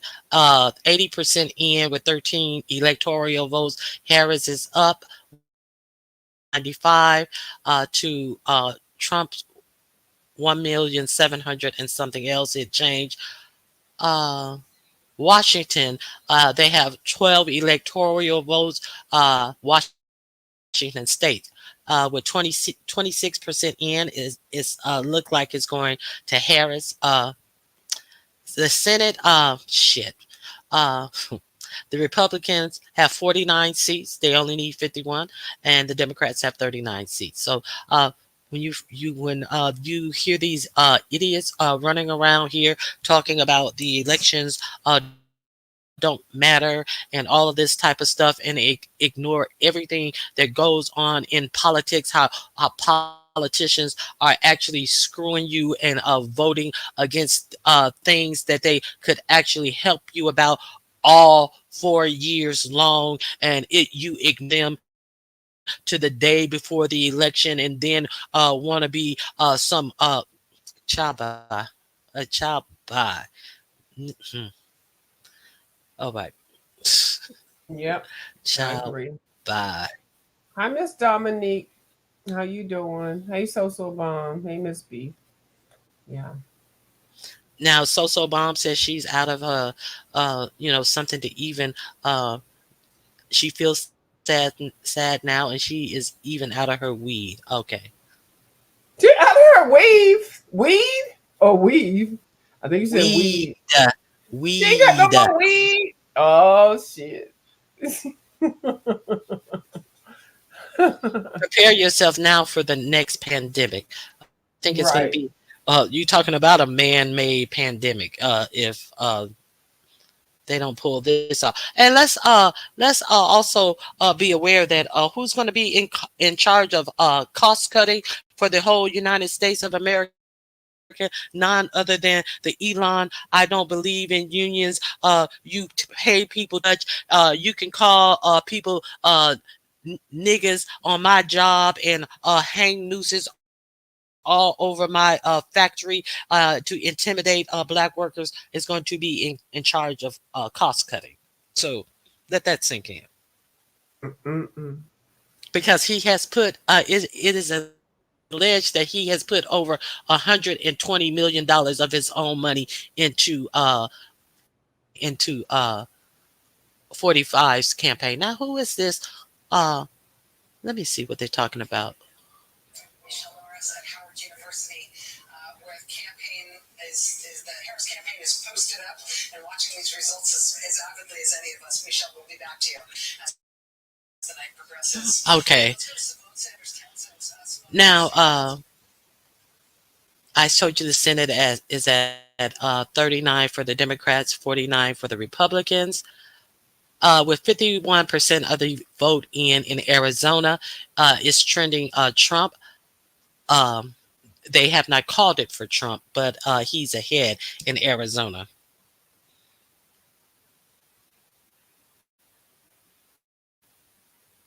I had Chucks and Pearls ready for work tomorrow. Heck, Elon Musk might try to take over YouTube, impacting some of these full-time vloggers' income. I feel sorry for them.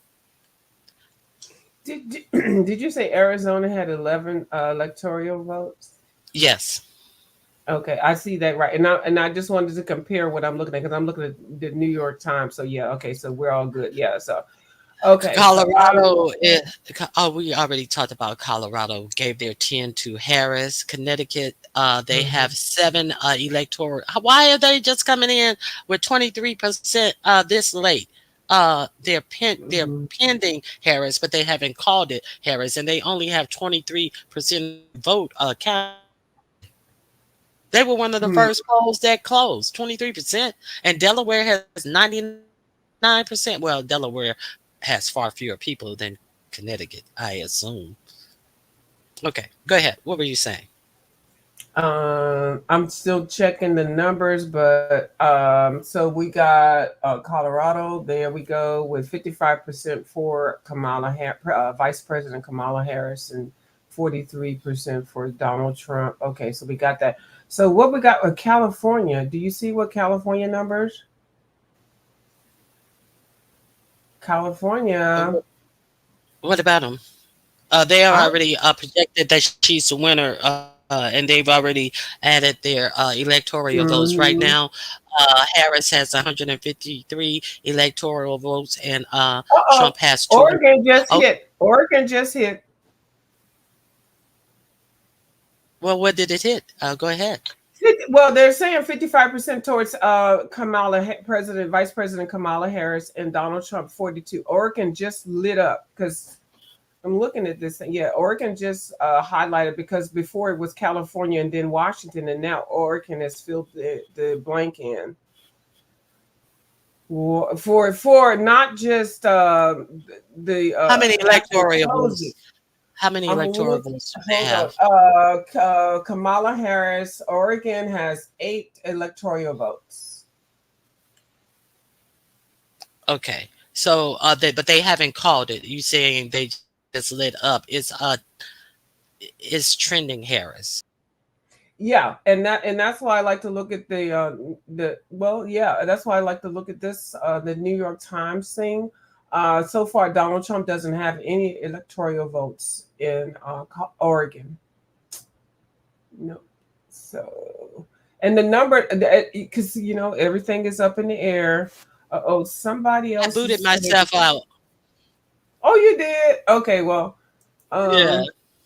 I do that sometimes. I hate when I do that, but sometimes the thing does that. But yeah, okay. So look like the Democrats are willing up. What the hell am I talking about? See, now the numbers are coming in. So this is the time really to watch this stuff. For you all that are coming in, this is really where we're gonna get the excitement and everything. So now it says the Democrats at 270, and I don't know what that's. Let me know. And the Republicans are 268. I'm looking at Miss Ronicu's thing. Miss Ronicu, she gonna come back. Is she here? She coming Yeah, back, I'm y'all. here. I'm here. Let me remove this map. Okay, baby. All right. Hold on. All right. Go ahead. Go ahead. Finish. Okay, yeah, so this is exciting. So current electoral votes, Regina M says Harris has 179 and Trump has 230. I think the number has changed just now. I think they just changed because every hour it changes. So now we're at 11:26 p.m. Yeah, so it's changing all the time. And so now I'm so glad that the that the numbers, the polls are closing. It looks like we still have. What the hell is going on with Dagon, Pennsylvania? Virginia, what is wrong? Go ahead. Hold on. Just reading this, I was thinking of what's happening in the boiler room. That's a very high pressure thing you call it on a campaign. But Nicole and I probably spent Fuck this. I don't want to hear that. Michigan, 34% in 15 electoral votes. Harris is leading by less than a percentage point. Minnesota, with 10 electoral votes, 17% in. Trump is 61 to 37% over Harris in Minnesota. Of course, Mississippi gave all of his 6 electoral votes to Donald Trump. Let's see what else. I think she's gonna get Minnesota because Minnesota has a lot of immigrants.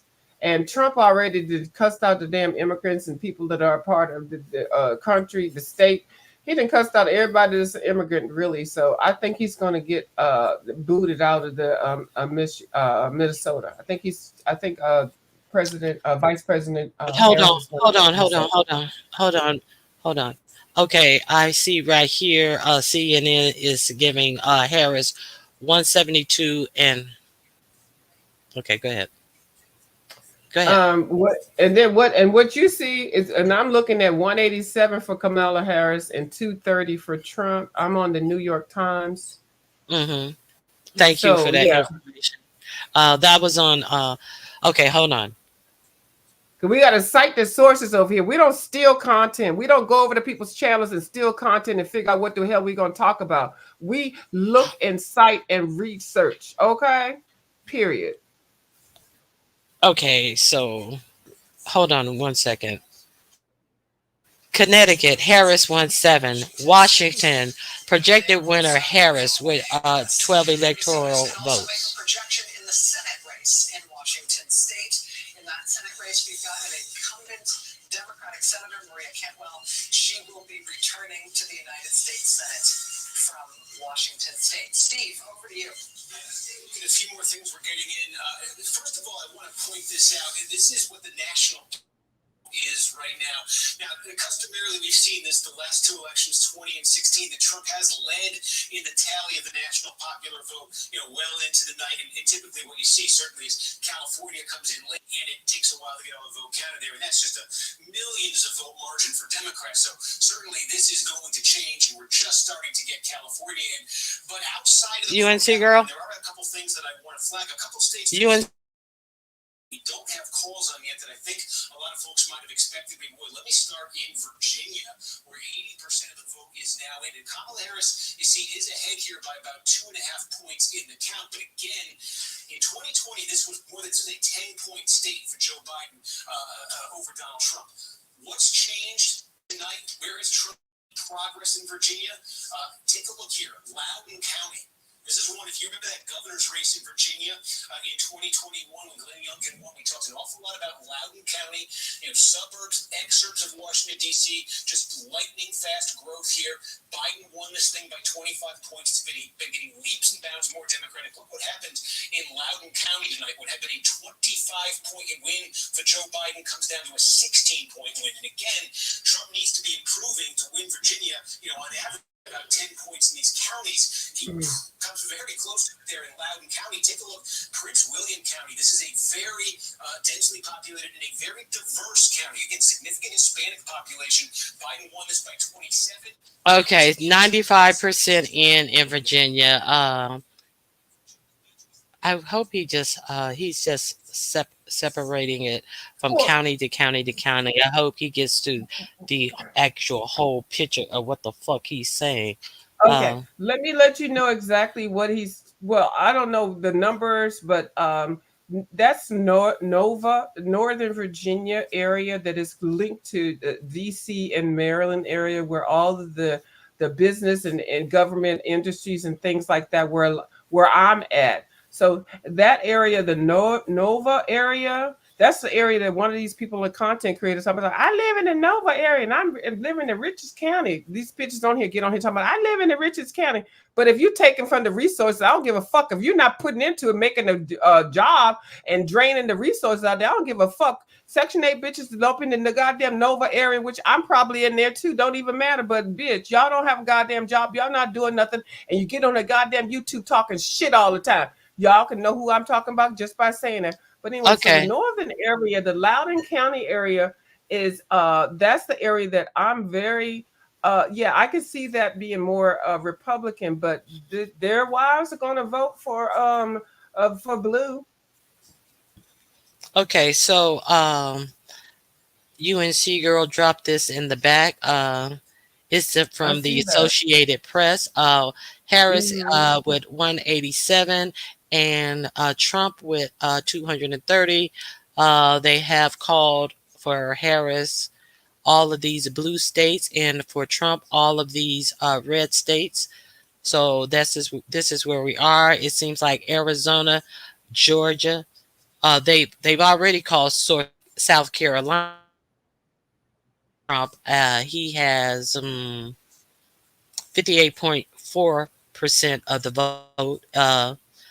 Georgia is trending Trump with 51% to her 48.3%. And remember, they said that if Trump wins, it was North Carolina.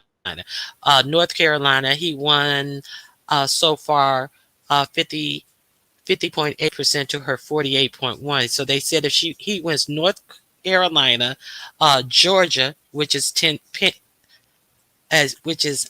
trending for him, and Pennsylvania, that he could win the whole election. And Pennsylvania is also trending for him as well. So I think this is what we're looking at. This is what I've been looking at. Yeah, UNC girl, we're looking at UNC this is the same site that I'm looking at. This is the same thing that's on the New York Times. Yeah, so so this is the same screen that I've been looking at since I got on here. The thing is Virginia, I'm not sure what the delay is. Well, shit, at this point, like let's count the numbers, because it said 187 to 230. Now that's a lot right there. It is a lot, but we need to look at the electoral votes. Okay, so let's count it up. That's the part. Yeah, motherfuckers are too busy, really splitting up this whole thing. Okay. Yes, ma'am. So, do you have the Electoral College thing on your? I have this is one. so much over here. I have it. It already says the Electoral College estimate. I have the estimate. Trump at 301 and Harris at 237. 301. That's the estimate. Yeah, the Electoral College estimate on the same website that you're citing for the whole says. Go ahead. It's an estimate. Mm-hmm. And 30. Oh no, now it went down to 298. It went down to 298. And Trey Harrison went up to 240. Okay, see, this is still. What? Wait a minute. What are you? I'm looking at the electoral on the same site that you're looking at. They only need 270. They only need 270. So, well, I'm just saying it's an I'm not estimate on the clear. thing. Okay. I'm just watching this. It just jumped. So now it was at 301 for Trump, and then now it's at 298 for Trump, and now it's saying it's at Harris at 240, which before was, I think I said 100 or something. So it's an estimate. Okay. The votes are still in. And so this. Okay. All right. So yeah. So it looks like so far it still says it's likely that Trump would win 89% chance of victory for Trump. That's what it says. But the votes are not in. Okay. All of them are not in. Okay. Okay. So now for the Senate seats, the Republicans have 49 and the Democrats have 41. So we must remember that they need 51 to take over the Senate. So the Democrats have came up. They're 8.8 seats behind. I don't know if they are going to win these 8 seats. So who was that? Was it Adam Schiff who beat Steve Garvey in California? I forget who that was. Steve Garvey, who was running as a Republican, was beaten, and I do believe it was Adam Schiff.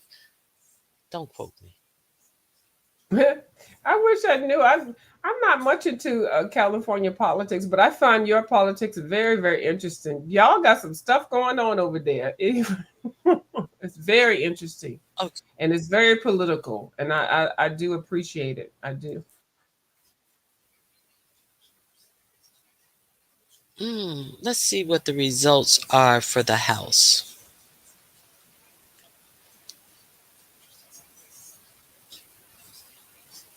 I don't see the one. It could have been for the Senate.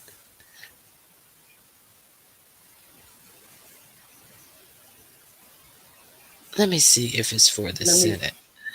Yeah, let me look too. I find this.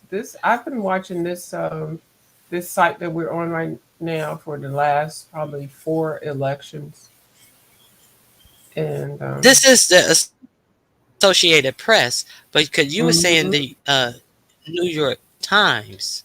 I get the link from them, and then I also get the commentary from them. So, but I don't talk about. Okay. Yeah. Yeah, so that's why I was just gonna go on and let you do yours because you gave me a New York Times link. I always go there for the last couple of elections. Yeah. Hold on, let me see if I can find what it. No, because it's like you have to like click into it to figure out what it is. But anyway, you're doing fine. At least we provided the link so people can do their resources and research. Miss Ronnie Q is definitely doing a lot, and she's stepping out. I don't know why y'all in the chat don't want to like type more or even come up on the panel, especially if you've got people over here saying they're not voting. Like, how Pizarro, girl, you did this the last election too. She always came up here with something. I'm not voting. I'm not doing this and that. She does that every election. So let me share this with you guys. Did you guys hear about the guy who was arrested at the Capitol today? I didn't hear about that one. What happened? Okay, let me share the screen with you guys. Okay, hold on 1 second. Here we go. Okay. You see it? Yes, ma'am. I see it. It's on the right speed. Okay.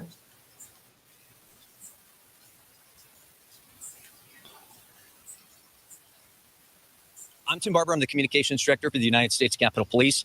Obviously, today's a very big day. And this is why we wanted to alert you to what happened today and the action that our officers took. United States Capitol Police Chief J. Thomas Manger is going to give you a brief synopsis as to what happened today, and then he's going to answer a few questions, keeping in mind that obviously this just happened this afternoon, and there's some details that we have to hold back as investigators do their work. Here's Chief Manger. At about 12:20 this afternoon, a white male entered the south entrance of the Capitol Visitor Center and approached the screening area. He was directed to put his coat and his backpack down for screening. He stood there for a few seconds, then put his stuff on the conveyor belt. As soon as his backpack and his jacket went into the screening area, U.S. Capitol Police officers staffing that screening area saw what appeared to be something in the shape of a firearm. They also saw 2 bottles in the back.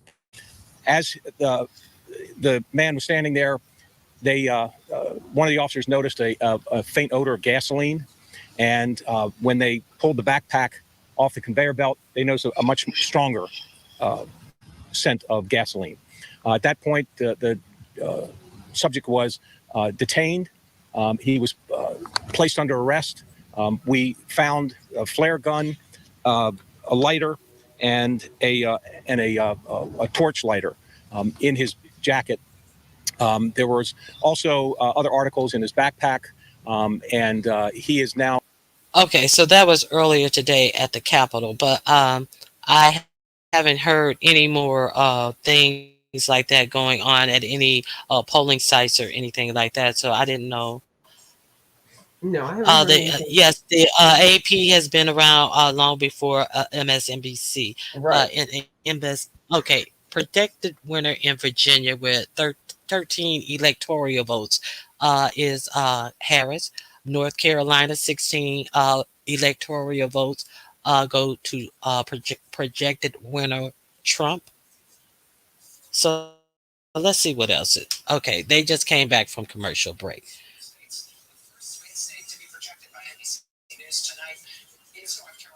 North Carolina, the first swing state is for Trump. The presidential race in Minnesota. In Minnesota, this had previously been characterized as too early to call. Minnesota now characterized by NBC News as too close to call. Looking at the overall map, the road to. However, in Minnesota, Harris is leading. I think she's going to get Minnesota. I seriously do. There's a lot of immigrants there, a lot of people that have relocated there to have a better life, and Trump has just really disrespected that whole concept. So, and this is what's really pissing me off, because they just came back from commercial break, and they have 185 electoral votes, and the Associated Press has her at 192. See? So, yeah, I don't. Yeah, so, child. They bumped up on Kamala at 200 and Trump at 230 on the same site that we're looking at. Do you see that? No, it didn't happen on my site. How much? 200, and then Trump is at 230. This has added it added Colorado, added Washington, Oregon, California, and Illinois. Hold on. No, they had to. No. They had to have added 80. They had to have added 8. Because she was at 192. You said she's at 200 now. He was already at 230. So they added 8 electoral college votes. So let's see where is it possible they got those 8 from. I don't see. Mine is still at 192. So if they've added 8, maybe they added Oregon.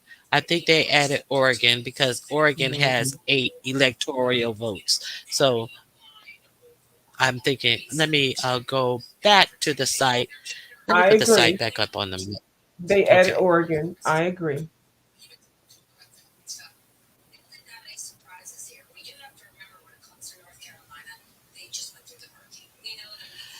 Nobody's giving North Carolina no excuse. Virginia is Go ahead. blue. Virginia's blue. Virginia is blue now. And they have 13 electoral votes. Mm-hmm. Wasn't it always blue? Okay, let me get this. I don't know, but South Carolina is red now. Hold on. South Carolina, North and South Carolina is red. Mm-hmm. Okay, So let me share my screen. Yeah, that way they can see what. Yeah, this is actually great. I think I've always watched this. Like I already said that already. Yeah. Okay, North Look how Carolina and Clemson's South doing. Carolina. Okay. Mm-hmm. So 205 for Harris now. So we got the Oregon. Where did the other 5 come from? Harris has 205. New Trump Mexico. has. The other 5 came from New Mexico. Okay, thank you, viewers review. Okay, so yes, New Mexico, 5 electoral votes, and just before that, it was Oregon. They have 8, so Mm-hmm. that brought her from 192 to 205. So now she is at now, 270 and he's at 268. So now, okay, what we got left? Uh-oh. so we have Arizona. They have 11 electoral votes. It's swinging. This they have it light red. They have no color on Nevada because remember they're waiting 3 hours for Nevada to close. Yes. Minnesota, it looks like it's trending towards Harris with 10 electoral college vote. Wisconsin, 10 electoral college vote is Mm-hmm. trending for Trump. Michigan with 15 electoral college vote, but only 39% record. 39% at this hour. 39% is trending for Trump. Mm-hmm. At least Pennsylvania has 81% in, but unfortunately is trending for Trump. Mm-hmm. Georgia, it has 91% with 16 electoral votes and is trending for Trump. So 2,553,434 votes as opposed to her 2,418,000. So he has over 100 and some thousand votes more than her in Georgia at this point. Mm-hmm. So he don't need no 11,000 such and such votes at this point in Georgia. Nope. So Mm-hmm. this is interesting. So Very interesting. so all this money spent in these elections, and this is the outcome. Okay, this is American, ladies. Yeah, this is America.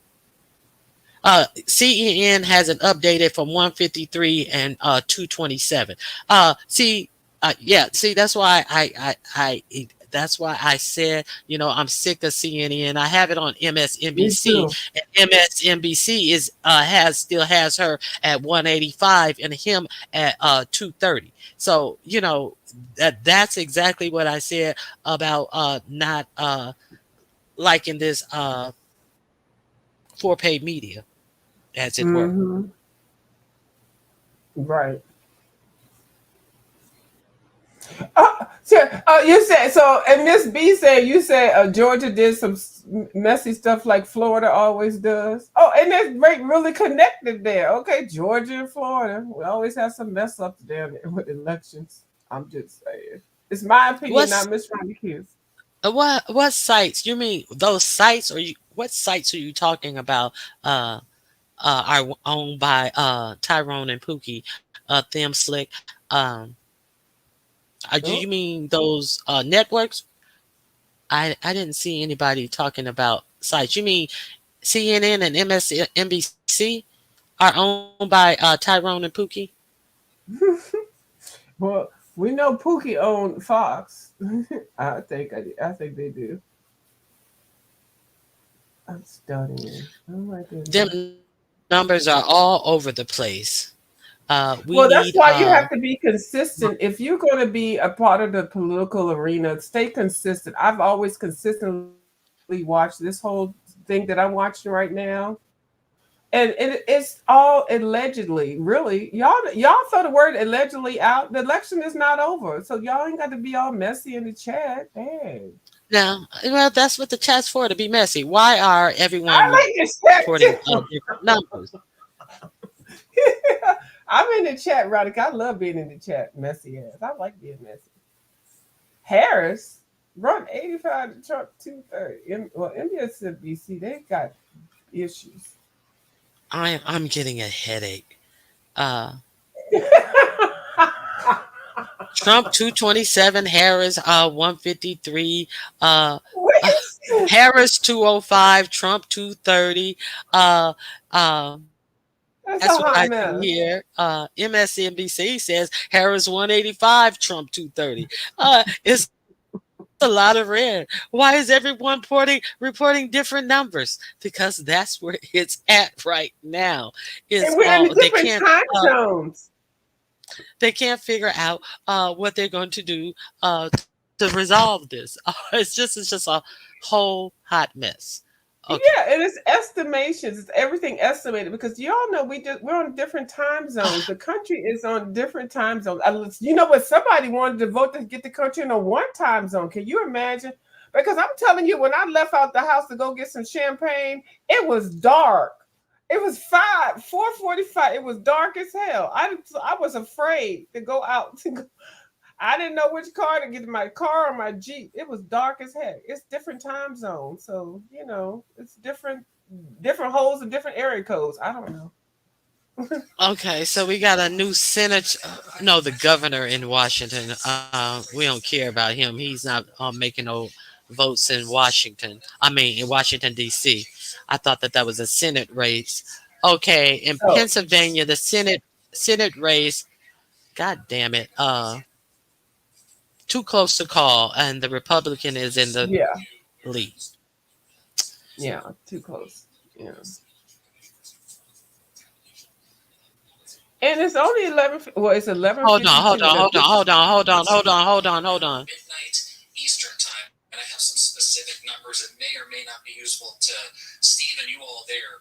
He tells me that around 50,000 votes will be a part of that next release around midnight Eastern time, and that would leave a total universe, according to Mr. Bluestein, of 37,000 votes left, but that would include ballots that won't be counted, like unsigned ballots, undated ballots, no secrecy envelopes, and other ballots that, for whatever reason, don't meet the standard of being counted. So again, 50,000 ballots to be released in the next 9 minutes, and then 37,000 tomorrow. I want to just quickly show you, it looks like actually maybe there's some ballots or something coming in right now. We see a police car escort with two different vans, but I do want to show you, Rachel, just come take a look through the window here, because this is the one angle you can see election workers here in Philadelphia that is not their camera processing the ballots, and they're all in there now going through the process.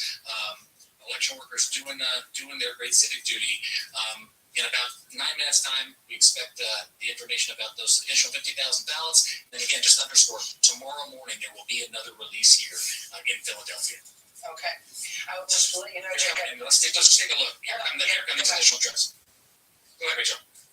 I was just going to say, just to let you know, in case you couldn't see, when you were poking your nose into that window. Now, they're showing all these trucks come up with ballots. Now, if these 50,000 votes turns in for Harris, you're going to hear they had truckloads of ballots going in the precincts. They were sneaking ballots in. But what's funny was what I was getting ready to say. What I was getting ready to say before you asked me to not say anything, I was getting ready to say it's got 9 minutes before 12 o'clock before they're going to do another vote count. I don't even know how they do it, Ms. Ronique. I was asking people because I've been a part of this thing. I don't even know. Yeah, but you're right. They're going to pull the trucks up in there and talk about stuff. It's fraud. They need help. But I was just getting ready to say the same thing. At midnight, they're going to do another vote count at 12 o'clock, which is like, what? Now we got 6 more minutes. The numbers are going Yeah. to change. Mm-hmm. So Funny as hell.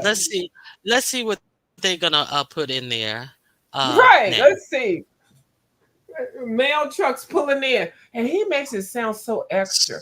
They pulling mail So for trucks the in. Senate, it's too close to call. But the Republican is in the lead. Wisconsin Senate race, too close to call. Republican is in the lead.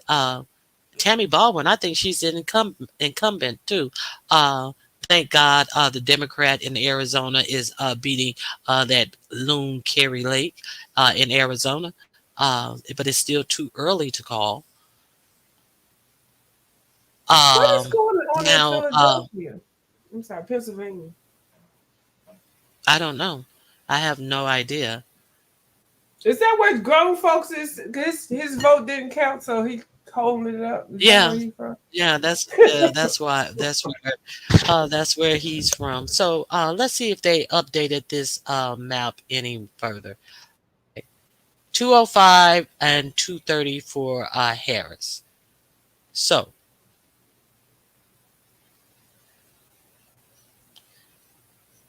it's still the same, unfortunately. Okay, so I'm thinking Arizona is going to go blue and Nevada. I don't know about Pennsylvania. I think Pennsylvania is going to go blue, but I don't know. If all those things that go ahead. And Minnesota's going to go blue, I think. Go ahead.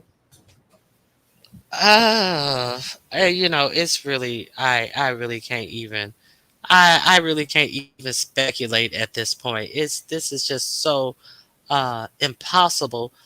I just don't even how understand that all of these races are they had polled that all of them would be this close. So we'll see what's happening. We'll see what's gonna happen. I'll put it that way.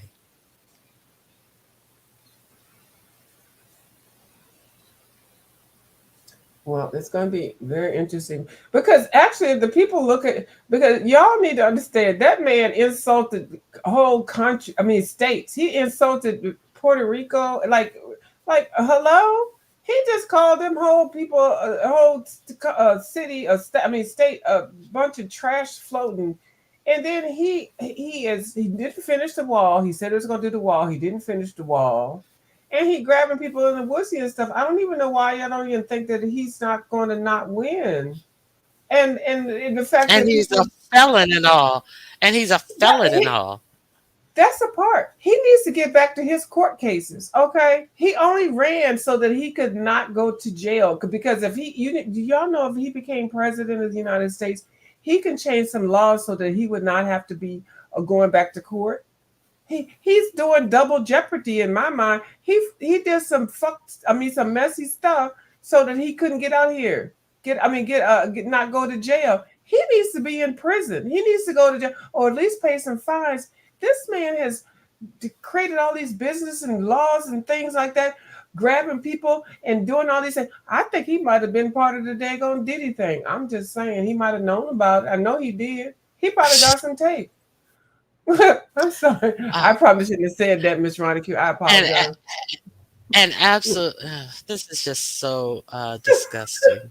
This man is ratchet. Why would you want somebody that has a dirty record to be a president of the United States? And he's got these raggedy people on the YouTube talking about, I'm not going to vote, but I still want to get some benefits. I want my crab legs. I want my kids to have this. I want to get my mama on this.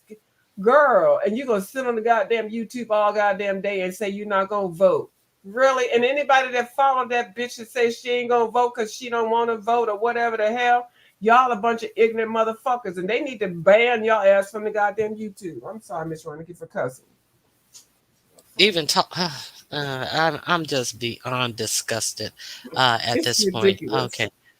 Let's hear what they're talking about on MSNBC. Okay. Let me go on mute. There's the link. All of the stuff you hear from Trump and J.D. Vance about trade and about building America, this is Kina, I didn't know that was you. How you doing? Hi, how are you? How are you of you? Oh.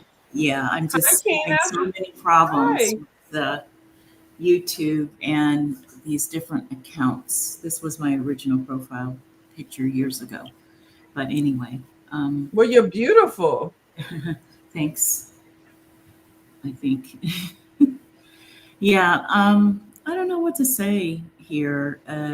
There were a lot of, I don't know if both of you all noticed this, but a lot more Black vloggers this time around than last time I saw were on the anti-Harris bandwagon, and they've been there for a long time, actually. So I've never seen this many quote unquote conservative Black come out like they did on YouTube, and I just didn't want to believe. So I would ask around in the community and so forth and get different impressions from what I was getting on YouTube. But there were an awful lot more conservative Black bloggers on YouTube this time than there was 4 years ago during the pandemic. And they were very much anti-Harris. And I don't know what to say about that. So what is the most famous quote about Black women as far as their standing in the U.S. is? Do you guys know what I'm trying to allude to? Black women are the most what? Disrespected people in the United States. Out of all races and Black women are the most disrespected.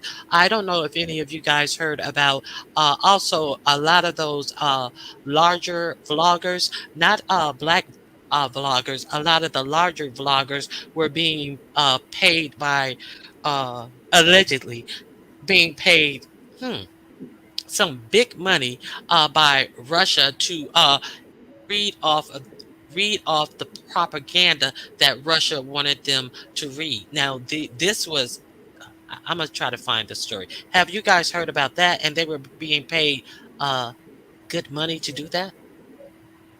Yes, and China as well. Mm-hmm. Okay, so you've heard of that. Yes. So, and are we clear that Musk had no problem with disinformation being on his allegedly had no problem with disinformation being on his platform? We are very clear. Okay, so and even it has like a viewer's viewpoint is it has even dwindled down to this sector of YouTube. You had so many people even just ignoring anything that people were telling them about this election, and then people outright just saying the most insane stuff for reasons why they would not be voting for Harris, or why they were voting for Trump, but had absolutely no policy information that they could quote. That was the main thread that ran through this sector that I noticed, that they knew none of the policies, none of the actual policies, and talking about their voting for someone who's in line with them. So, and couldn't answer, well, what policies are you speaking? What Right. policies did he run on? They couldn't answer that. There were actually two Black women vloggers that I used to watch religiously in the sector, and I had to stop watching them altogether and unsubscribe because one had said the best economy was under Trump. I don't know what world she lives in. I don't know if she took civics in college or actually it's offered in high school or middle school at this point, or should be. Maybe they're getting rid of that too. It should But be. And any yeah, incoming go ahead. president is inheriting the economy from the previous president. So Trump, when he came into office in 2016, he inherited Obama's economy. So of course it was good, but I just don't know what planet she was living on because every time I watched one of her videos uploads, she was hustling from job to job, talking to us from her car, running from this job to that job. But she's also in one of those religions where the men tend to dominate and the women are very subservient. And I can't think of religion, quote unquote religion, at this particular point. So I don't know. It after a while, looking at all of this stuff just really got on my nerves. Really can't speak for anybody else, but it was just a lot to hear from other Black women that we definitely hate each other. We are not the same, of course, monolithically, and we shouldn't be, but the hate is just so rampant amongst ourselves. We can't get on the same page, so we can't expect other people to respect us because we don't respect ourselves. Yeah.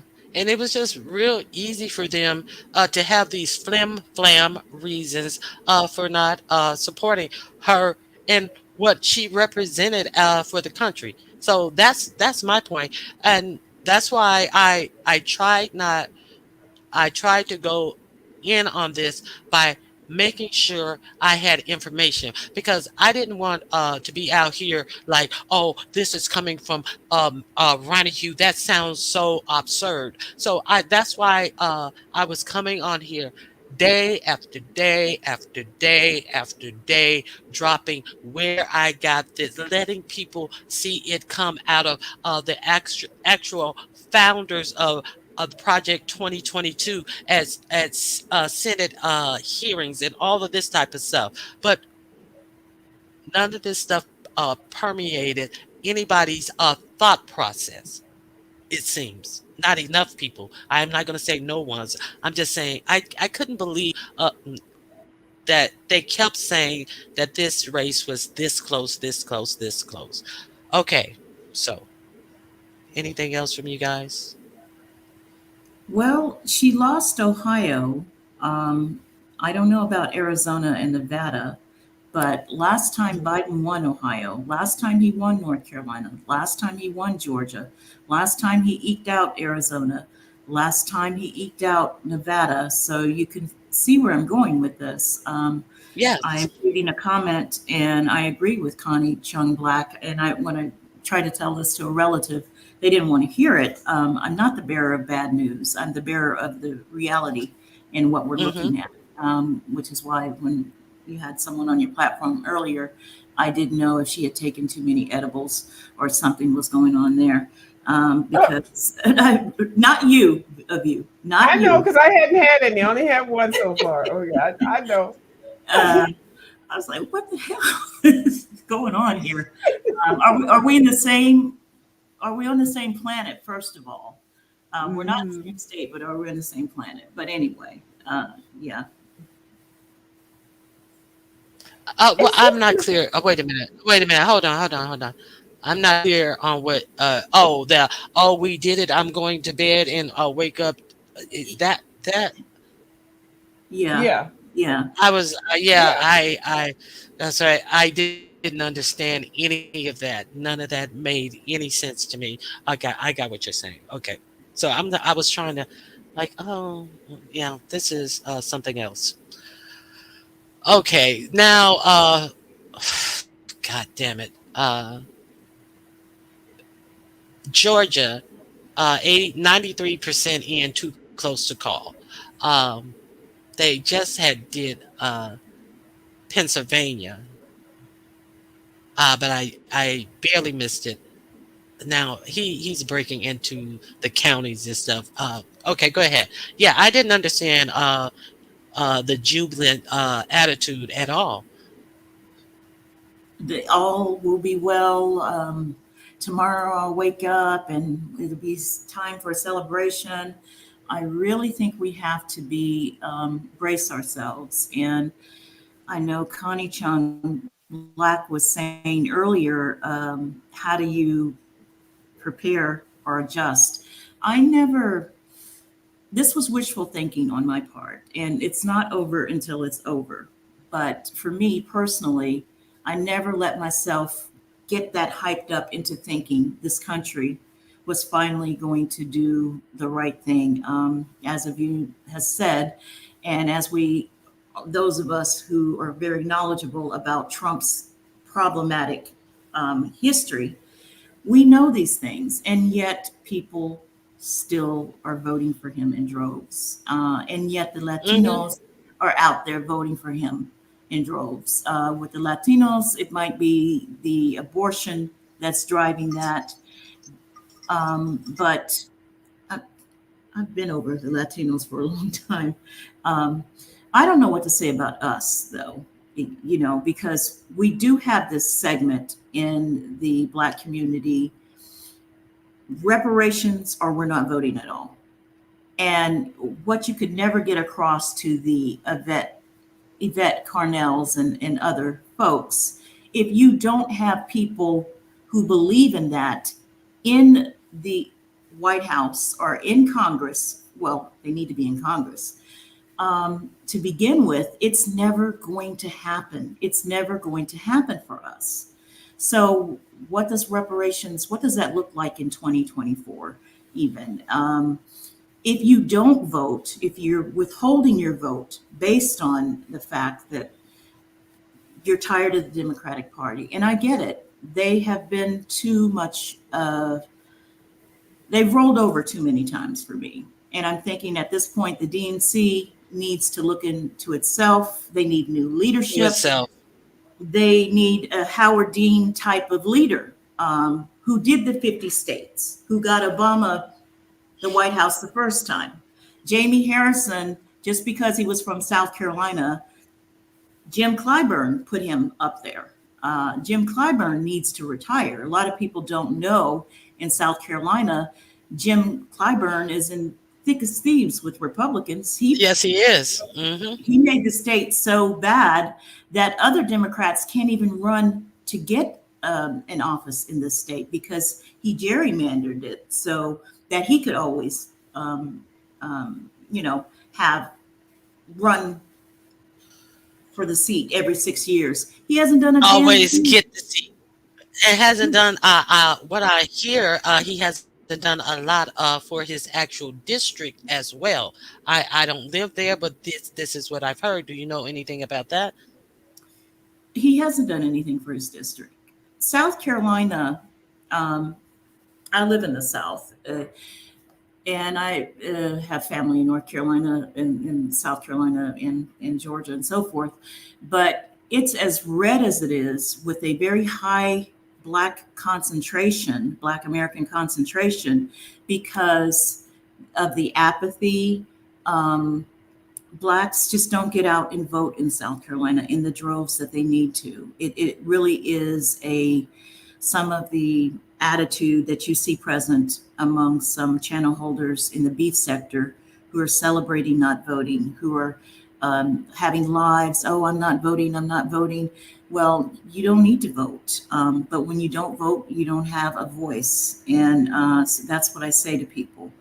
You don't have a voice if you don't vote.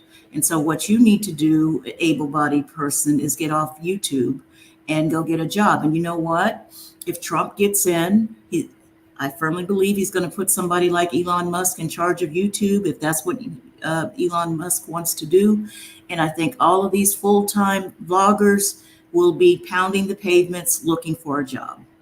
Because once they figured out how a lot of Black vloggers were able to come on YouTube and make money, they're going to put a stop to that. That's just my belief. I agree with that, and I saw that. I've seen that coming, and Miss Kenya, is Kenya. You know me. Girl, I come to your room all the time. but girl, you sound so nice and all dignified and stuff, and I've been so ratchet on my channel. I'm sorry that I've been ratchet as hell, but I see that you have been listening to me, even though I know when I'm in my ratchet mode. But we're speaking about political items right now, and I greatly appreciate you for citing some of the things that I did say, but I'm feeling kind of embarrassed and ashamed with the ratchet stuff. But anyway, so we're gonna keep it on the political situation. So, Miss Ryder, can you refresh your screen? I feel so ashamed now, Miss Kenya. I'm sorry. Anyway, go I ahead. think Connie and I are going to I have to see. disagree on stop Go agreeing with ahead. her. She's Yeah, I was wrong. just about to I'm say that because absolutely I right, was Connie, asking. because I was in South Carolina for a long time. I'm absolutely right about that. Jim Clyburn hasn't done a damn thing for the sixth district. He hasn't. Okay, so I was asking. So you guys are disagreeing. Connie, now go ahead and finish. I interrupted you.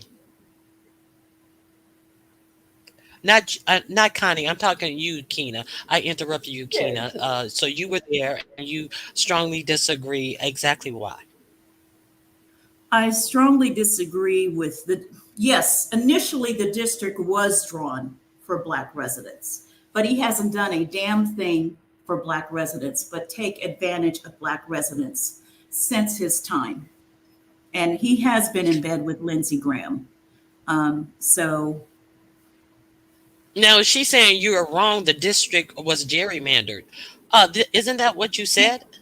that is what I said. And then she went on to say, stop agreeing with her. Okay, of you, I'm about to be a little bit ratchet here too. Go ahead. You need I some come help, up girl. You here. need some cuss I words. I come up got here some with for you. facts and I try Go to be ahead. polite, and this is why I don't read the comments so much when I come up here. But at the same time, I'm very passionate about some things. And one thing is, I don't like people lying on me. And the other thing is, I don't know everything, but I know this part. This is what I'm talking about. And that's part of the problem. He's been there for 30 years. 30 years. 30 years too long. Okay. Sellers is waiting on him to retire so he can take that office if he can get it.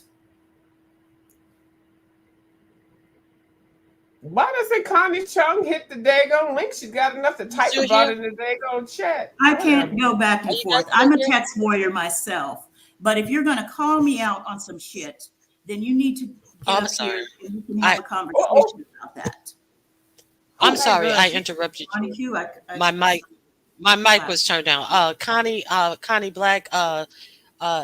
If you want to have some dialogue with Kina, Kina is not of the ratchet type. I can't have this conversation because I don't know the ins and outs of South Carolina. So I would like to know. You seem like you're quite sure of your position on South Carolina. So maybe you guys can have the conversation.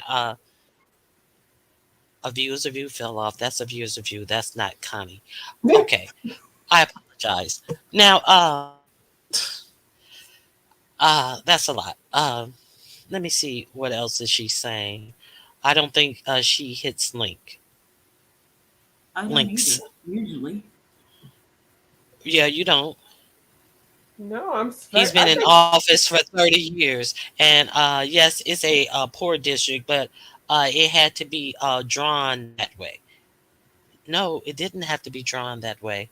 It had to be that drawn that way to ensure that he is the one who wins the district and is thus in office for 30 years, and his district is still poor 30 years later. He didn't bring anything to his district after being uh, up in Washington for 30 years. Why is his district still poor? Why hasn't his district advanced? Why hasn't he bought any type of industry jobs or anything to his district in 30 years, Connie? Now, I don't know anything. What say you, Kina? Well, that's what I'd like to know. Before he ran to be senator, he was in bed with well, you have to be in bed with politicians in order to get these fancy jobs. He was the human commission, the commission that investigates EEOC complaints.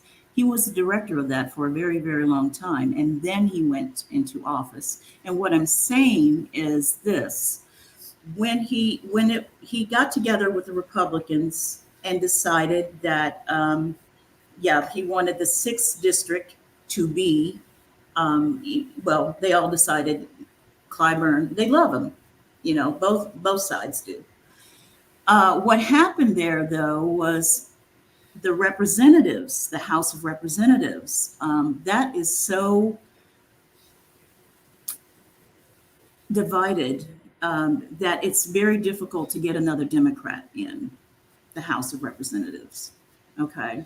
We can't get another Democrat in the House of, or as senator.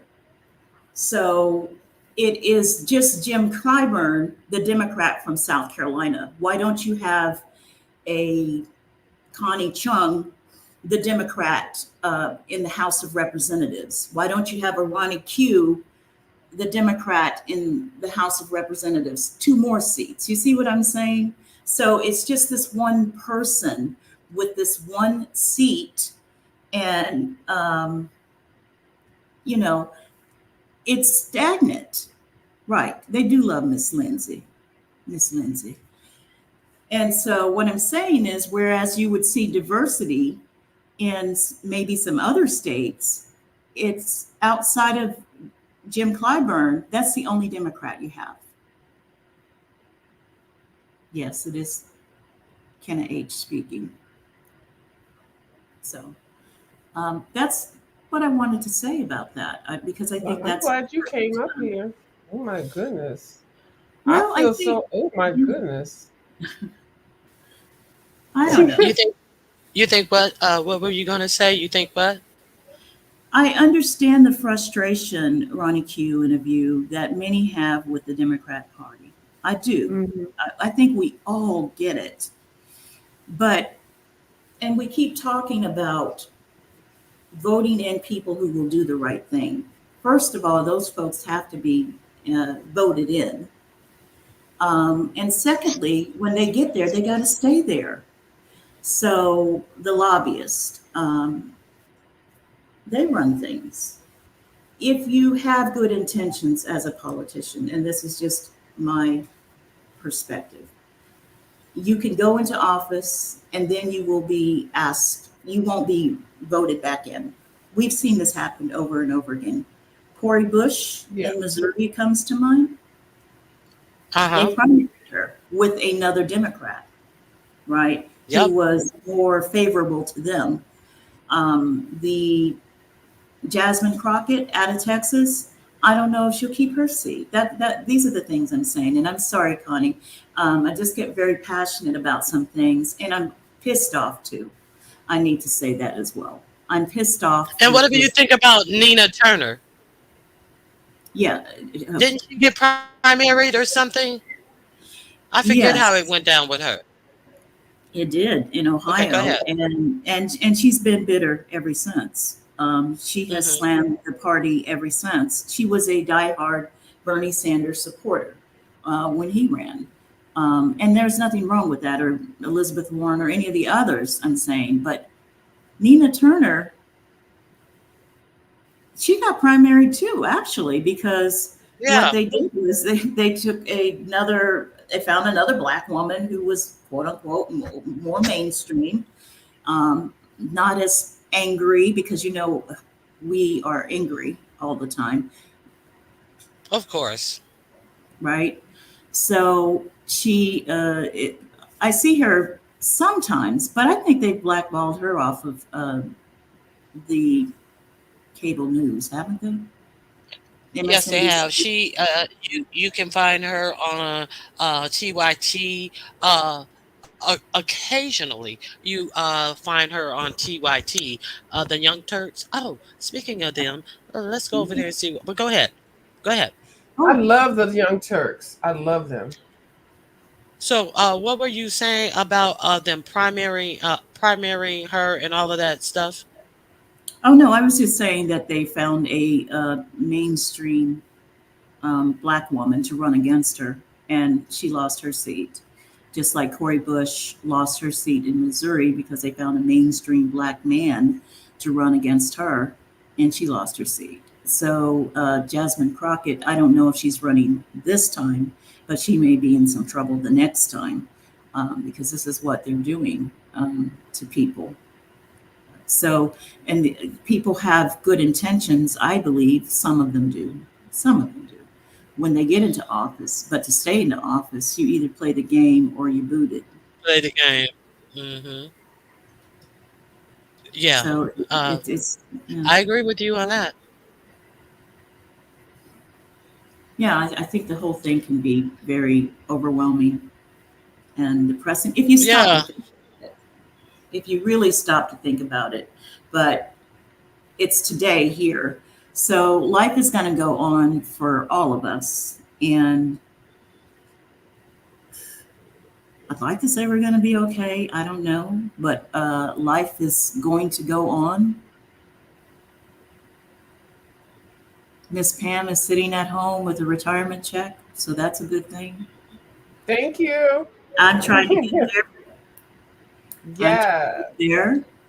So, And I'm trying to triple dip. I'm trying to make sure I get some other forms and streams of income coming in. Never sit with one or two means of income coming in, you all. And YouTube is not a job. You cannot get retirement from this, and there is no dental plan. Okay.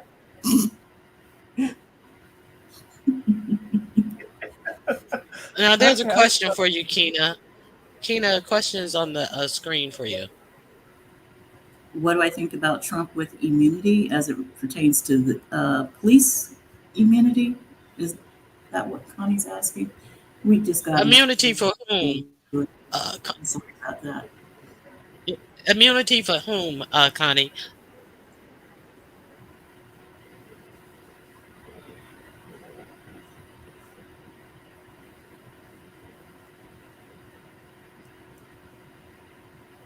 The Supreme Court. That he got from the Supreme Court of the U.S.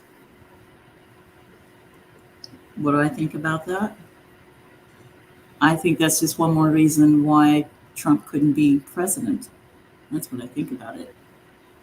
And it looks like Congress is going to change to all red too.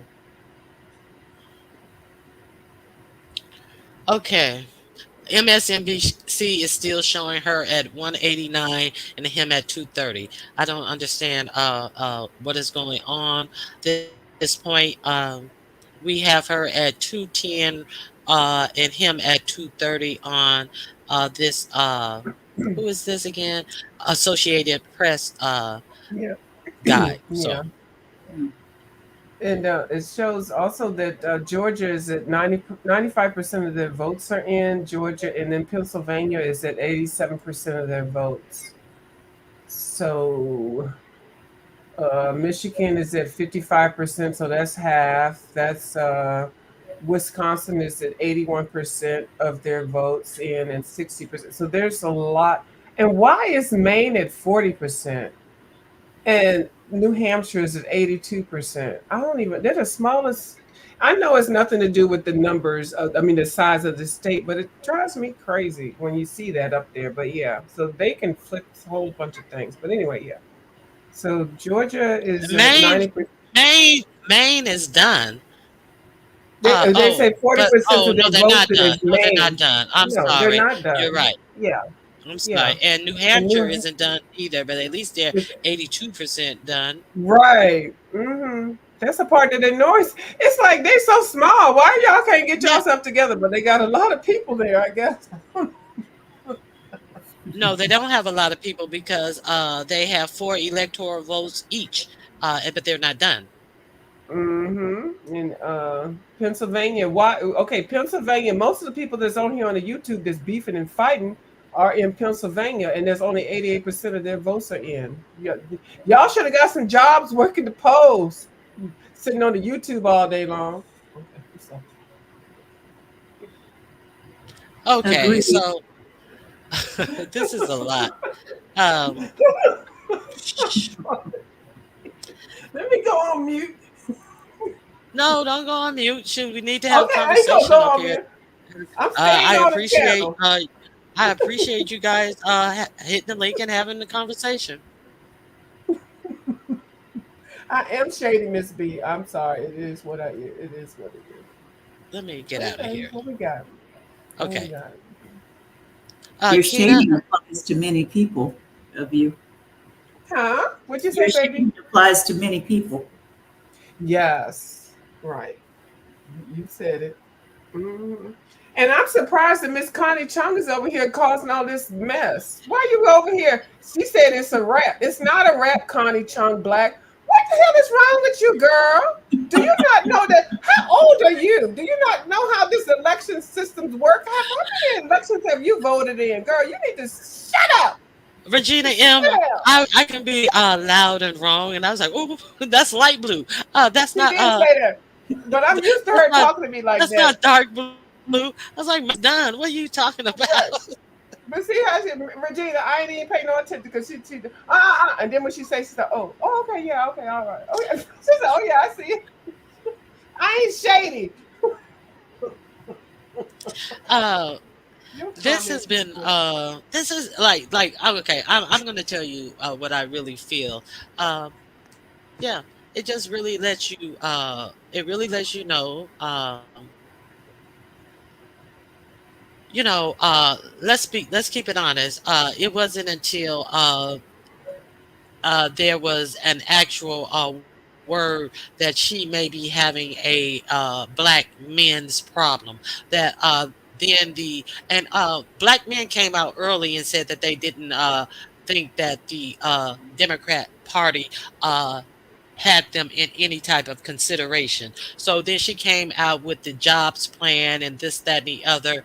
But I think it was too little, too late. It was definitely just a little bit that she had, and then the statement that she's going to be the president for all Americans. But uh, all the presidents have been the president for all Americans, and if you are a Black American, you should be able to understand that Black Americans have been put aside, put behind the eight ball, had all types of redlining, all the things that have not allowed them to be able to pull themselves up by their bootstraps, and all the discrimination on jobs, discrimination not being able to get a job, keep a job, and all of these things. These are some of the things that you have to address if you truly want to be the president of all people.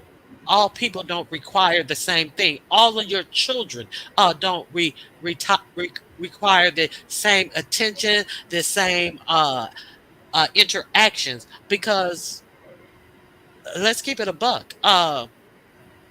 If you're behind the eight ball, you just can't be like, okay, here I am. Everybody can keep up now. No, you have to implement some things that are specific to Black people, and that's with everybody.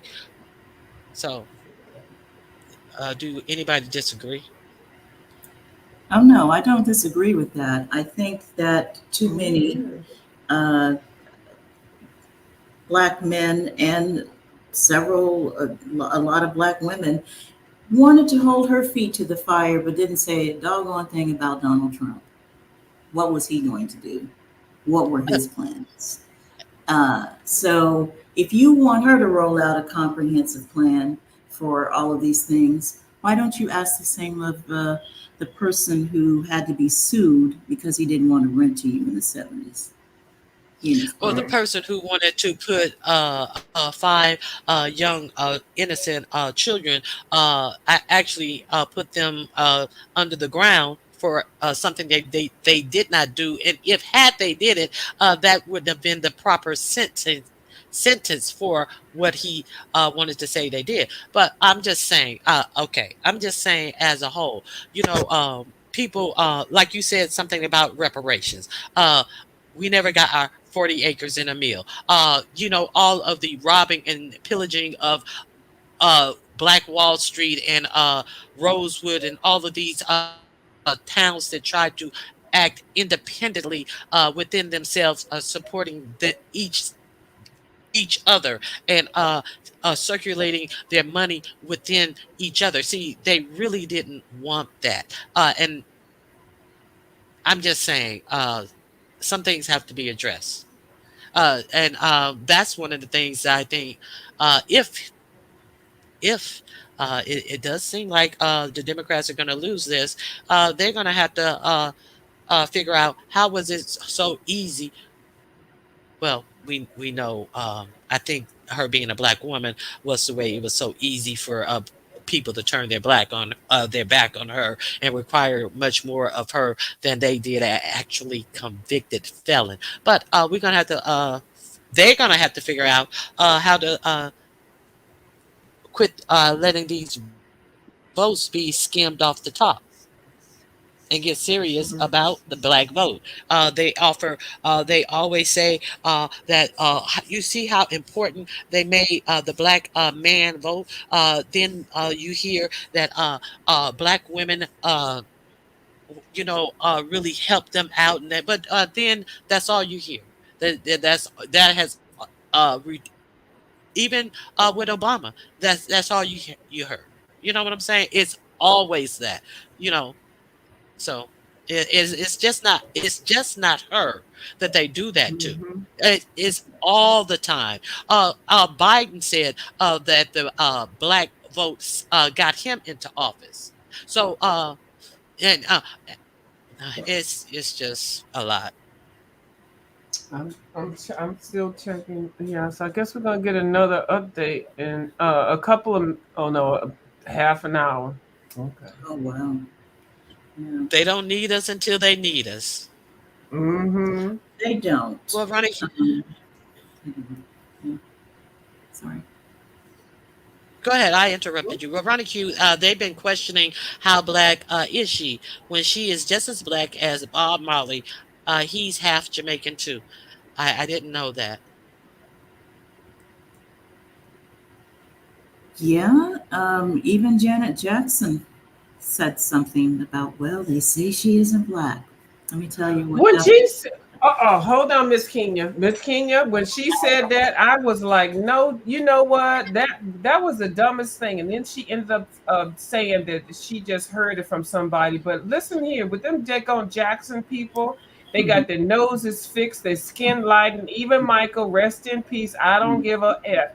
They can't even, they're not anybody to even say anything about, because they always been trying to look like they Latin or Latino or Mexican or whatever. You see how she do her hair? She don't even wear her real natural hair. Michael didn't even do that.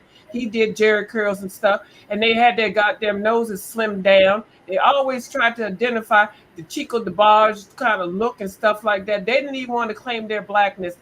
After Jackson's fight, and Janet, you, how dare you even? This a woman. This your girl. You should be black, but you don't. You don't even try to act like you were looking black. You out there doing a control, looking like a Latino girl. Girl, no. When she said that, I was like, I know she not. Who asked you anything? I'm so sick of these daggone musicians and artists and actors and things acting like they're really doing something for people. Y'all not doing nothing. You get at the end of the year, you give maybe $2, $3, $4,000 or 10K or whatever to donate to some charities, but y'all not out here in the street. Y'all been struggling actors and things. Then when you get big, you don't even want to recognize where the hell you came from. Janet Jackson, when you said that shit, girl, if I wish I was meeting you right now, I would tell you to shut the fuck up. That was so wrong for you to say that about that lady. How dare you? And then for you to repeat something. Do you know how many people have said some horrible things about you? You should understand. You should have some sympathy and empathy. You gonna say, I heard she's not even black. And then when somebody said that the publicist said something and you said, I'm not retracting that. Girl, sit your ass down somewhere and take your goddamn skinny Janet Jackson nose and shove it somewhere. I'm so sick of her. You had to go get a husband over there in goddamn Dubai. You couldn't even marry a regular old black man. Girl, shut the F up. I'm sorry. Okay. So B said, and the president needs a Congress to back them. Yes, they definitely need a Congress to back them. But if you are coming on a platform that is going to get you in the presidency, you're going to have the people behind you, and hopefully the Congress will align with you, or you have people running with you, endorsing you, saying that they're on your side, that you can bring along with you. So you're definitely right about that. So yeah, like Keena said, it's going to have to be a whole look within the Democratic Party, because what they are doing is definitely not working. If they couldn't make this work against a felon who is looking at time jail, and everything has been rigged for him, not against him. It's just crazy. Okay, so anything change your views of you? Well, no, I just checked. I just refreshed my screen, and everything's still the same. I think we're just basically waiting for a next 20 minutes. Everything's 2:10 and 2:30. I'm looking at the time, so no, nothing's going to change until about 19 minutes, 20 minutes from now, Miss Frank. Okay. Okay. So what else you have to add of you? What do you think Well, about the I get all, 2011? I feel messy, Miss Ronnie Q, because I've been trying to give some advice, but then y'all bring up people that I just want to cuss out. And Miss Connie Chung, I'm not mad at you, whatever, you can say whatever, but girl, I didn't know you were that passionate about this situation. And I'm so embarrassed that I didn't know Miss Kenya was all dignified and stuff when she hear me over here with the ratchet stuff. And I'm so embarrassed, Miss Ronnie Q, that Miss Kenya, she's up here all dignified and everything. And I'm all ratchet and gutter. Oh my God. Okay. Sincere Saida, I mentioned that when I was talking, that she said that she wasn't going to do anything in particular for just the black people. So Mhm. I did mention that. I did not ignore that. So Miss B I said just that Janet go ahead. Miss B said Janet Jackson has a beef against Vice President Kamala Harris. What say you, Miss B? I didn't even know they had a beef. I didn't even know anything. Why is Janet even in goddamn political? Oh, because of the Michael Jackson trial or something. Oh, see now, see, look. Go down a rabbit hole. We found all this big on mess. I didn't know nothing. I didn't know Janet Jackson was beefing with Vice President Kamala. Like, who really knew? Who knows these things? Hey, Miss Saida. Okay, Oh, the it's been only called for empress Trump. saying Georgia has been called for Trump. Let me Okay, let me refresh. see if they have updated this on the It's not AP. updated. Mm-mm. They haven't updated it here. Where did you see that, the only empress? Yeah, because it's not updated. I don't see it. I just did 3 other sites. The only empress. Where did you see Georgia being called for Trump?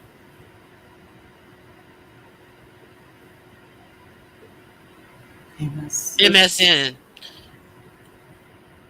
Okay. MSN. Well, I'm on there now. I'm on MSNBC. Is that what you mean? Okay.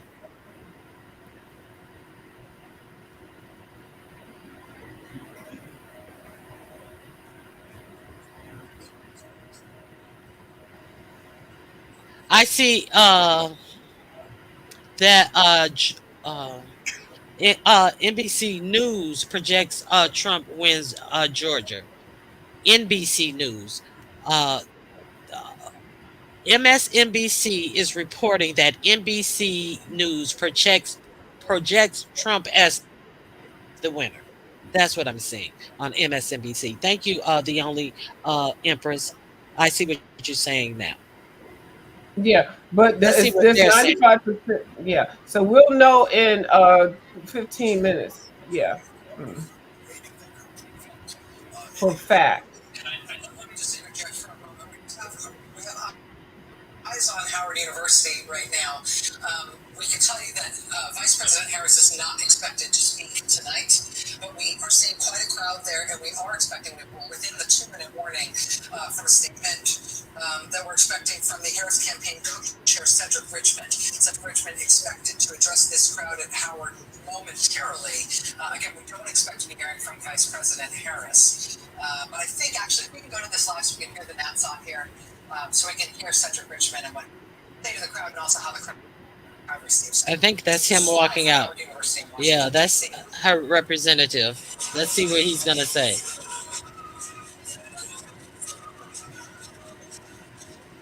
Look like he's been crying. Good evening, Howard. Can you guys hear? Good evening, HU. Yes. I want to say good evening to all of the Harris campaign, the campaign family. Thank you for all that you have done. Thank you for being here. Thank you for believing in the promise of America. We still have votes to count. We still have states that have not been called yet. We will continue overnight to fight to make sure that every vote is counted, that every voice has spoken. So you won't hear from the Vice President tonight, but you will hear from her tomorrow. She will be back here tomorrow to address not only the HU family, not only to address her supporters, but to address the nation. So thank you. We believe in you. May God bless you. May God keep you. And go HU and go Harris. Thank you all. I definitely agree with them. I don't come out succeeding. They are talking about projections. No, we're talking about the people who came out and vote. I would want all the votes counted too. Fuck that. I now, what do you think? If it stays like this, if it's only projected that Georgia is going to Trump, how? Oh, do either of you think that Trump is going to come out and make an acceptance speech, even on projections? I do. I I do was as going to well. say I do too because he's so extremely arrogant and cocky. Yes, he is, and especially that he's looking like he's dominating a woman. Yes, he is. I think he will.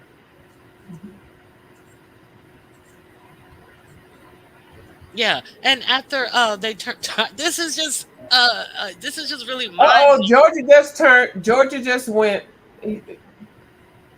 Georgia just turned red. Okay. Let me see. Hold on, mine didn't update. Let me see. Mine just No, updated. mine still. I just refreshed, and mine definitely did not update. Let me see how much. Uh, okay, mine says that it's 94% reporting. He has 50.9% over her 48.4%. Uh, hmm, Mine just a switched little to over red. a little over 100,000 votes that he has her by. So Mm-hmm. I'm gonna refresh again right now. You guys see me refresh? Mine hasn't changed. What does your what do your number show for Harris and Trump up above that of viewers of you? Your Okay. electoral college numbers. Did that My change? electric is 16 for Donald Trump. What? Well, it says 16 for Donald No, Trump. in total. No, his total electoral college Oh, count. okay. Well, I'm not on that screen. It just changed. I think it's switching over because what is it? 1248. Yeah, 1248 for you. How many electoral college vote on the screen that you said changed for Trump? How many electoral college does he have? My screen has EV electoral college votes, and it has it on the side, and it has Trump, and it has 16. I don't see a different number. Hold on, let What me screen is see. what are you looking at? You're not looking at this one that I have on my screen. What are you looking at that I'm looking. changed? I'm looking at. I told you I was looking at the New York Times screen, and that's the same screen. It Oh, shows 210 for Kamala Harris. Now it says 246 for Donald Trump. Yours is not. oh, okay. Yours is not updated, Ronnie Q. I refreshed it plenty of times. So Mine what says you're 246 for Donald Trump. so that would add the 16 electoral college vote from Georgia. So, but Yeah, they and it still might be a say time difference, Miss Ronnie Q, because I'm on the East Coast. That's what's probably what it is. That's a time difference from California. Isn't that something? it could be, but they still haven't announced it. Well, they're saying it's an estimate. So what do you think, Keena? I think he got Georgia. Yeah, he's Yeah, got Georgia. It's yeah, he showing it has right Georgia. here. So it's 246 now It's for Trump. 246. He's got it. And then it's a Yeah, delay because yours still shows 230. that's crazy, and it still shows it in the pink, no matter how many times I Right. refresh it. So yeah, it's the time difference or the yeah. So what I'm showing, the East Coast is showing what it is in real time, and there's just a delay to California. Now, the Senate has won. Republican has won control of the Senate. Okay. So this is just amazing. Well, definitely, Jamie Harrison has to remove himself or step down from the DNC. Why do you say that? Because of the number of losses from the Senate, and also I don't know what's going on with the House, but yes, I mean, yeah, I think he does have to step down. I think you need new leadership there at this point, and Jim Clyburn isn't in Obvious. a position to be calling shots for anything anymore. If Okay, so in the House, the Republicans have 190, according to MSNBC, and the Democrats have 157 at this hour. okay, and see, Pennsylvania, Trump is up 2.6% with 90% of the vote in, according to SNBC, at this hour. okay. And from your location, if you're reading what you are seeing on the screen, because it looks like what I'm seeing on the East Coast is a little bit more updated. So let me see what they say for Pennsylvania.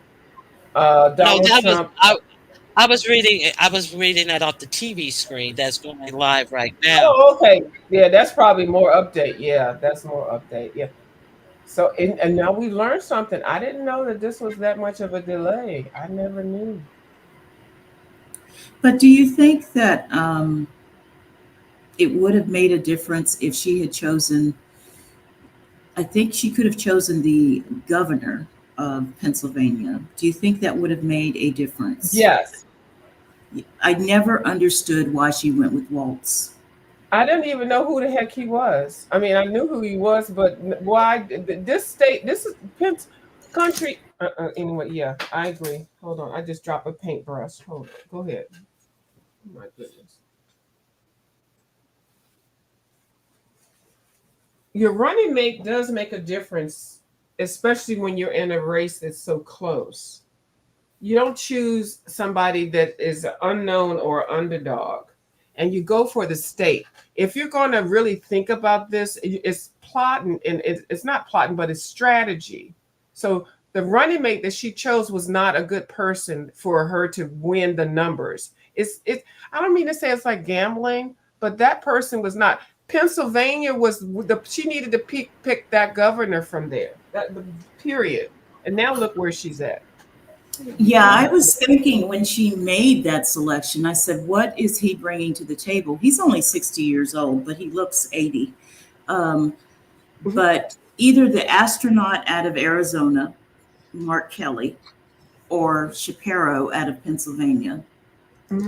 I know it's Wednesday morning quarterbacking here, but I always thought that Waltz would be the weak link because this is just my opinion and it's controversial.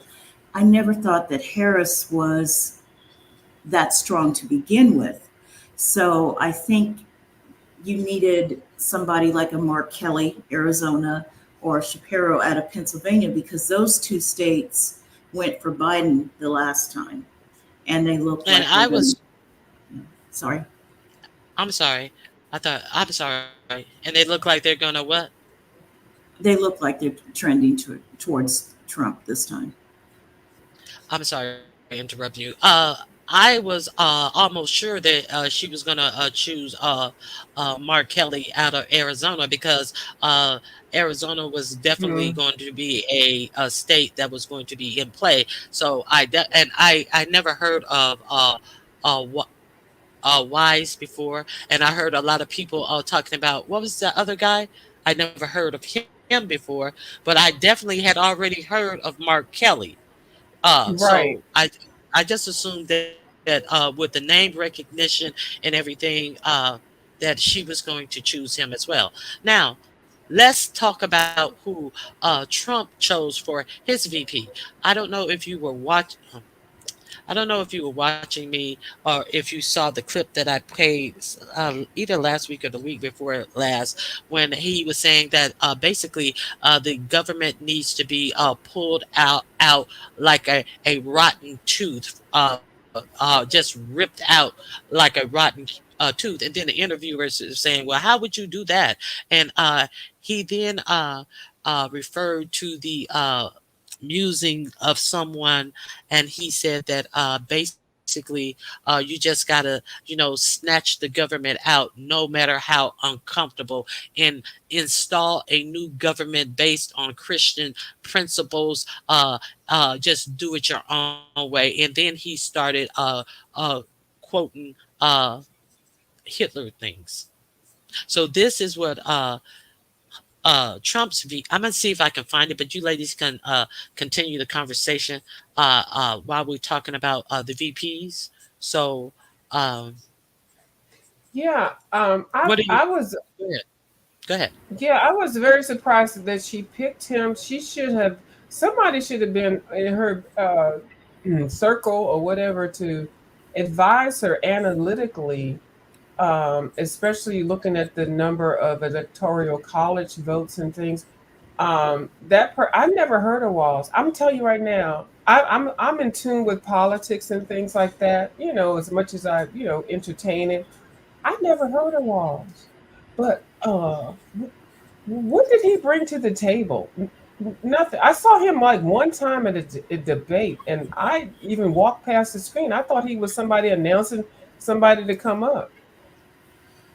Yeah, see, I never understood why it had to be him from Illinois. I kind of think, okay, well, maybe she didn't want somebody to outshine her. I don't know what went into that strategy, but it was a poor one because like Ronnie Q said, Mark Kelly is the name recognition, the astronaut, the person who took his wife's seat, was elected to his wife's seat because remember she was Gabby Gifford. Yeah, I knew her. right, That's how I right, knew him, for taking over right. Gabby Gifford seat, because some loon came to a campaign event that she was having and powed her in the head.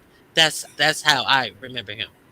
And so having somebody like that as your potential VP, he can get out there and stump when they keep screaming about they're going to take our guns away. You don't need an Uzi to go hunting. You don't pulverize the deer, and whatever the case might be.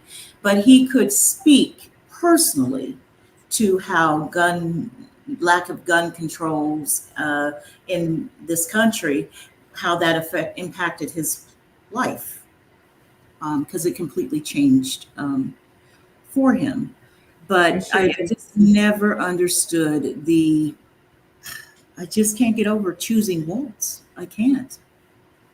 Who is he? I was like, and who is that? And and because like I have his little flyer. I mean, because I was like, even when I even signed up to help with this campaign and everything, it was like, well, who's the running mate? I was like, who?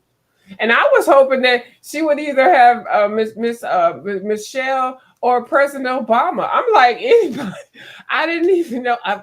Definitely strategically, should have been somebody from Pennsylvania or Arizona or one of the other states. Somebody else just closed. Oh, Miss Ronique just put her number up. Okay, her screen just refreshed. Okay. So this person, it doesn't even look good on the thing. Look, they don't even look good together. I'm sorry. He couldn't even come to the South, which is we know it's traditional and a lot of racist, quite frankly. But I somehow think that if it had been Kelly, he could have made some inroads in some small parts of the South. South Carolina, forget it. But I want to think because he's an astronaut, right? A former astronaut, that they would connect to him. And I know people would say, well, she's got a white man on the ticket. Clearly, this country is not ready for a woman. I don't think so. But it's not over. But I'm just saying that, to balance the ticket, Harris Kelly, I don't know. But that's quarterbacking. And that brings me back to why Jamie Harrison can't be the DNC leader anymore, because Howard Dean had a 50-state strategy and it went from bottom to the top. That's the way Obama got in. And I just haven't seen much of Harrison since he's been the DNC chair. I haven't seen him in action. And look, he's from South Carolina. If you can't deliver the Your House, own, yeah. Outside of Clyburn, I'm sorry, but Clyburn is a hot mess. He really is in bed with the Republicans here. Him and Miss Lindsay are really close. He wanted, for the Supreme Court nominee, he wanted it to be a Black woman from South Carolina who was the Republicans' favorite. So there are a lot of problems with Clyburn, period.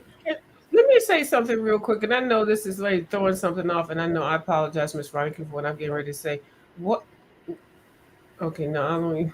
Why does South Carolina have a? I ain't gonna say it. No, go ahead. Oh, South Carolina has a high incidence of herpes. They got like 100,000 people down there that have herpes, or I don't know. Anyway, I don't know. I saw that on some thing that I look at the random polls and things. Some people down in South Carolina, they just screwing, not wearing condoms, not being protected. But now they coming up into the election and thing. Anyway, whatever. I'm sorry. I apologize. I really do, because I know that was random. That was I didn't know that. Little known facts. Right. That's what I have random thoughts that just throw out. Okay. All right. I got Tourette's. Okay. Let's just say. Okay. The Associated Press has announced Georgia now. So that's official. Yeah, I see that. I was going to say something else that I thought was kind of important, not just that random thought. So I just refreshed my screen again, and okay, so now it's 247. Oh, see, the numbers went down. I thought it was 249. So these numbers are, well, they're not, nothing is solidified, first of all. So his numbers went down. It was 249. I thought now it's 247. Well, that's weird. Okay. No, because it went from 130, and if he got Georgia, Georgia is how many? 16. Okay. So he has gotten one more. So he got Georgia. It went from 230 to 247. So he got Georgia 16 plus one more. Yeah, right. Plus one more. I was like, wait a minute. Okay, yeah, okay. Wow. All right. So was that one from? Is that Iowa that splits the which it's two of them. Is that who's it's Iowa and is it Rhode Someplace Island in the Northeast. It's a two that splits The electoral vote. Mm-hmm. It's 2 I think it states. may be Rhode Island. Let me see. Yeah. Yes, 2 So states. he got Georgia and another one. Mm-hmm. Let me Google it. Okay, yeah. Because I'm looking at the map, but yeah, now I'm just asking. Okay, so I know that when Hillary was running, it just seems like these looks like It's Hillary Nebraska Clinton. and Maine. So has Maine Okay. changed? Maine is at no, they're still 53% votes in, and New Hampshire has got 88% of their votes in. But like you said, might the No, Nebraska and Maine.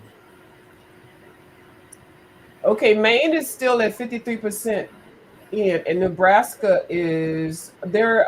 Nebraska went ahead and went Trump. So Well, it's New remember, Hampshire you're Nebraska looking only. at, He right? got two. He got two electoral votes, two from Nebraska, two. So is it New Hampshire Okay, you're I thought he looking got at? 3. Okay. What you say about New Hampshire? Is it still out? New Hampshire has 88% of the votes in, Okay. and New Hampshire has 4 electoral votes, but yeah, there's 88% in, so that's just 4.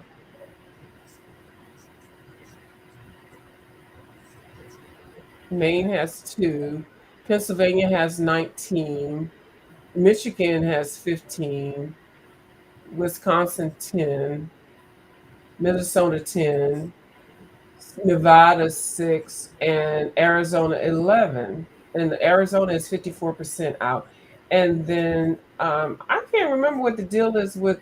Alaska has three electorals, but they still out because they're a little bit further.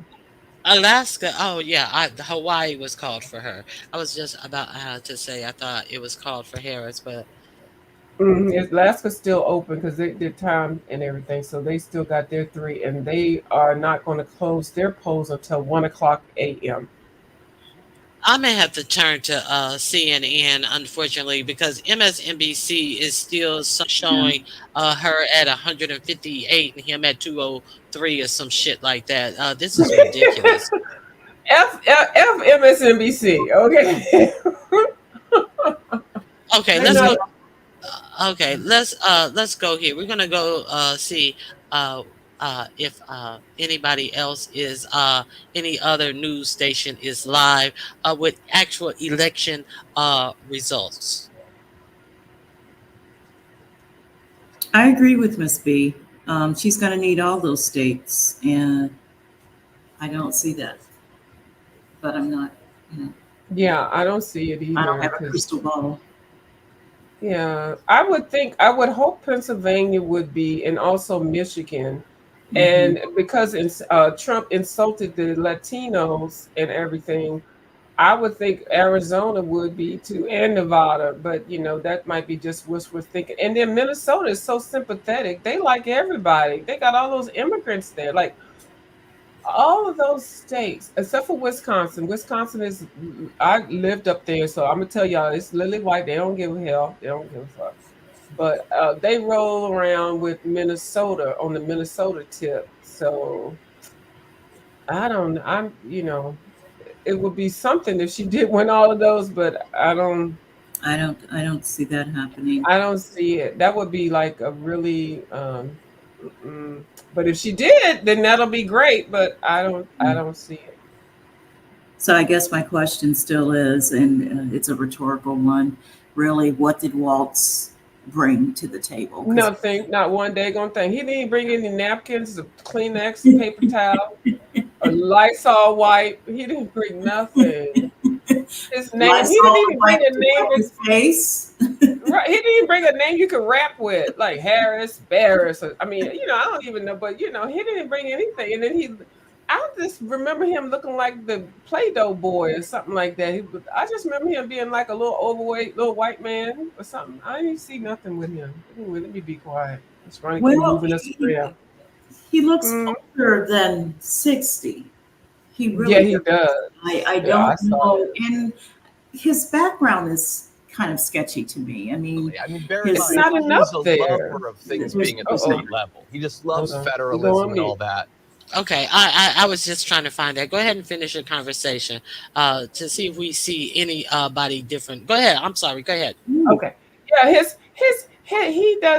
he doesn't even look interesting enough to be wanting to listen to. He reminds me like a big old Play-Doh or something boring character, like somebody's. What Walsh looked like to me, like the Santa Claus and the Macy's parade or something. Like you go to the mall, you take your little nephew or something there. They seem boring. he does he looks like the Santa Claus in A Christmas Story. A Christmas Story. I knew he was going to say that. Very, very boring, lily white, and just generic with no personality. Yeah. Cam, Miss Sorrow, you picked the wrong person, baby. I'm just saying. Hold on, what's Miss B saying? Let me refresh my other screen over here. Miss B saying something about New Hampshire. Hold on, it just says New Hampshire is still they still at 88%. What's Miss B saying? I don't know what she's saying. And they only have four electoral. Yeah, they only have four. So what's Miss B saying? Miss B, what you saying, girl? Okay, Miss B Oh, is saying, hold on. Miss B is saying how many electoral college votes are left. If it's not enough to get her to 60, then he wins. It's all in the math. No, it's not all in the math because if neither one of them get to 270, it's required to get to 270. So if it comes out where neither of them get to 270, then the House that was lost, which is why it was so important that they gain seats in the House. The 400 and something members of the House would vote on who they wanted to be president. That's why it was imperative that they also win the House. So now MSNBC has finally called. Well, they have a check mark for Georgia in the battlegrounds state. So I guess they finally called Georgia also for Trump. So that's what I'm just trying to answer Ms. B's question. Mm-hmm. It's not about the math. That's how it works. Right. And Connie Chung's last comment was she can't Oh laugh. Lord, what's I she don't think saying? any of us are laughing. I don't think any of us are laughing about the ramifications of a Trump presidency. It is bad. Yeah. And I don't know what to say about that. It is bad. And I'm looking at Montana, where John Tester, who has been in the Senate for a while, he's losing big time this time. So this is in the Senate anyway, it's a red wave. It's bad. Let me see. In the Senate, John Tesler. Yeah. Well, I thought he won. Wait a minute. Let me see. For some reason, I thought he won. I thought I saw them say he won. You said No, Montana? Montana, he was losing.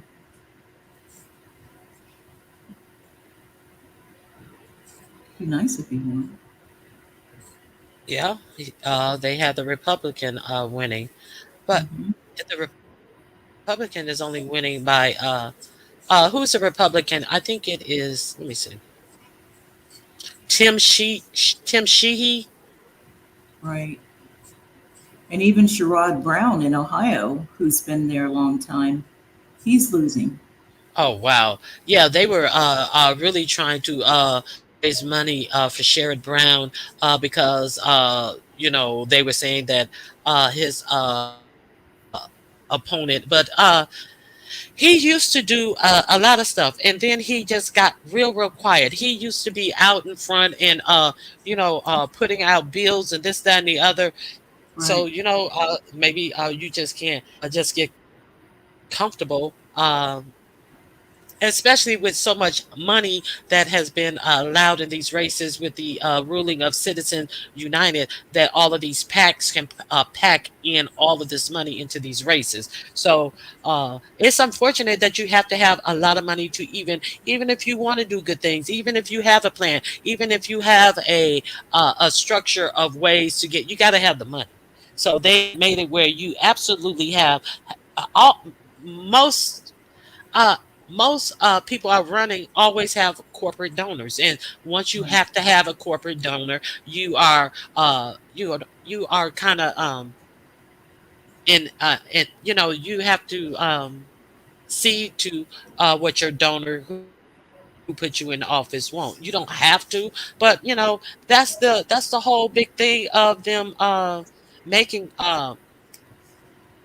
you have to spend so much money in these election cycles. It doesn't make sense. That's my simple point. Right. And so when you win, you're running for re-election again. Hmm. Now I'm going to drop down because I got a meeting thing going on with the election in the morning, so I'm going to get off. But I'll still be listening until I actually fall asleep. So thank you, Ms. Oh, Reinke, for hosting this. So viewers of you, I really appreciate you coming up and sitting here, and taking the reins over for a minute when I oh, needed you're to welcome. look up things and all that. You were a great assistant, and I appreciate you Thank you. for coming up.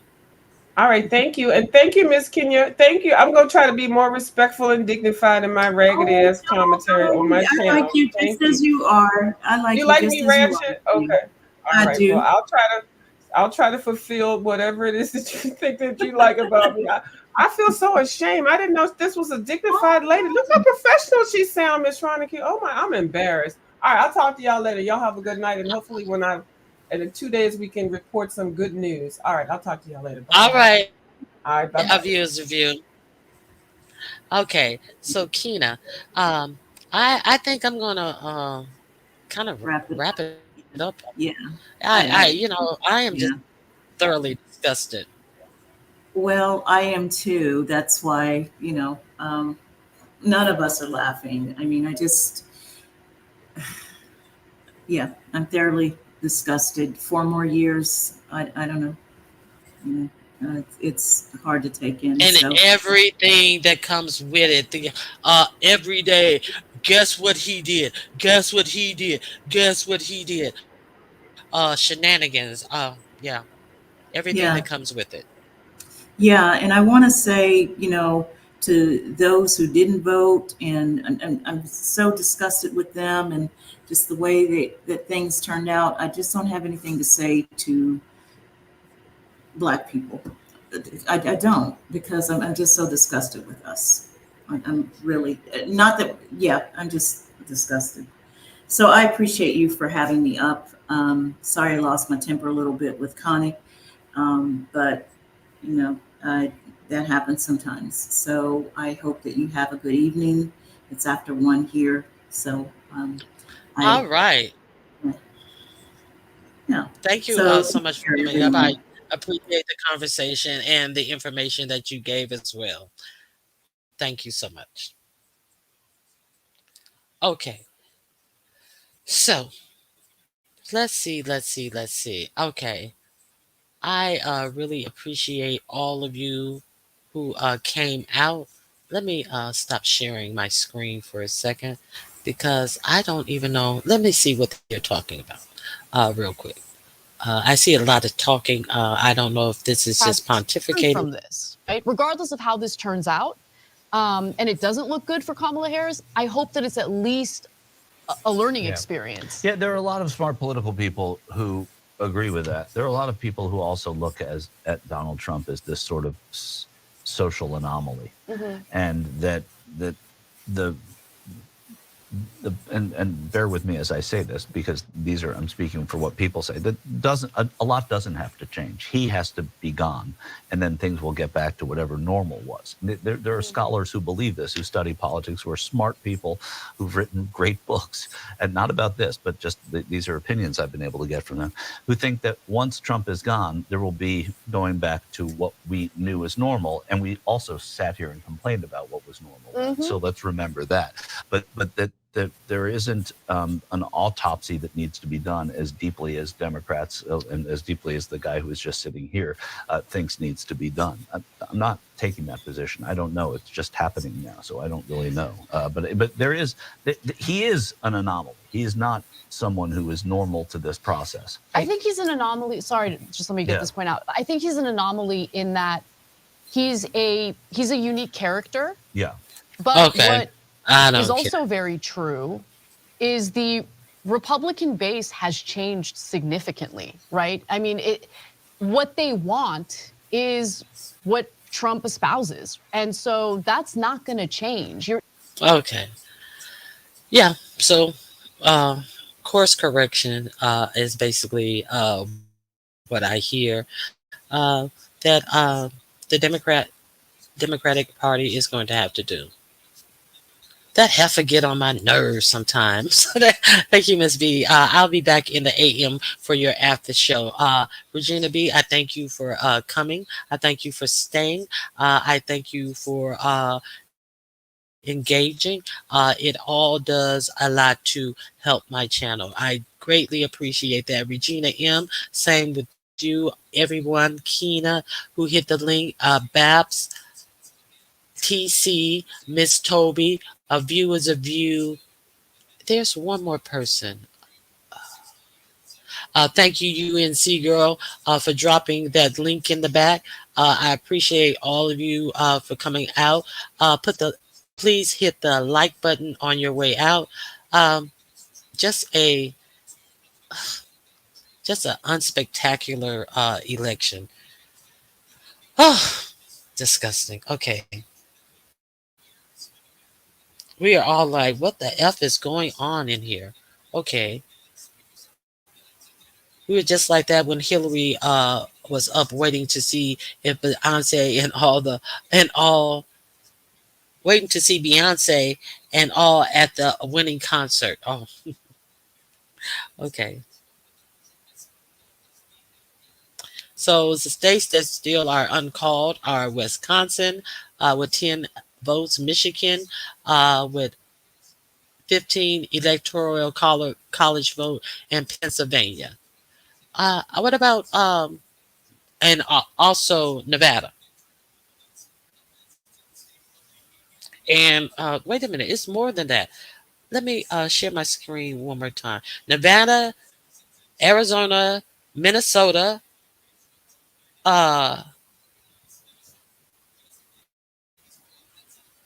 Okay, do you guys want to stay to see what Donald Trump is going to say to his supporters and see if he's going to try to accept this election?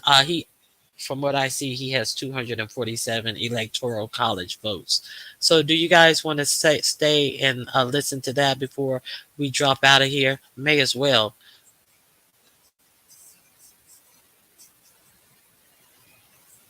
Okay, UNC girl, I thank you. I appreciate you for dropping that link. Is that a no? He's projected to win Pennsylvania. Interesting. And they just announced it. Stay on, please. One in the chat if you want to hear what he has to say.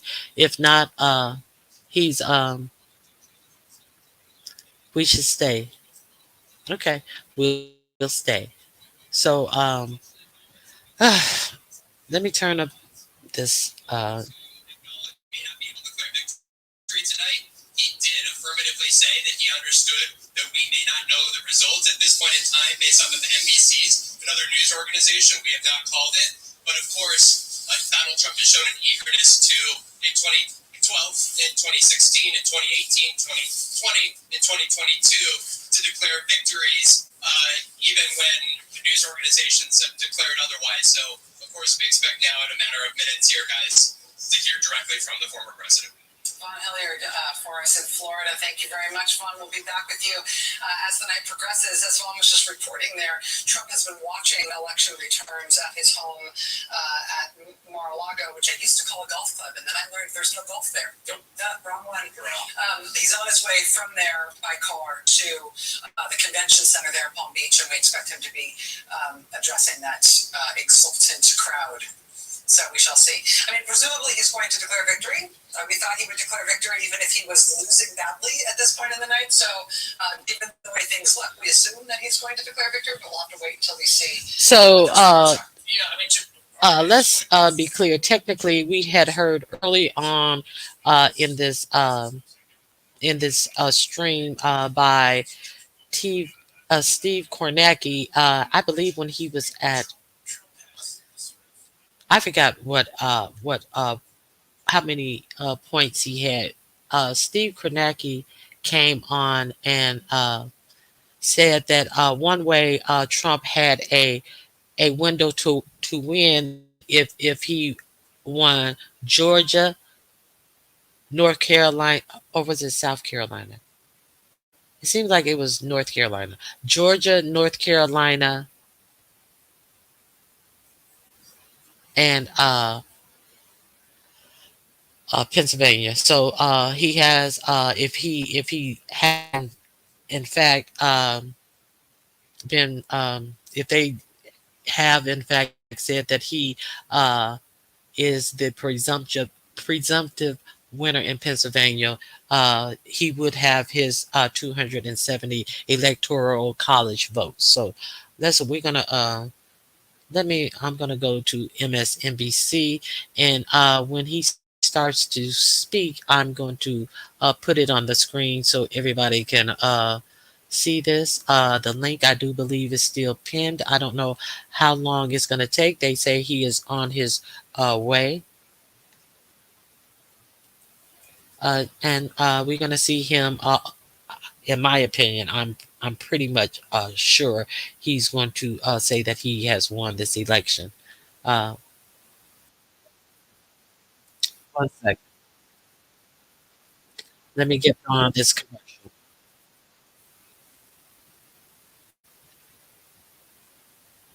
Nope, that's the wrong link. Hold on.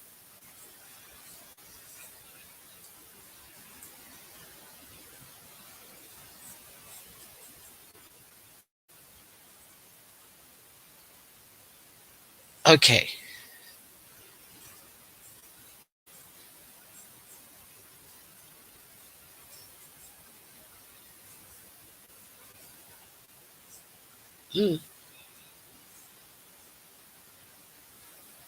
Hold on, let me see.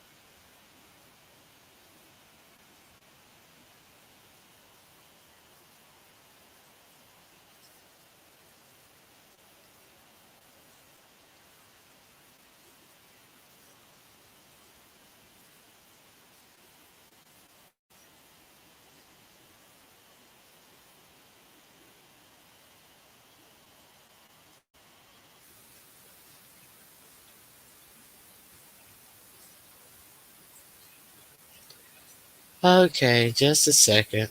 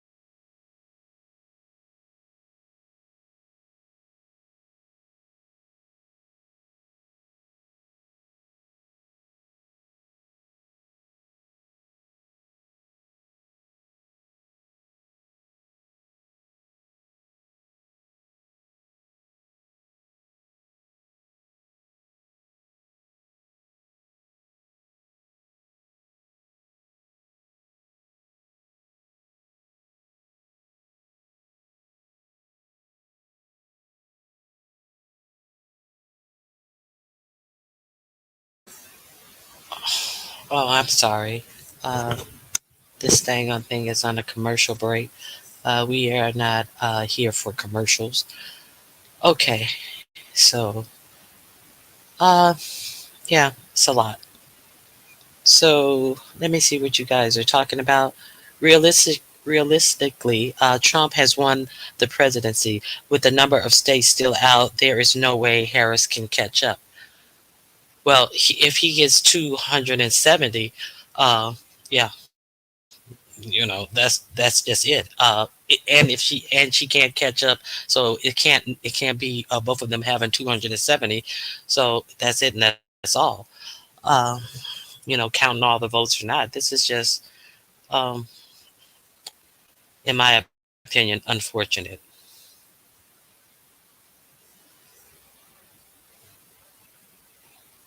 A CVS pharmacy, a person can become the president of the U.S. with a criminal background, but be denied employment at a CVS pharmacy department with the same criminal background.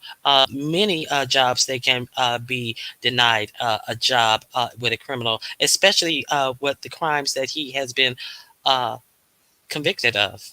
So let's be clear. Hey, Dr. Soapy. Okay, this is so different, disappointing, but America is showing us all who she is. Buckle up, because the next 4 years are going to be a clown show yet again. Exactly, every day is going. And can you imagine who the people in his cabinet are actually going to be? Can you imagine? I don't even want to. I'm not going to even go into what policies and people going to be like. Oh, I thought he was serious. I think you guys were serious. I should have listened. I, I. No. Kelly to pull him off the rails. None of that. He is going to be able to fulfill all those things that you've heard that they prevented him from doing. Do you think he's going? You heard him say, "I shouldn't have left office. I shouldn't have stepped down." So you think? Uh, you heard him tell the church, "Just vote for me this time. You'll never have to vote again. I'm going to fix it for you." So so people are going to be like, "Oh, I, yeah, I cannot, I cannot." Okay. Pennsylvania will put Trump at 266 electoral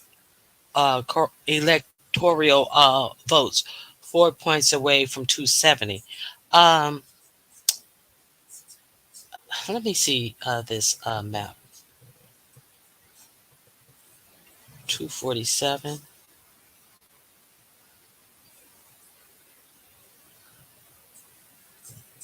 You're right. You're right. I don't know why Steve Kornacki said that if he won those 3 states. I thank you for pointing that out. So, okay, so let's be clear. I didn't even bother to add it up. Took the white man's advice. So you're right. So let's see what happens.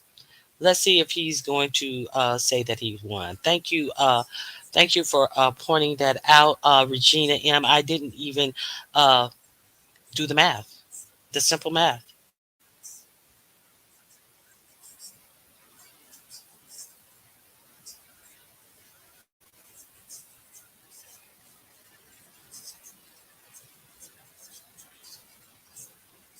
Kamala didn't address Howard, I believe, to prepare her concession speech. Let me see what else you guys are saying. Very sad. Uh, Damn shame.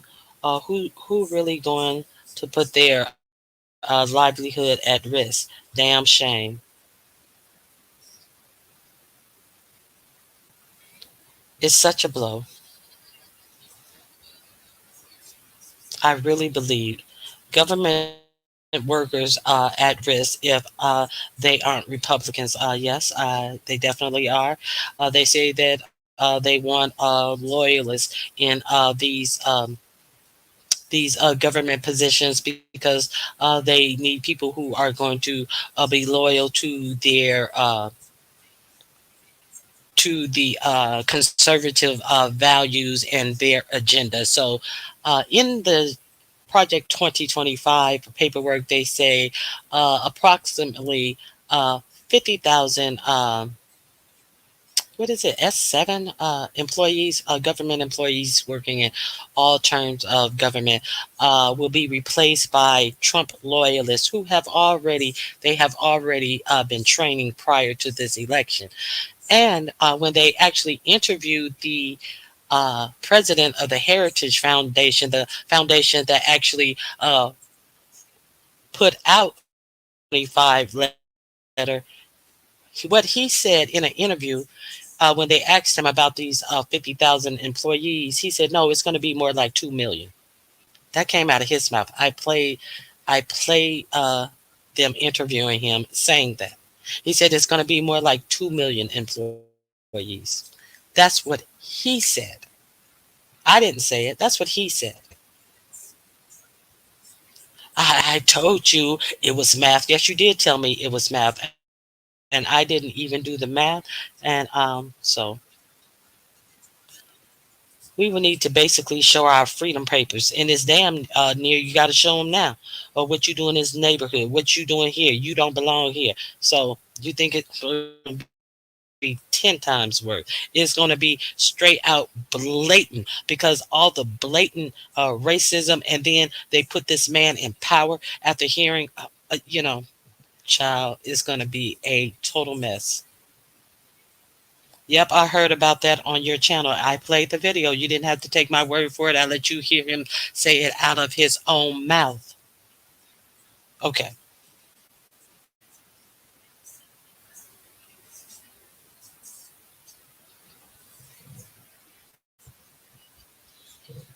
Yeah, I'm seriously disgusted as well. They will be able to deport people. He said, I forgot the estimate. I forgot. I can't remember the estimate. I think he said 1 million a year or something like that. He will be deporting them. And they asked one of the people who came up with his last child separation border thing that he did when he was in office. He said, "What are you going to do if people don't?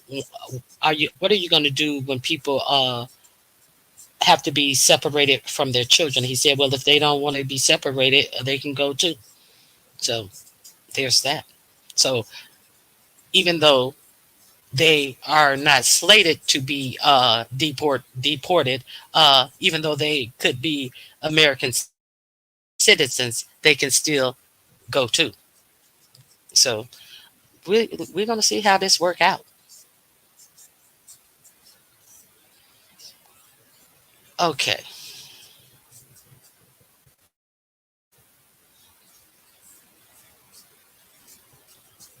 Shoot, the way they be acting around each other, that very may well happen.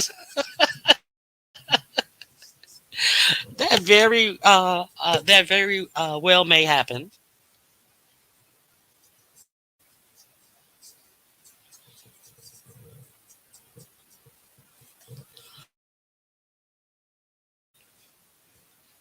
Yeah, they all laughed and clapped and thought that it was funny. Oh, and thought it was funny of him to threaten the press and all of this stuff. Oh, ha, ha, yuck, yuck, yuck, yuck, yuck. Like, this is unbelievable.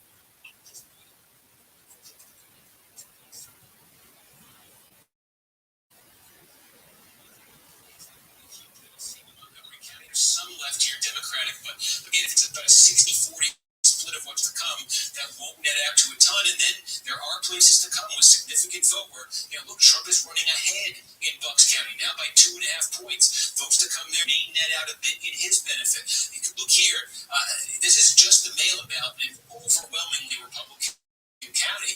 You're talking tens of thousands of votes still to come here in a place Trump won by almost 40 points. So he's going to make up ground there. He's going to make up ground still in a place like Schuylkill County, a core Republican county. By 52 points, there's still votes to come. There are still pockets of votes as well in these deeply red Trump counties. They add up as well. So again, Democrats stand to make some gains in these places, maybe some very substantial gains out of Philadelphia. The provisional vote, we are trying to figure out how much there is. That looms as a wild card here. But again, looking at a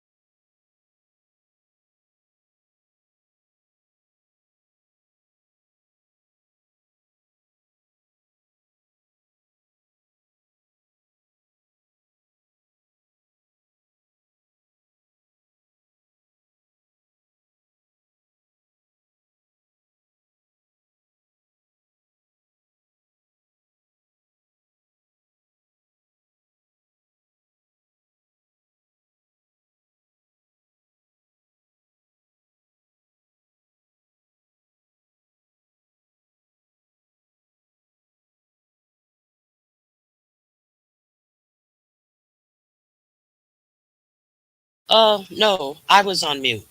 Um, I mean, what else is there to say? I'm just waiting to hear whatever Trump has to say.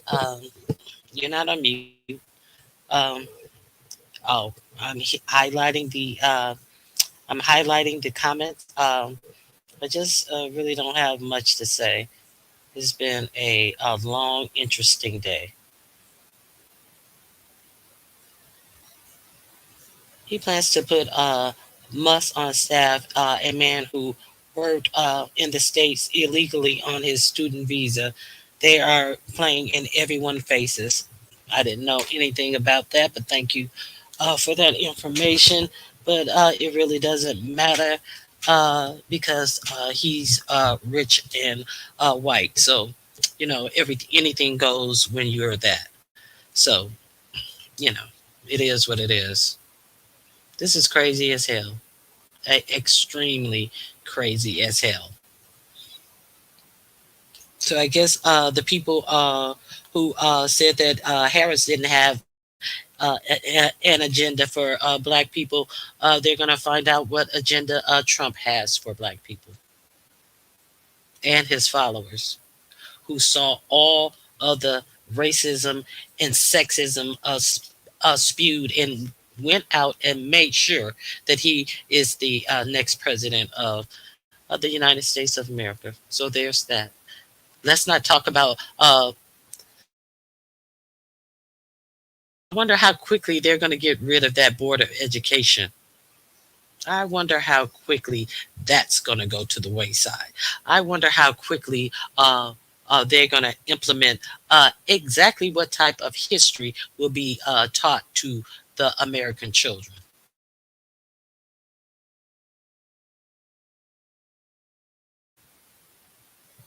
Hey, Silky Black, thank you for joining me.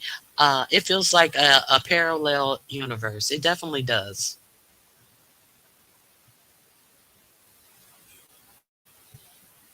Let me see what they're talking about. He's talking about New Hampshire. New Hampshire, one of the first one who closed for electoral votes. Uh, they do matter.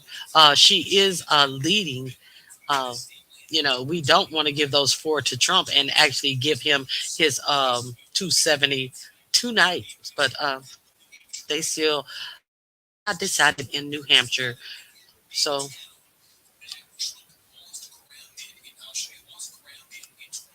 95% in. Harris is up. So if Trump was up, he would definitely get his 270. So we can count our blessings about that. So there is that.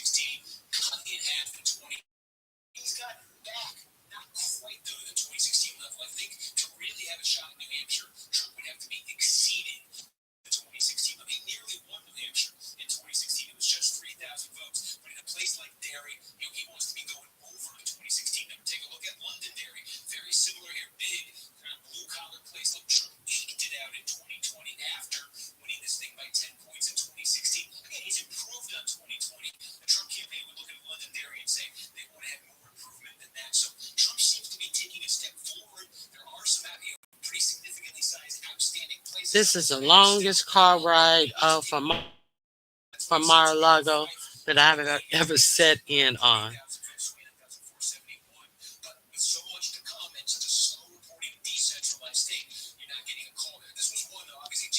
I appreciate your support, Red Wings hockey, but uh, I'm going to be honest with you about this platform. I'm going to quit wasting my time. all I got to say. I am really going to quit wasting my time, um, especially over here. Uh, I this has really shown me what a monument waste of time and energy researching and uh, that this channel is.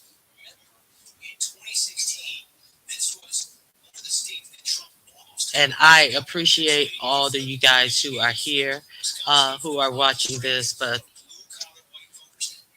please, um, you know, this is just crazy.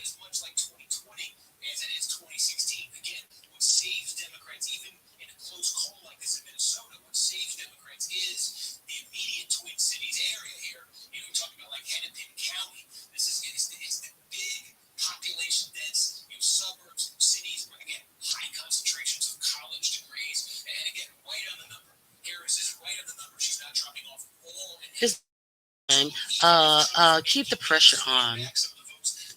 I don't have no pressure to waste.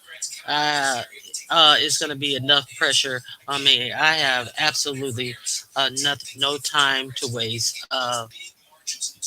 Let me tell you, I have seen a lot of stuff in this sector that I don't participate in. So, you know, I'm done. Uh, quite frankly, I am done with these people in this sector. Bullshit, the backbiting, the fucking. I am done with the ignorance of. I'm done with all of this in this sector.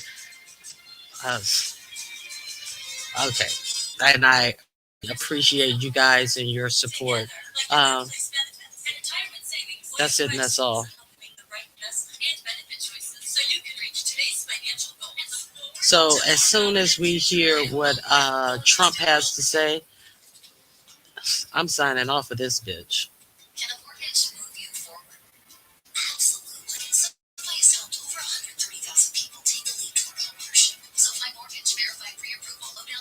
Let the snakes wither amongst the snakes.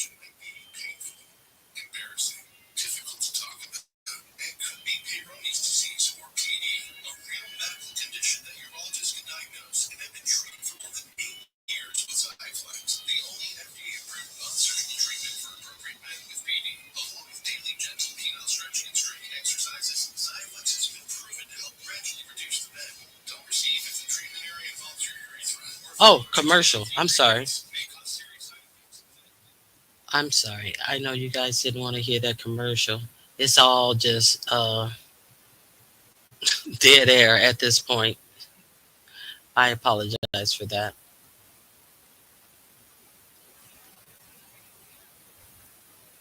Let me see. Let me see.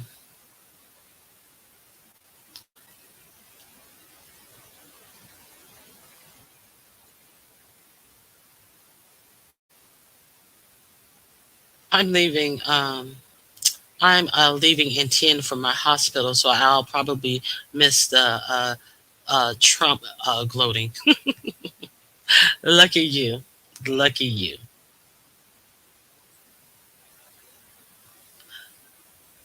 I need a drink.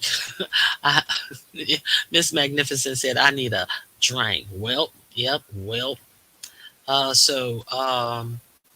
Yeah, I'm going to shut this bullshit down because I ain't got time for this. I definitely do not have time for this bullshit.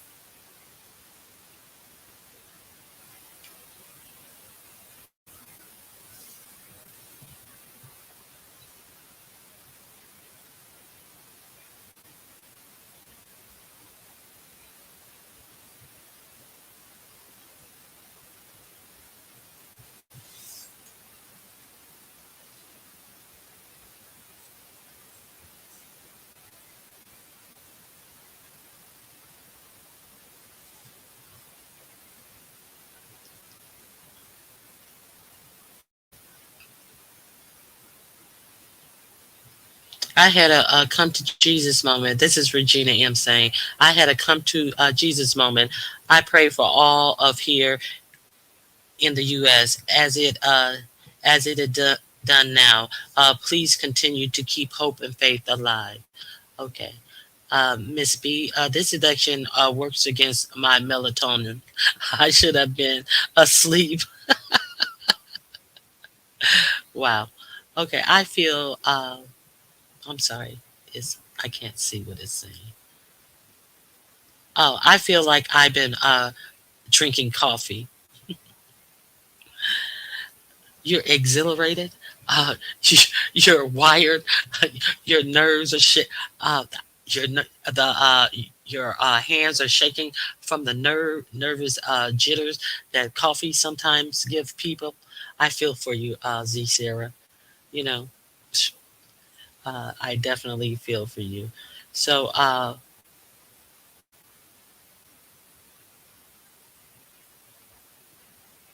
yes, I'm wide open. Okay, we're back from commercial break. Let's see what they're talking about. Trump 247. I didn't see what Harris had because they had it upside down and they moved the camera so quickly. Let's see what they're talking about. Called by NBC News, North Carolina and Georgia have both been projected as having been won by Republican candidate Donald Trump. Now, on the Democratic side, the campaign that had Projected to win.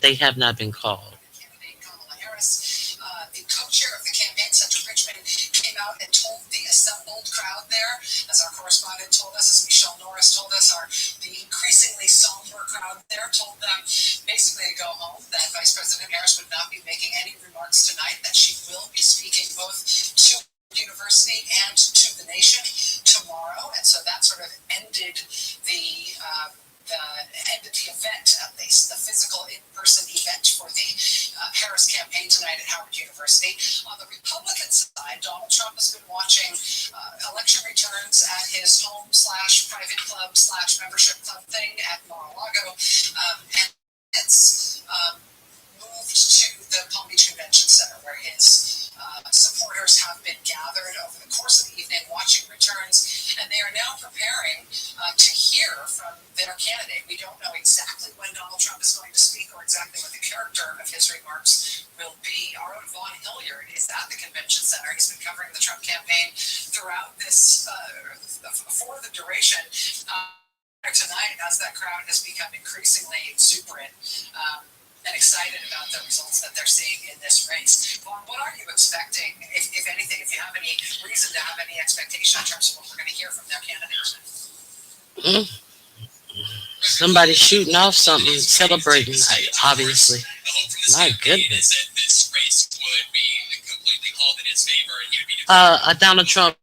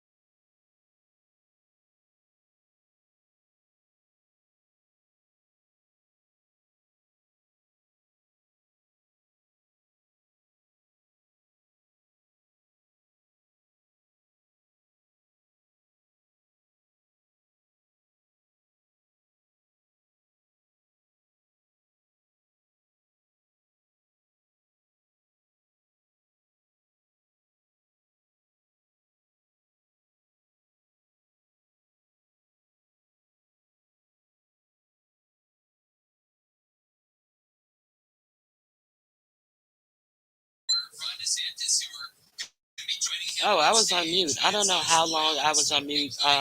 Did you guys hear me give Mike Lewis an answer, or was I on mute that whole time? Put a one in the chat, Lewis, if you heard me give you an answer, please, if you're still here.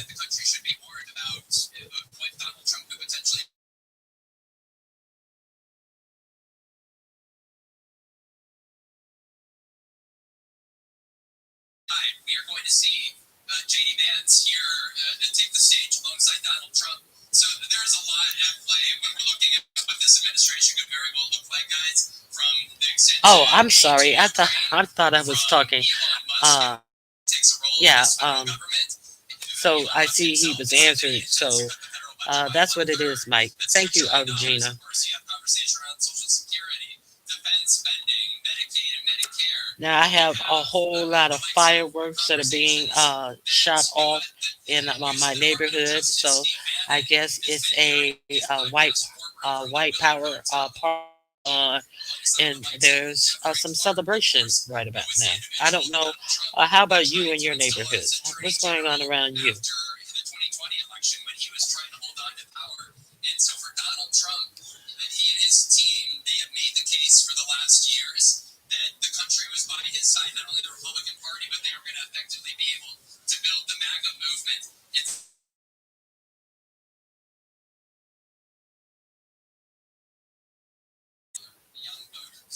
So we're gonna see how the economy is going to change for the better. We're going to see how inflation goes down when there have been independent auditors from the best schools who said that a Trump economy will have us in a recession within a year's time. We're gonna see all of these people who were so sick of the economy. Child, we're gonna see. We're just gonna see. They're shooting where I am. Ugh. Yeah. They sure are. Okay, America has thrown its freedom away. Unfortunately, I haven't heard nothing yet. I live around Mexicans and Caucasians.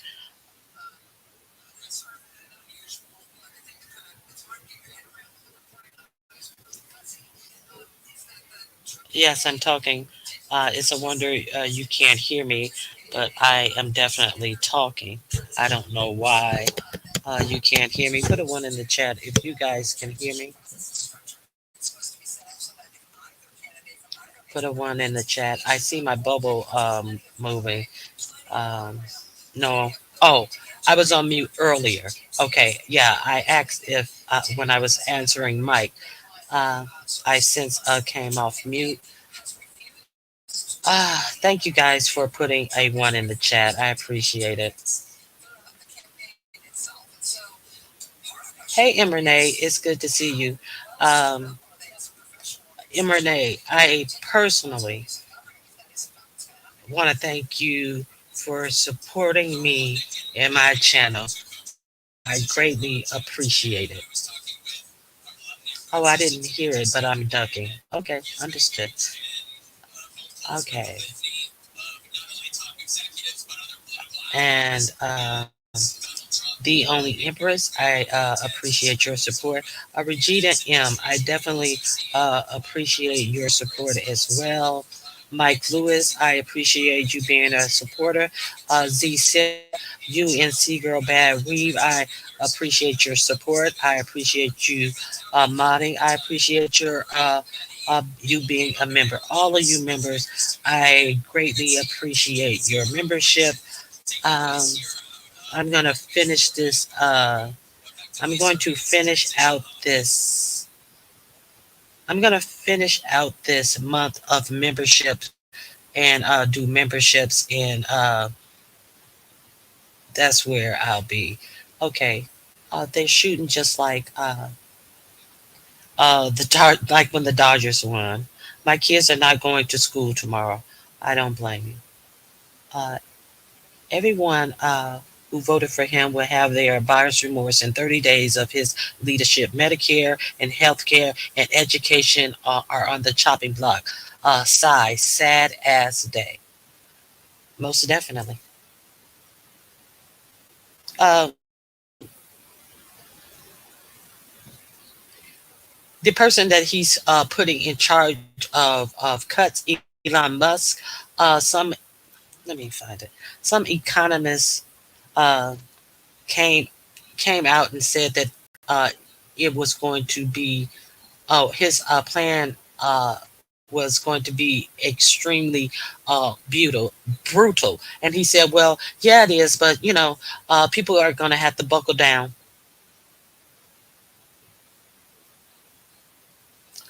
You're more than welcome. You're more than welcome. Okay. So don't forget, Jay Wilson was out all here giving this content as well. I didn't go over there because I was doing my own thing. I expect a few threats. They definitely said that Obamacare, that they were getting rid of Obamacare. Uh, Hold on one second.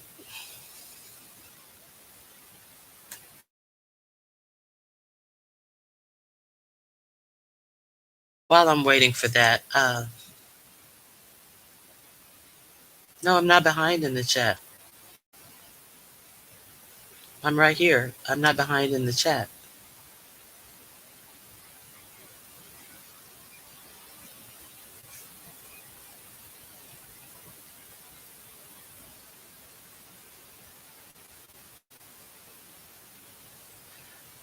And let's not forget the Constitution is also on the chopping block, among other freedoms and rights, as well as your right to protest anything that happens in the administration.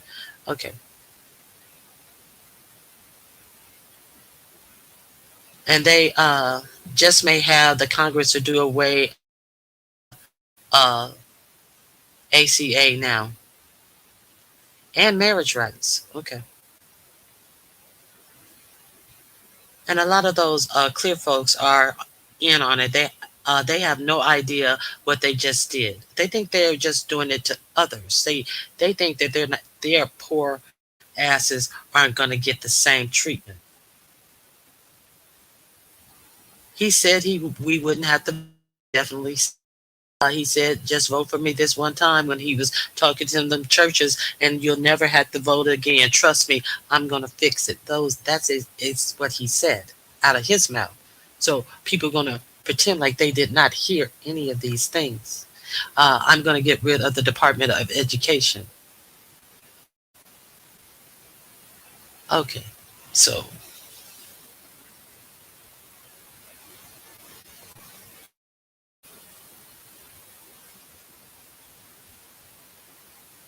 see, seems like they're shooting in the air everywhere. Red Wing says they're shooting in the air. Don't know where the bullets are going to fall down on. If the not knowing that bullets and shells fall on innocent people. You dumb bitch.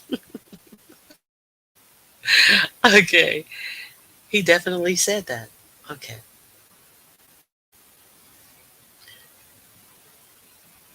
I have y'all in bed with me. Night night. Got us in bed with you. Good night, View. Thank you for coming up. Enemy within. I hope some of these smart, ignorant people truly understand what that means. Let's not forget, he said, should he hit Michelle Obama? She came at me. She was really nasty to me. Should I hit her or should I hit her later? So I guess the later has come because he spoke of these enemies within, like Adam Schiff, Nancy Pelosi, the press, and stuff. Let's not forget he has a $10 billion suit out on CBS because they took out 15 seconds of Kamala's answer to a question. So therefore, they should have their license revoked, and he's suing them for billions dollars on behalf of us. The man who's running to run the free world is suing CBS about an interview that he refused to show up to himself because they took out 15 seconds of her answer to make it jive within the time that they had for the interview. So go figure. Okay.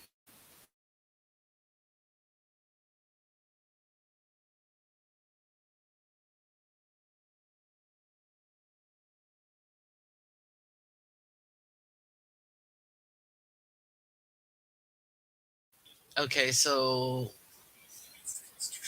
by the man we're expecting to speak here, who urged to march to that Capitol, where they assaulted police officers and attempted to essentially steal power in the country that had voted for Joe Biden. It's really important to note that while I believe that institutions have failed dramatically in putting us in the position we are, including the Supreme Court and other institutions, the Republican Party, that if he won, then he won. And that's what the Constitution says. It's what our current constitutional order says. It's what Democratic majorities, at least in the swing states, the Electoral College, have said. And that means we're in a new world for this country, but the sort of preservation of American democracy and the constitutional order begins as an ongoing process anew tomorrow. Steph, go ahead, but just keep your eyes on that monitor because we are expecting these remarks any moment. But unlike 2016, there are no surprises. Right? In 2000, many people in this country said, I'm sick of the system. I want something different. Let's see what this gives us. When you talk about what happened in 2020, this whole country, this whole world saw it.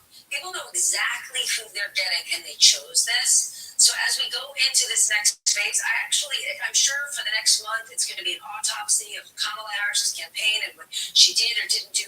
I don't actually think this is about Kamala Harris or Donald Trump. I think this is about the American people. We know exactly who he is, and we, or the majority of the people who voted for him and created this outcome, chose this. And I think that's the important point, right? To elect is to choose, to vote is to choose. And you were never given, I think, in the modern era, a clearer choice than voters were given in this election. In 2016, Trump was, at least as a politician, an unknown quantity. People knew him as a television star, people knew him from TV, and that's all they really knew. But to Stephanie's point, they absolutely know not just who he is, but who he closed as. Calling a powerful woman the B word, his running mate calling Kamala Harris garbage, trash, calling her trash, we're going to take out the trash, vowing to arrest his supporters, talking about Liz Cheney being shot in the face. I mean, and so it's not as if this was a... And the battleground states only look worse. It appears like he's up 1.1 in Arizona. In Michigan, he's up 6.4. In Arizona, he was up 7 point something. They just took it off. So it doesn't look like it is any better anywhere else in this whole entire United States of America. All of the battleground states that still are open have him up. Arizona 7 point, either 1 or 4 points. I can't recall. So this is just mind blowing. He does it. If he does the things he said he was going to do, it was chosen by this country, at least by a majority. And the media didn't get snookered. And the media didn't get snookered on his policies or Elon Musk. Just 2 nights ago, reached out for our audience the national security risk and the conflicts that Elon Musk poses. This isn't the media let, all of those surrogates on TV and you got, all of it has been laid out. This is what was chosen. That's interesting. One thing I think, one of the weird axes that sort of developed over the course of this campaign, to your point about sort of choices, was a sort of pro-system, anti-system dynamic. And one of the very intentional cultivations of the Trump campaign was the kind of anti-system. Like, you bring RFK into your coalition to get his voters, right? Like, the sort of the conspiracists or the skeptics or the people that are like, it's all corrupt and it's all rigged and it's all wrong. And that axis, has ended up, I think, being a potent one. I think we see it in some of the realignment figures we're seeing. But I would also say that, the valence of that should also be viewed in the context of a international situation in which we have seen incumbent parties in just about every developed democracy across the ideological spectrum, left, right, and center, get their butts kicked coming out of the period of post-COVID inflation. The Labour Party in the UK, which couldn't win an election for 20 years, and it was completely one of the most sort of deficient democratic parties since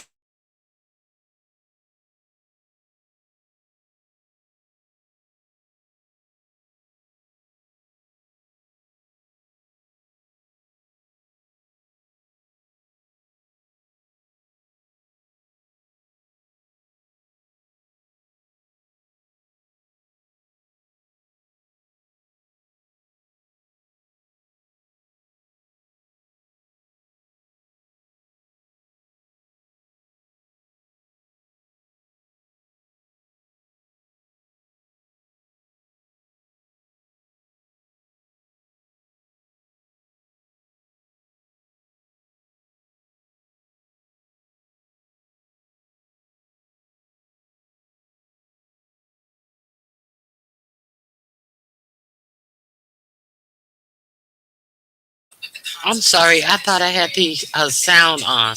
That's so you guys could hear that. I forget.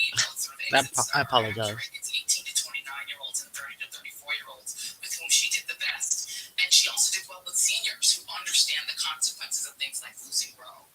Unfortunately, we're talking about my generation, the generation that grew up under Trump, that they were his sort of fan base. Gen Xers. In the Gen Xers, who were his fan base for The Apprentice, are the one constituency, but it's a big group. They're now larger as a share of the electorate than seniors. And so, there you go. I mean, I would just say, I remember when Obama was reelected in 2012, and for both the president and the people that worked for him, in many ways, the reelection was much more meaningful than the initial election because it was basically an affirmation that it wasn't an aberration, right? That he was someone the country wanted and wanted again. And I think when you have a result like this, potentially, it's obviously not concluded. We're still waiting for more count. But if Donald Trump is reelected, given the entire history that you outlined, Stephanie, that we've talked about a lot on this network, it suggests that MAGAism needs to be considered a real movement with potentially legs. J.D. Vance is 20 years old, not really, but he's young, there is a real question about the sort of tenets of MAGAism that exists beyond Donald Trump that I think people need to take seriously, both in terms of their threat and the weight that they pull on American democracy. One thing I would add to that, which I totally agree with, is that in the specific case of Donald Trump, we will be inaugurating, again, if things go the way they appear to go at the moment as we wait for him to speak, we will be inaugurating a lame duck president for the first time since Grover Cleveland in the late 19th century. Now, that's a strange thing.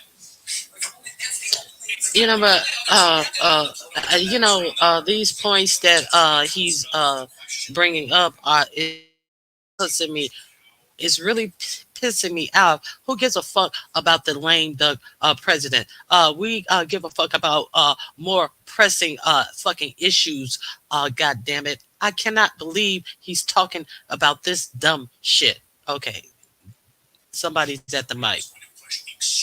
No, they're just adjusting the mic that he made a part of his oh, what's wrong with this mic? I'm not going to pay the contractors who did this. So this is and if you look at this crowd, so allegedly he's coming out here because he is close. He is 4 electoral votes away from winning the presidency, and this crowd is standing in line. You see all these young chicks. This one dude, he looked like he could He couldn't close his mouth. He couldn't keep his mouth closed. He was right up front, and you got this hooker hanging all on him, whispering all in his ear, titties all on his arm, and people are standing still. There's no movement. This looked like some this looked. Oh, looking at MSNBC, you see this guy in this brown who's leaning over the guardrails, and this chick is all in his face. I just hope you guys are watching MSNBC and see what I'm looking at. I can't. It's not being streamed on the computer. I would have had it on here. It's just amazing what I'm looking at, and they're all standing there like they're robots. Nobody's jovial. There's no music. Standing there like bots. That's what's more frightening to me. The way these people are just standing there. No smiles, no high fives. They're just standing there waiting on our next command. Oh my God, this shit is crazy. This shit is crazy. If you don't have an eye on this, I don't know about the popular vote right now. They haven't shown that as of yet. They're doing a whole lot of pontificating about some shit. Okay. Look at what is his name? Slavak, the Indian guy who ran for president. If you watch an MSNBC, you see the guy to the right of MSNBC, and then you see the young bitch who is whispering all in his face. I'm just like, oh my God. This shit is crazy. Look at how these and there is obviously these are the VIP people, because there's a guardrail between them and the first row of regular people. They definitely have a guardrail in between them. We are not the same. Okay, so anyway, my rant is over. This is just I'm slightly surprised, but not so much. I'm very surprised. The United States Senate, very unlikely that they would try to even get it through the House. Donald Trump don't do it. We've seen the way Donald Trump plays the abortion game.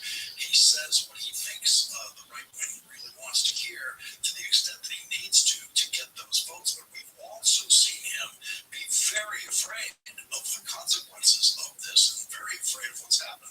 And that Trump chant all year, which is, it's gone back to the States, it's gone back to the States, that's what you want. I believe that would be a Trump White House position on this. I think he's made himself, clear enough. I will say I agree with you that I don't think they'll try to do it through legislation, but I think that his right-wing commitments will be that he'll do it through executive action, essentially by putting brainworm guy or whatever at the FDA and saying, okay, you can no longer have abortion medications.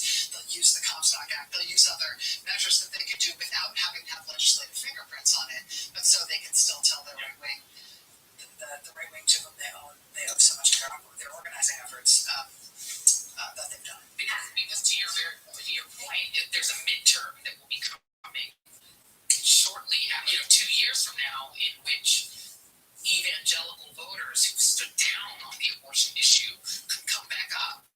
And if those Republicans want to be reelected, there's going to be a demand. What was it called, the Susan B. Anthony? Those folks are going to be demanding a national abortion ban, whether it's done through executive action or legislation. Both the Republican speaker and the Republican majority of the Senate will both know that the way for us to lose these bodies is to pass this bill. That's the way to lose it, and they won't. Well, and you also saw this weird phenomenon. These states are red states in large part, where they have elected Donald Trump, where they've gone for a Republican Senate candidate, and they've also enshrined the right to an abortion. And what that tells you is, the mixed messaging from Republicans from Donald Trump worked to some degree, but also potentially that the abortion referenda acted as kind of a permission structure, maybe for voters who understood, I know Trump says a lot of controversial stuff. This is a way for me to effectively have my cake and eat it too, right on the record, supporting abortion rights, the right to a body autonomy, securing them, and then also voting for Trump because potentially, theoretically, he has defending it, but the other things that seem to matter to a lot of people, right, were the economy, immigration, and again, I'm not saying it's my view. And many people I agree, Ms. Toby. The link is pinned. We're waiting to see. He's 4 electoral votes away. He did win either. I think it was North Carolina and Georgia that they said he needed to win. He presumably has won Georgia. Are predicting that he also won Pennsylvania as well. That brings him within 4 electoral votes. So we're waiting on him to hit the stage. And I am betting that he is gonna declaim victory. Kamala Harris did not address her audience. Her I forget what his title is. Her spokesperson came out and said she would wait. She's waiting on all the votes to be counted, and she would address them tomorrow. So that's where we are, Miss Toby. If you're not clear on where we are, if you want to hit the link, I am done.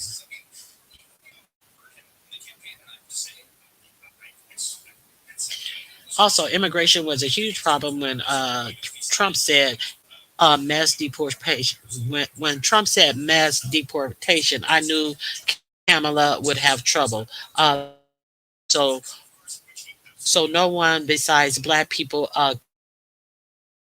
34. I don't know what Proposition 34 is. Usually, propositions are state things. So all of America would not know what that proposition is.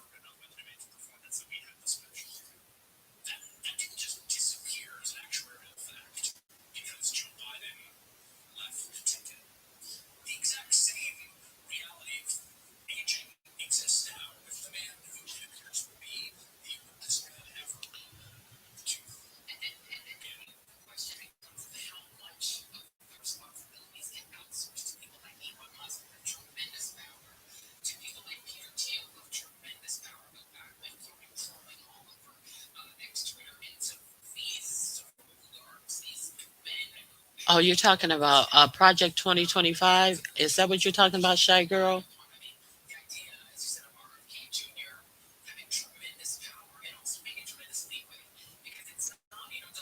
I'm not sure. I'm not sure what you're talking about. Child, not one Black person on that stage, and I see. I pointed 2 or 3 out in that crowd. It's okay. Child, not one Black person on that stage, and those brothers and sisters that voted for him. You're going to find out now. Thank you. Yes, yes. Uh, everybody ain't heard of nothing. Okay, ain't nobody heard of nothing. Okay, so he's taking stage. Look who's there. None other than Melania and his their son. His son is tall as a motherfucker. Baron. Oh, and all of the rest. And here we are with this. I'm proud to be an American Bull BS song.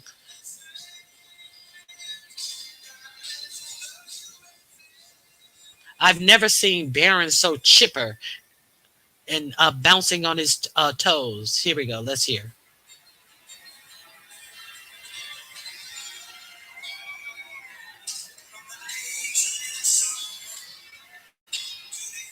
Okay, let me turn this shit down. I do not want to hear this song. I just want to get to all of these kids. JD Vance's Indian wife with her thing on her forehead. Let's see how this is going to work out for everyone. Okay, so child. Okay. There's nobody that can convince me Trump being the projected winner for a second time as president is normal. Nothing. Very meds kicked in. You crazy. Okay. A stage full, and they're still filling the stage with people. So, and oh my God, we're gonna have to deal with this shit another 4 years. Oh my God. And look at Mike Johnson, sitting up there just as happy. He and Mike Johnson, the Speaker of the House, had a secret.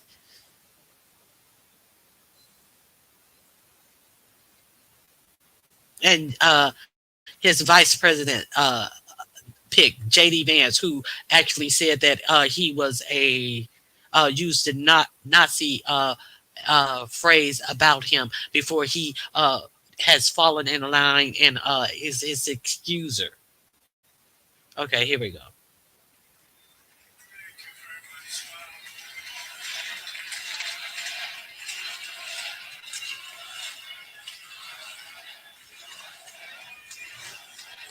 Thank you all very much. This is great. These are our friends. We have thousands of friends of this incredible movement. This was a movement like nobody's ever seen before. And frankly, this was, I believe, the greatest political movement of all time. There's never been anything like this in this country. And now it's going to reach a new level of importance because we're going to help our country heal. We have a country that needs help, and it needs help very badly. We're going to fix our borders. We're going to fix everything about our country. We made history for a reason tonight, and the reason is going to be just that. We overcame obstacles that nobody thought possible, and it is now clear that we've achieved the most incredible political thing. Look what happened. Is this crazy?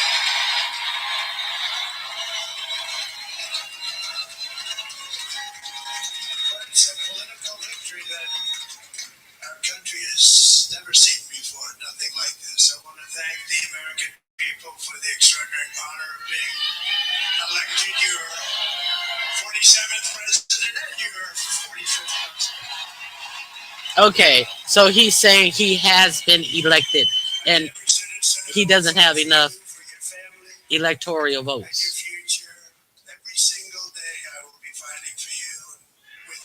I told you.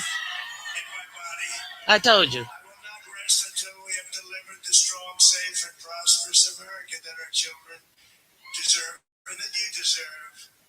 This will truly be the golden age of America. That's what we have. This is a magnificent victory for the American people that will allow us to make America great again. And in addition to having won the battleground states of North Carolina, I love these places. Georgia, Pennsylvania, and Wisconsin. We are now winning in Michigan, Arizona, Nevada, and Alaska, which would result in us carrying at least 315 electoral votes.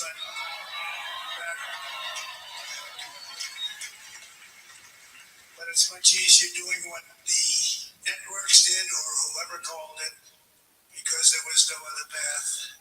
There was no other path to victory. We also have won the popular vote. That was great.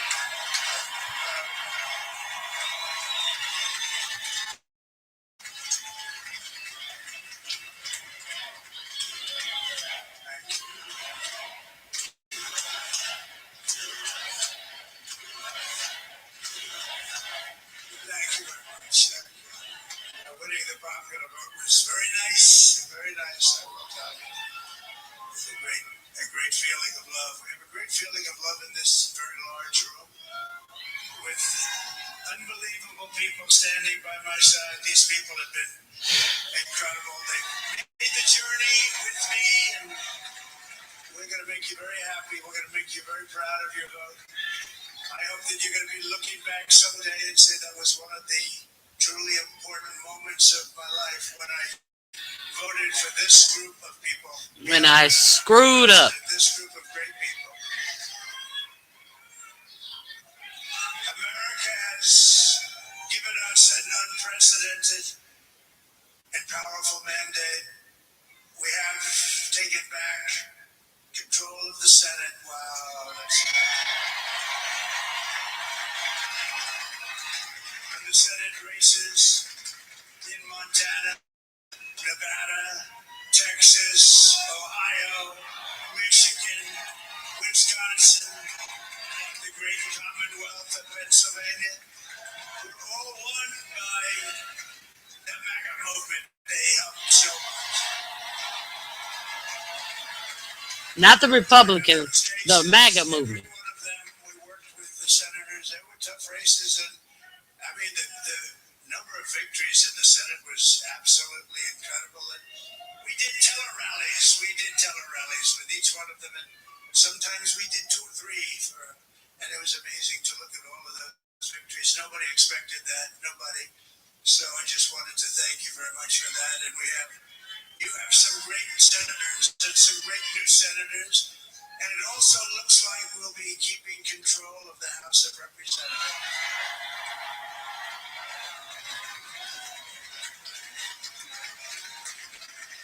And I want to thank Mike Johnson. I think he's doing a terrific job. I want to also thank my beautiful wife, Melania, First Lady.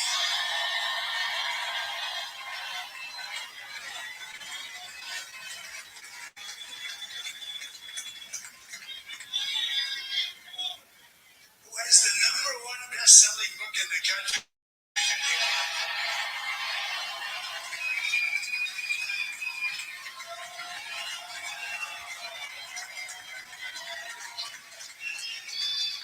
Now she's done a great job, works very hard to help people. So I just want to thank her, but I want to thank my whole family, my amazing children, and they are amazing children. We all think our children are. Everybody here thinks their children are amazing. That's a good thing when you think they are. But Don, Eric, Ivanka, Tiffany, Barron, Laura, Jared, Kimberly, Michael, thank you all. What a help.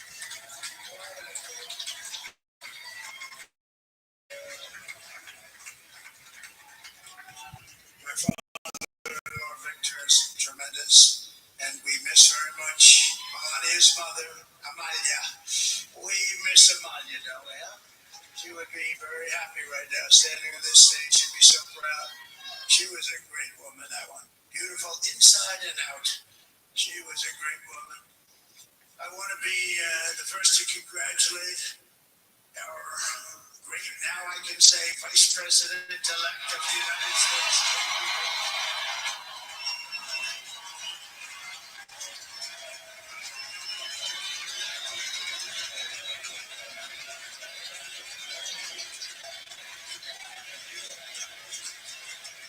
And his absolutely remarkable and beautiful wife, Ushabaz. And he's a feisty guy, isn't he?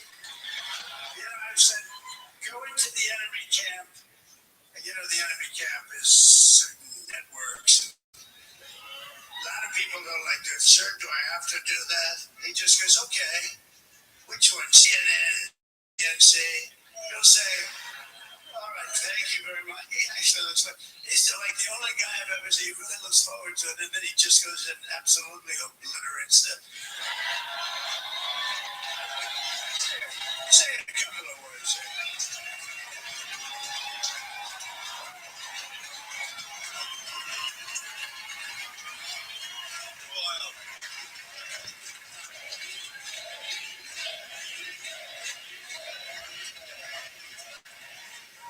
Well, Mr. President, I appreciate you allowing me to join you on this incredible journey. I thank you for the trust that you placed in me. And I think that we just witnessed the greatest political comeback in the history of the United States of America.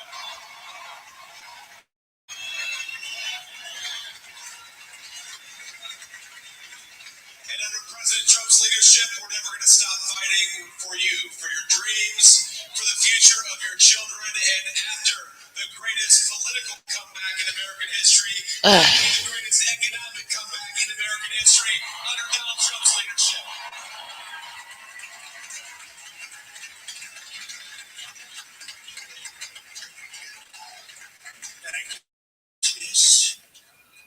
It turned out to be a good choice. I took a little heat at the beginning, but he was, I knew the brain was a good one, about as good as it gets. And we love the family, and we're going to have a great 4 years, and we're going to turn our country around, make it something very special. Lost that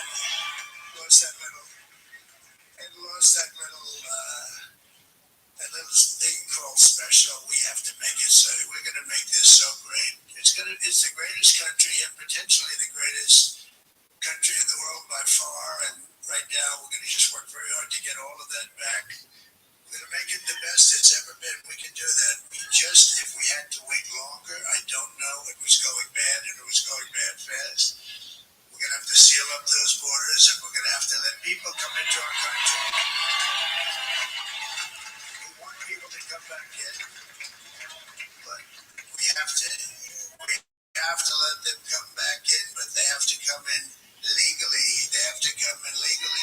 Let me also express my tremendous appreciation for Susie and Chris. The job you did. Come, Susie. Come here, Susie. Chris. Come here, Chris.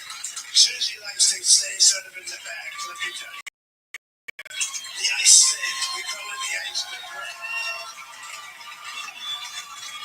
Chris, come here.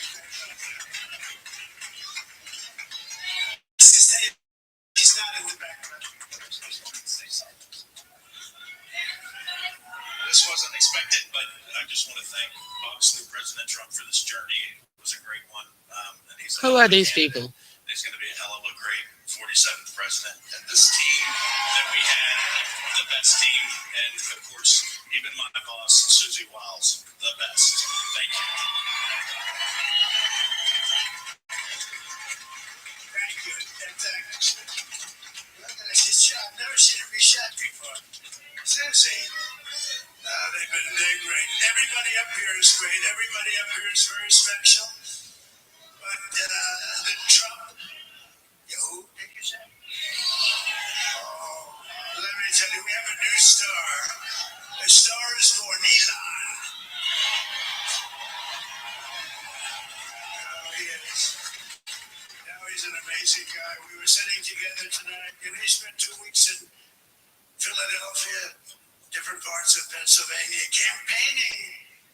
He sent the rocket up 2 weeks ago, and I saw that rocket. I saw it coming down. I saw it. When it left, it was beautiful, shining white. When it came down, it didn't look so pretty. It was going 10,000 miles an hour, and it was burning like hell. I said, "What happened to your paint job?" He said, "We've never made a paint that could withstand that kind of heat." And but I saw it come down and turn around. And it was, it's like 22 stories tall, by the way. It looks a little smaller than that, but it's big. And it came down, and you saw that fire burning. Oh my God. Are we done? Oh my God. This must be an Elon. And I told the story. I told it last night. I had a man on the phone. I had the screen muted, no sound. I was talking to a very important man, happens to be here. And a very important guy, one of the most important people in, I would say, the country, actually. But, I was president, and now it looks like I was going to be maybe president again, so I figured I could ask him to hold. So I asked him to hold, especially because you're going to be president again, they hold. So I took the phone down, and I'm looking at the screen. I'm seeing this crazy thing that's going around and coming down. It looks like it's going to crash into the gantry. And I said, "Oh, no." And I said, "Do me a favor, do you mind holding for a couple of minutes? I want to see this." I thought it was a space-age movie or something. Oh my God. This is insane. Babbling. 45 minutes, and he was holding. The spaceship came down, and I saw those engines firing, and it looked like it was over. It was going to smash, and then I saw the fire pour out from the left side, and I put it straight and it came down so gently, and then it wrapped those arms around it. Okay, and what? And just like you hold your baby at night. And what? And what? And it was a beautiful thing. A whole numbskull. Was that you? He said, yes, it was.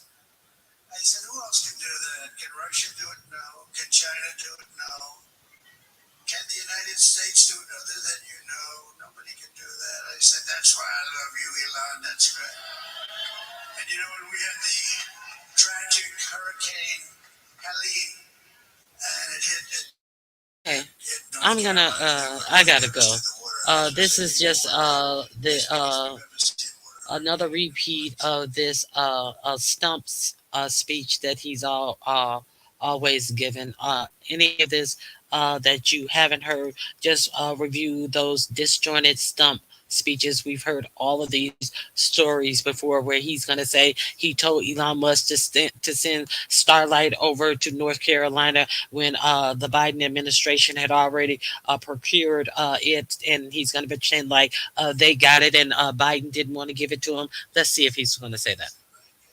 What the hell is it? He said, it's a communication system that's very good. I said, Elon, they need it really, really badly in North Carolina. Can you get it? He had that there so fast, it was incredible. So, and it was great. It saved a lot of lives. He saved a lot of lives. But he's a character. He's a special guy. He's a super genius. We have to protect our geniuses. We don't have that many of them. We have to protect our super geniuses. I want to thank somebody. Did I tell you or did I tell you? Fantastic. Albert's slightly longer than me. It's a little bit longer than me. Put a one in the chat Bryce and Disha. if you want to hear more. Where is he? Bryson. Oh, give a shot. He's hitting balls. Oh, he's on the way. He's hitting balls. Bryson. Oh, look at him.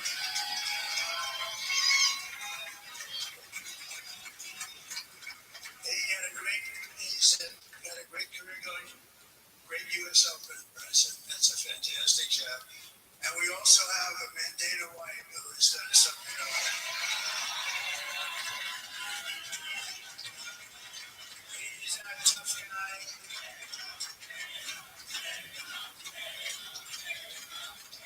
So Dana saw it and came to me, do you mind if I use your, nobody wanted to give me my ranch because they said it's a rough sport, a little rough. And I helped him out a little bit, and I went, and I said, this is the roughest sport I've ever seen, but I began to like it, and he loved it, and nobody's done a better job in sports. And then, you know, he's a very motivational kind of a guy, what he does. He gets these fighters, and they really go at it. It's become one of the most successful sports enterprises anywhere at any time. It's doing so well. I'd like to ask Danny just to say a couple of words because people love to hear from him. Who are these people? Who are these people? Nobody deserves this more than him, and nobody deserves this more than his family does. This is what machine comes after you. What you've seen over the last several years, this is what it looks like. Couldn't stop him. He keeps going forward. He doesn't quit. He's the most resilient, hard-working man I've ever met in my life. His family are incredible people. This is karma, ladies and gentlemen. He deserves this. They deserve it as a family. They deserve it, not the country. It's about them as personal people. They deserve him not to go to jail. Is that what they are getting? What they deserve? It's not about the country. It's about what they deserve. Get ready, people. Get ready, people. Get ready, people. So everybody was supposed to vote for him because that's what he deserves. I thought it was about the economy, about fixing things for the American people. No, it's his family deserves it. Let's be clear.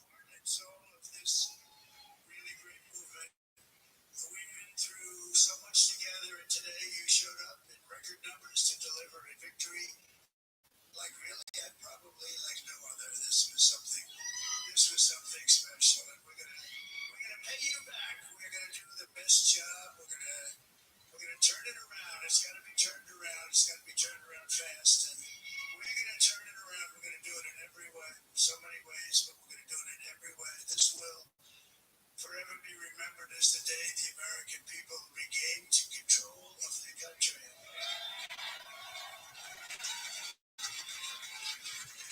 So I just want to say that on behalf of this great group of people, these are hardworking people. These are fantastic people, and we can add a few names like Robert F. Kennedy Jr. And he's going to help make America healthy again.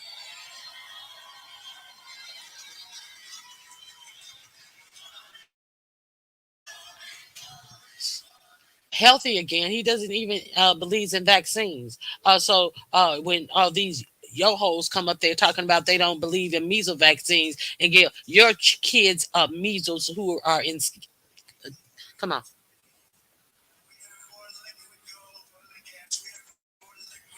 Stump speeches going on. Same thing he has said on his speeches. Nothing new here.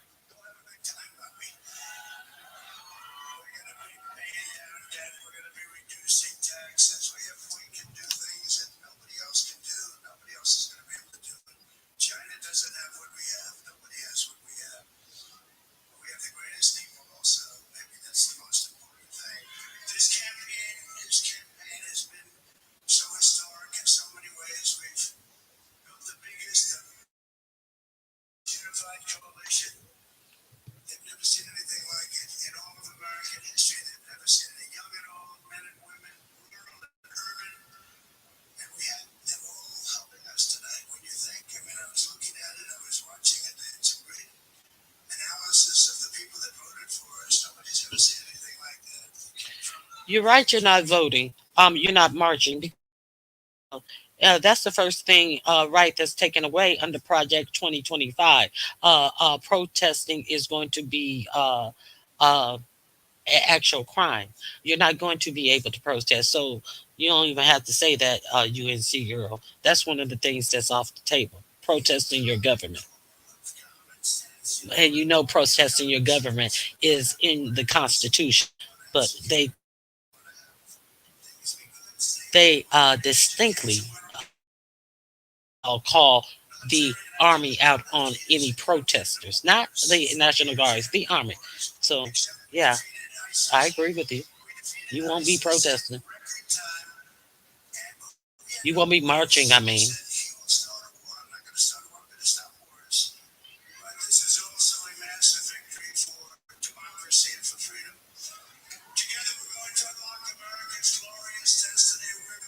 What's not true? What's not true? Nobody cares. Yesterday, as I stood at my last stop on the campaign trail, I'll never be doing a rally again. Can you believe it? I think we've done 900 rallies approximately from the beginning. 900. What's not true? A lot of rallies. And it was sad. Everybody was sad. Many people, I said, this is our last rally. But now we're going on to something that's far more important, because the rallies were used for us to be put in this position where we can really help our country. That's what we're going to do. We're going to make our country better than it ever has been. I said that many people have told me that God spared my life for a reason.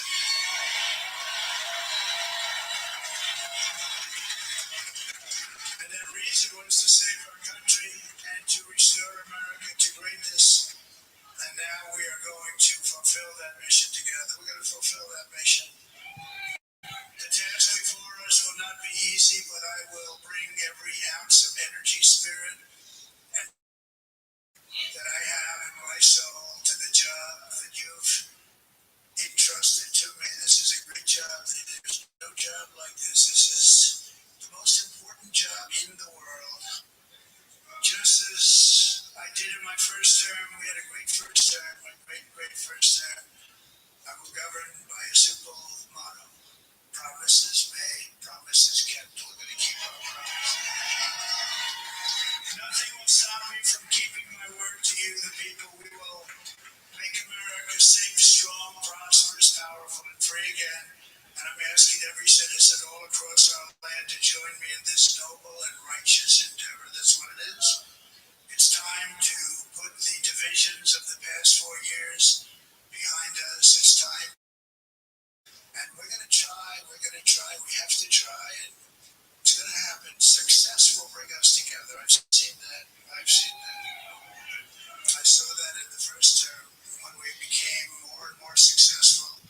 People started coming together. Success is going to bring us together, and we are going to start by all putting America first. We have to put our country first for at least a minute at a time. We have to fix it.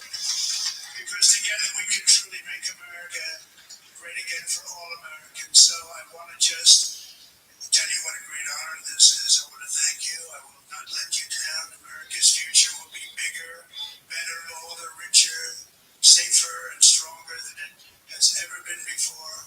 God bless you, and God bless America. Thank you very much. Acceptance speech. Okay, so let's not forget that Project 2025 is going to dismantle all the EEOC rights that you have. No more data is going to be taken. Is going to be taken so you can have any discrimination case, because they will not be taking any race-based data, so you can prove a discrimination case. So there's that as well. Okay, I'm mad as fuck. Okay, okay. So anybody else have anything? The link is here. Um, you know, uh, anybody else have anything else they want to add before I leave?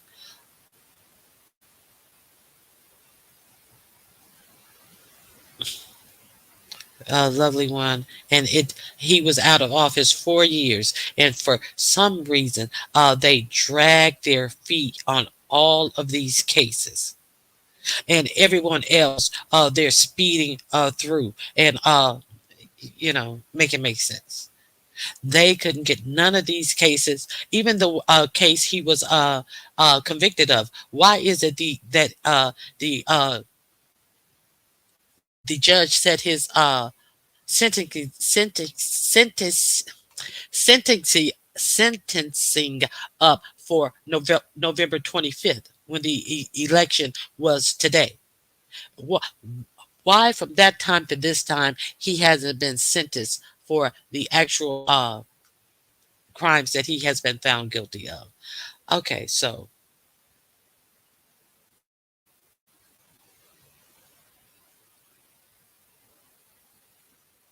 do we have numbers on the black people that voted for him? Do they have black wives? Because we voted Democrat in my house. I too. They think that because they got a few pennies during COVID, he cares about them. He don't, and they think that they got that money from him, but that money was held up from him because he wanted to make sure that his signature was on the front of the COVID checks, and that held up the money for almost a week from getting it, because he wanted to have his signature on the front of the relief checks that the actual house had approved. He wanted you to have it in your mind that came from me. Here you go, baby. That's from me. Okay, so this is crazy.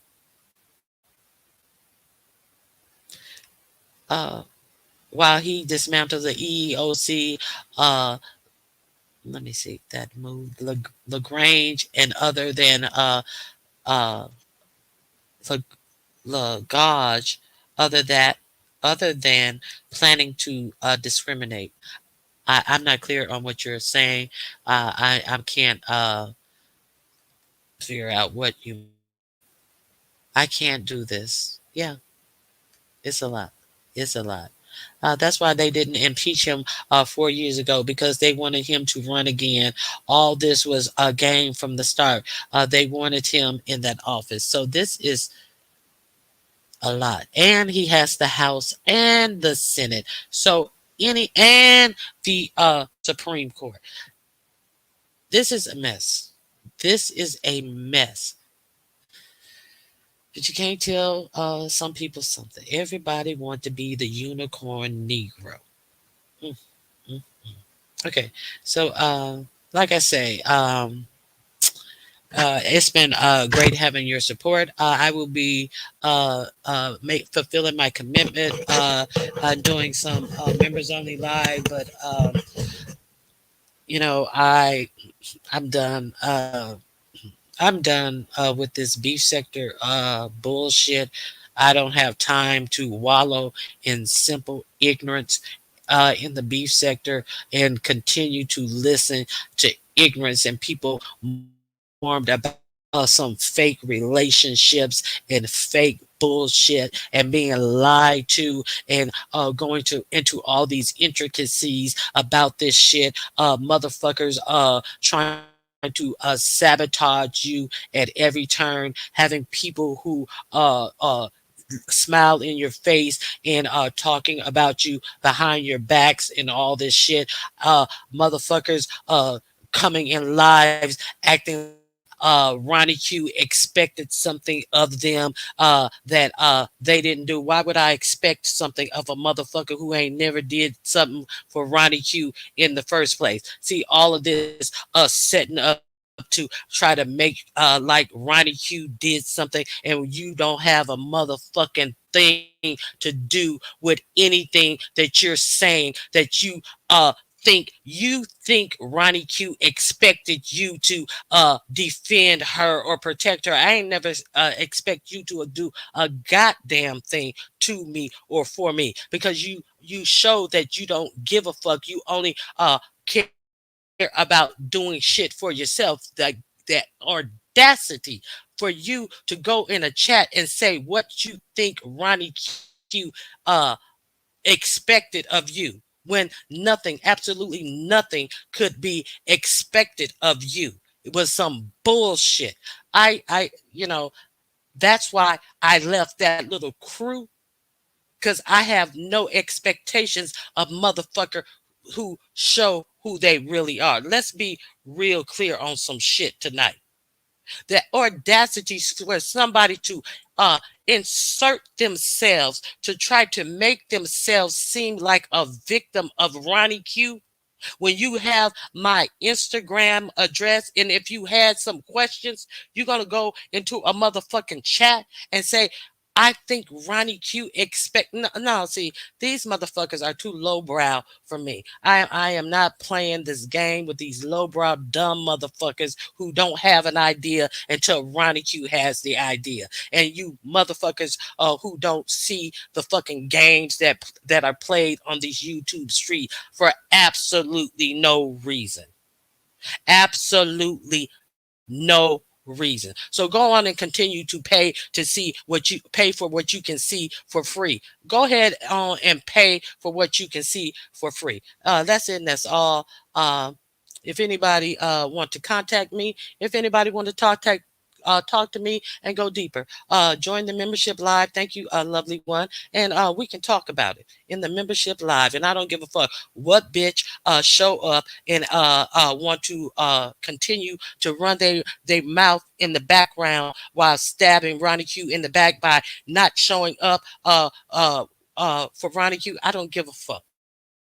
I don't give a fuck about none of you fake ass bitches over here in the beef sector. You guys have proven yourselves to be exactly what I thought you were. Running up in chat, inserting yourself, and trying to talk about some shit that has absolutely nothing to do with you, but putting yourself in the victim position. Are you kidding me? These motherfuckers around here are disgusting. Okay, so you for being a mod, lovely one. I thank you for being a member. Shy Complex, I thank you for being a member. Probably we won't see you in the morning because I'm sleeping, laughing my ass off. But thank you for this live. I support you 100%. No, you don't. Not. No, I'm being facetious. We'll talk about if you're a member, we'll talk about this stuff in the membership live. Okay. Okay. So yeah, we're gonna talk about some things. I thank you. I thank you.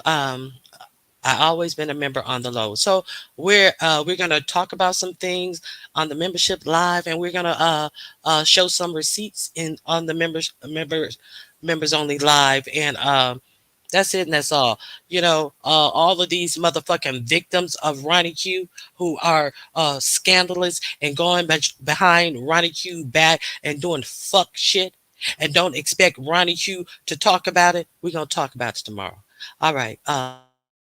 Okay, Candy Cane, I have it written down. Pop your collars. Pop your coochie, pop your coochie, pop your coochie, pop your. You probably not in the mood to go pop your coochie on your man for old times' sakes, but this sector is beneath me. Not the people. The games that are played in this sector are truly beneath me. So some of you will know where to find me, and others of you, I'll see you on the YouTube streets. I'm removing all mod sticks as of right now. I appreciate my mods. Appreciate the work that the ones who actually showed up. I appreciate the people who um, uh, came on my panels, who gave me support. I appreciate you guys who supported and shared out my contest and participated in my contest, who it helped increase the pots of my contest. I appreciate everybody who helped me along the way. Do not think that I do not appreciate your support. But this shit that goes on in the beef sector is really beneath me, and I ain't got time for it. So I will see some. Hey, Treasure Lane, it's good to see you. Treasure Lane, I will be updating my community wall though, because I am a woman of my word, unlike a lot of these low fuckers in this beef sector. I will be updating my community wall because I told Leo the lioness that I will help get the information out about her charcuterie board. Don't forget to join Leo the lioness for her charcuterie board. As of right now, all slots are filled, but you can contact her underneath the flyer that she has on her wall and ask if you want to join. Ask her if you can join the wait list, because we know as some contests get closer, sometimes people drop out. Her contest is on December 14th, 2024 at 8 o'clock p.m. So all of you motherfuckers who find it so necessary to have morning shows, and have at it, motherfuckers. You weak ass motherfuckers who have not had one idea unless Ronnie Q brings up ideas. Now all you motherfuckers have so happen to have the same idea. Go have church on it. Go preach on it. Charge to have church on the shit that you saw Ronnie Q do first. Do all of the shit that Ronnie Q brought to the beef sector, and try to ignore everything that Ronnie Q has done in the beef sector, and sit on your asses and ask, why is she doing politics anyway? Don't nobody want to hear politics. We want to hear beef. Now you dumb motherfuckers get what you got for not listening to hear politics, and everybody want to be entertained. Are you entertained now? Are you stupid motherfuckers entertained now? Hey, Beans and Cornbread, good to see you. Good night.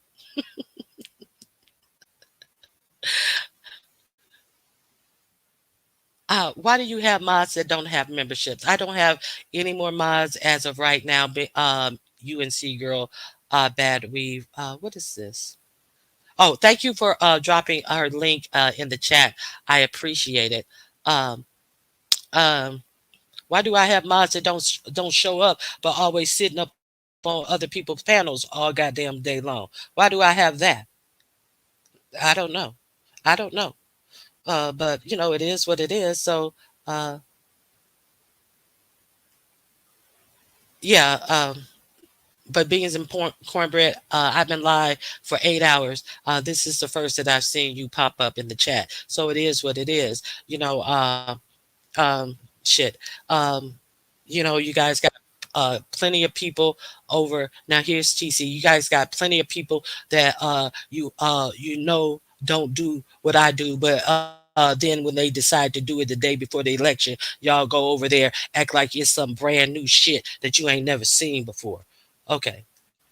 Hey TC, what's going on? Hey, good morning. How are you? So you Good. are? Did you get your inauguration gown set up because you were on your way? You were so happy and joyous and free, but you couldn't explain why. But are you happy still?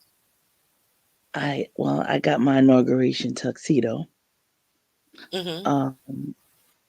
And of course I'm not happy, but listen,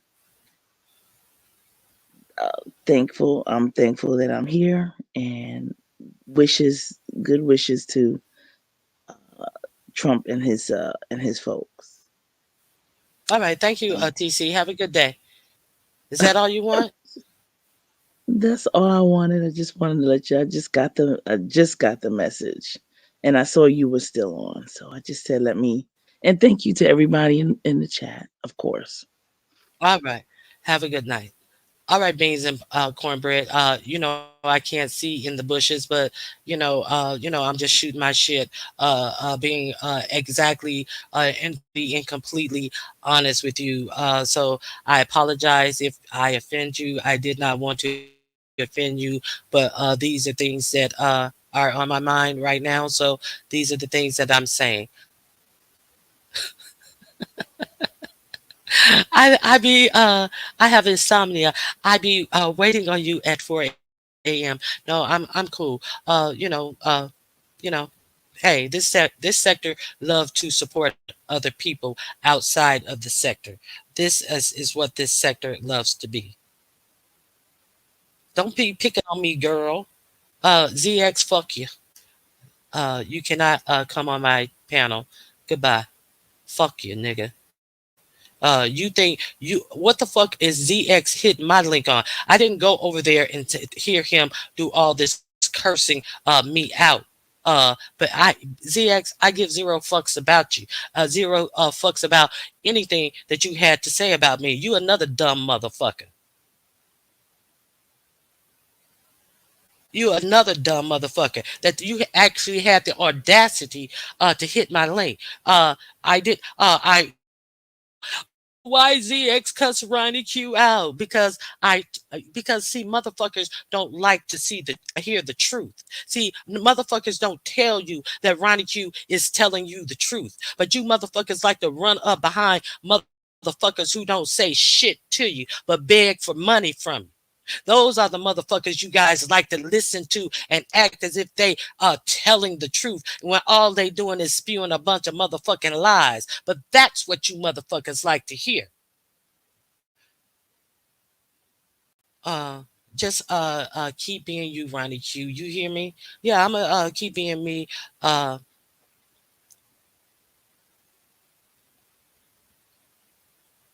Thank you, UNC girl. Oh, wait a minute. Look, see, I got mods in here. Y'all not even deleting this ignorant motherfucker. Get the fuck out of my face, you bitch.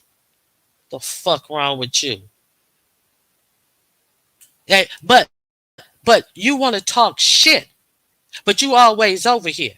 Motherfuckers always want to talk shit, but they know that where they can get real information from. They know where they can steal real content from, but always want to talk shit about Ronnie Q. And then the stupid of the subscribers go right along following them as if they are fucking preaching the gospel. And you have heard these motherfuckers bust themselves in their own lies a million times. But anything that they say about Ronnie Q, y'all believe it. Y'all ain't seen none of it happen. But y'all, some of you, I'm not talking to the ones who don't. I'm talking to the ones who do. And you guys know exactly who you are. So there's that. Okay. Let me see. What did Bean say? They're planning on eliminating black employees. Yes, they are. But motherfuckers who don't work don't give a fuck about that.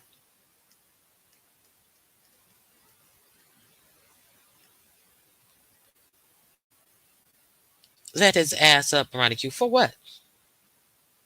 Fuck that nigga.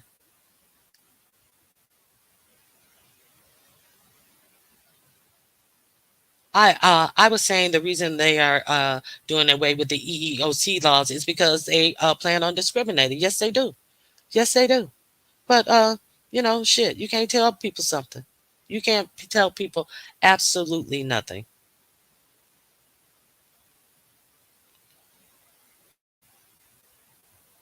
That orange bomb is playing in their faces, and you see that the only people he deserved this, and his family deserved this. I have a huge headache. I'm sorry for yelling beans and cornbread. Okay. Oh Lord, Ronnie Q. Who you cussing out? I'm cussing out all these fuck bitches over here in the beef sector and these fuck ass bitch ass niggas over here in the beef sector. That's who I'm cussing out. Always fucking uh always hide their hands. And I'm really kind of sick of you some of you subscribers who act like you don't see what's really going on and just stay quiet and let motherfuckers sit out here and lie in your face and then don't tell them that's bullshit. Now, I'm not talking about you guys who don't do it, but the ones who do it do better.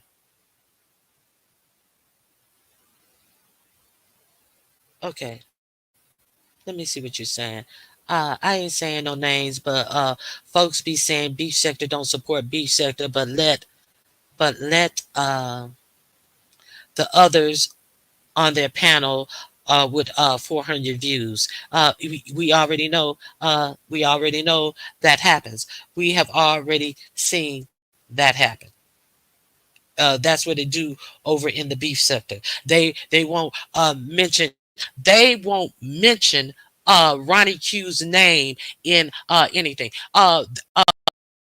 They are sitting up there talking about Ronnie Q expected them to uh, protect her against talent when I have absolutely no expectation of a damn motherfucker on here. I don't need no protection from a damn motherfucker. For this nigga to drop down in Ness's chat and write Ronnie, I think Ronnie Q's mad at me because I didn't say anything about her against talent. Motherfucker, you knew I was mad at you when that bitch came with that bullshit she came with, and when OD dance party and you, hey boo, I miss you, Ronnie Q, where you been? I miss you so much. Motherfucker, I've been the same place I always been. Motherfucker, if you missed me so much, you got my Instagram. How come if you miss me so much, why you miss me so much with that fake ass bullshit? Hold on.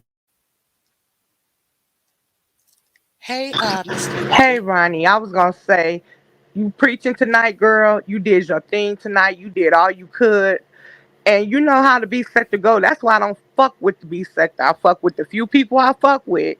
If you notice, because how they did and played that shit between me and Nika years ago, they full of shit in the B sector, and it's all this goofy shit that go on, and it's getting stupid and goofier as the days go on.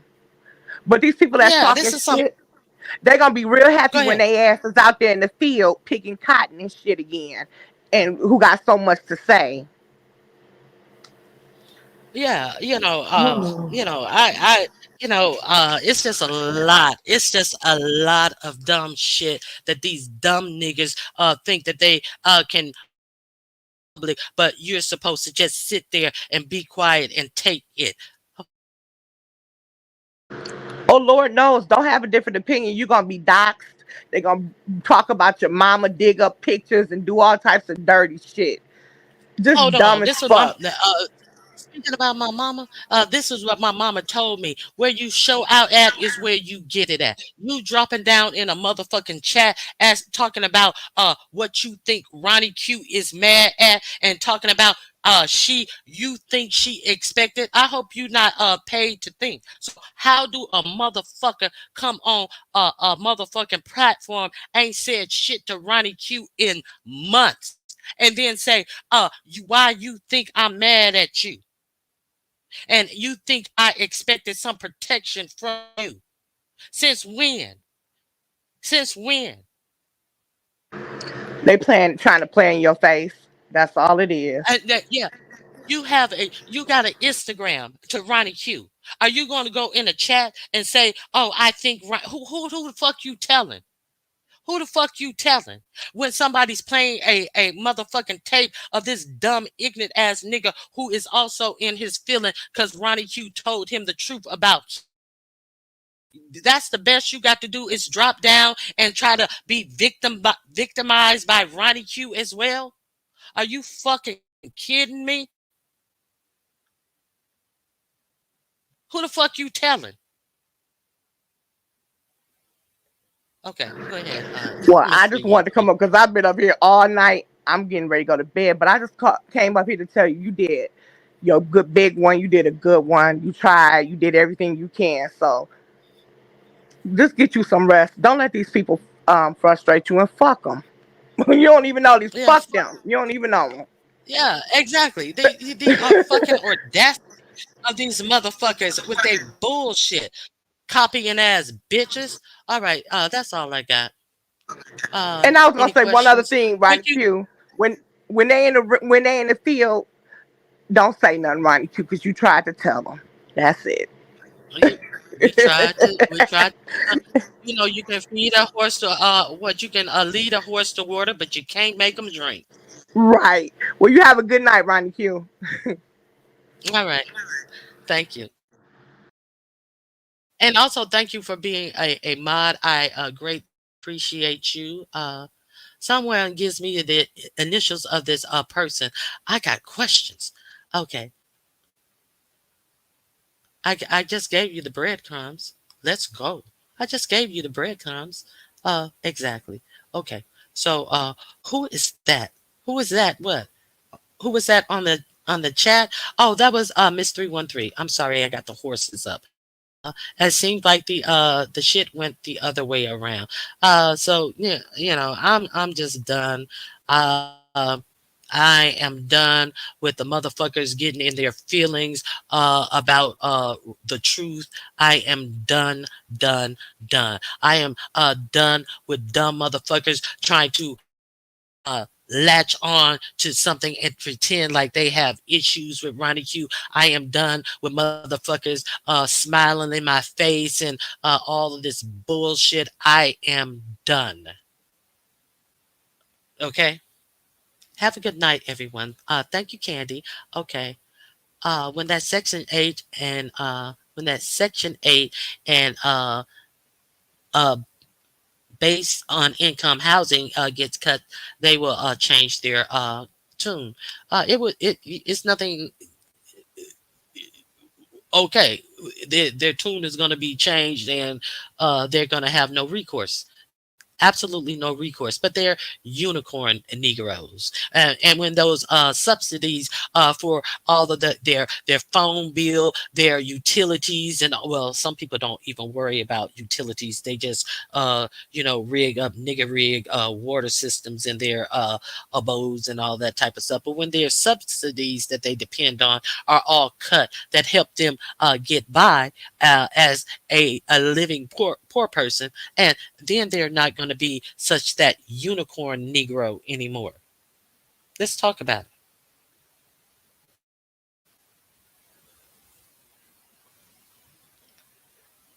Okay, so that's all I got.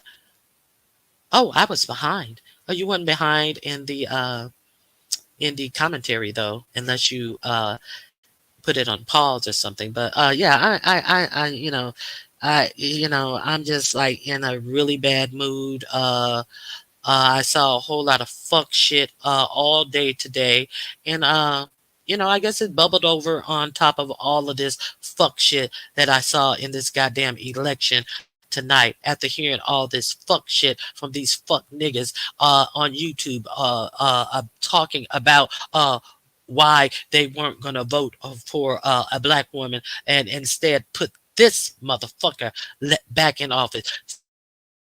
You voted to put him back in office because you were complacent in the vote if you didn't vote. So I hope you get exactly what you got coming. But unfortunately, us who didn't vote for him are going to get what you have coming as well. So shit.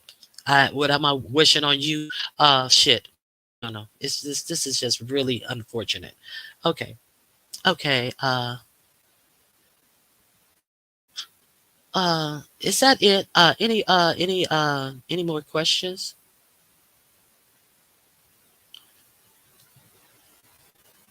Okay. See, I hang out over here and at Mother's and Wilson. I don't watch everyone.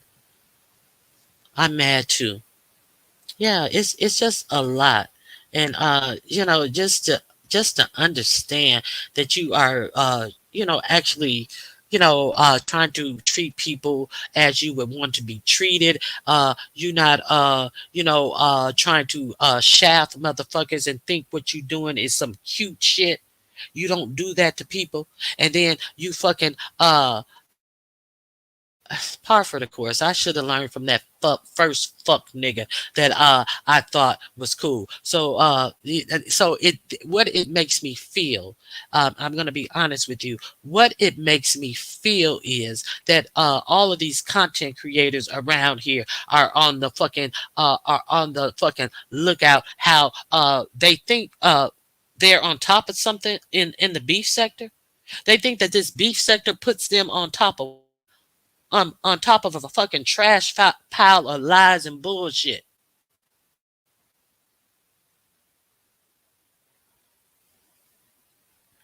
Okay, so anyway.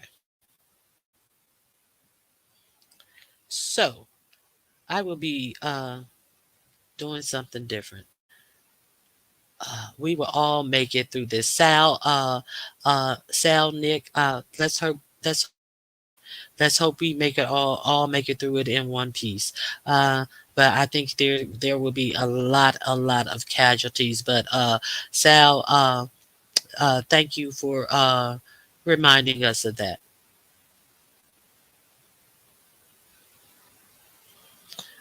Okay, UNC girl, good night. I definitely won't be live at 7 a.m. It's only 12:30. Girl, I'm not going live tomorrow. I appreciate you guys. I will have a membership only live sometime tomorrow whenever I get around to it. My heart is broken as well, beans and cornbread. This is just really crazy that what has going on with this election.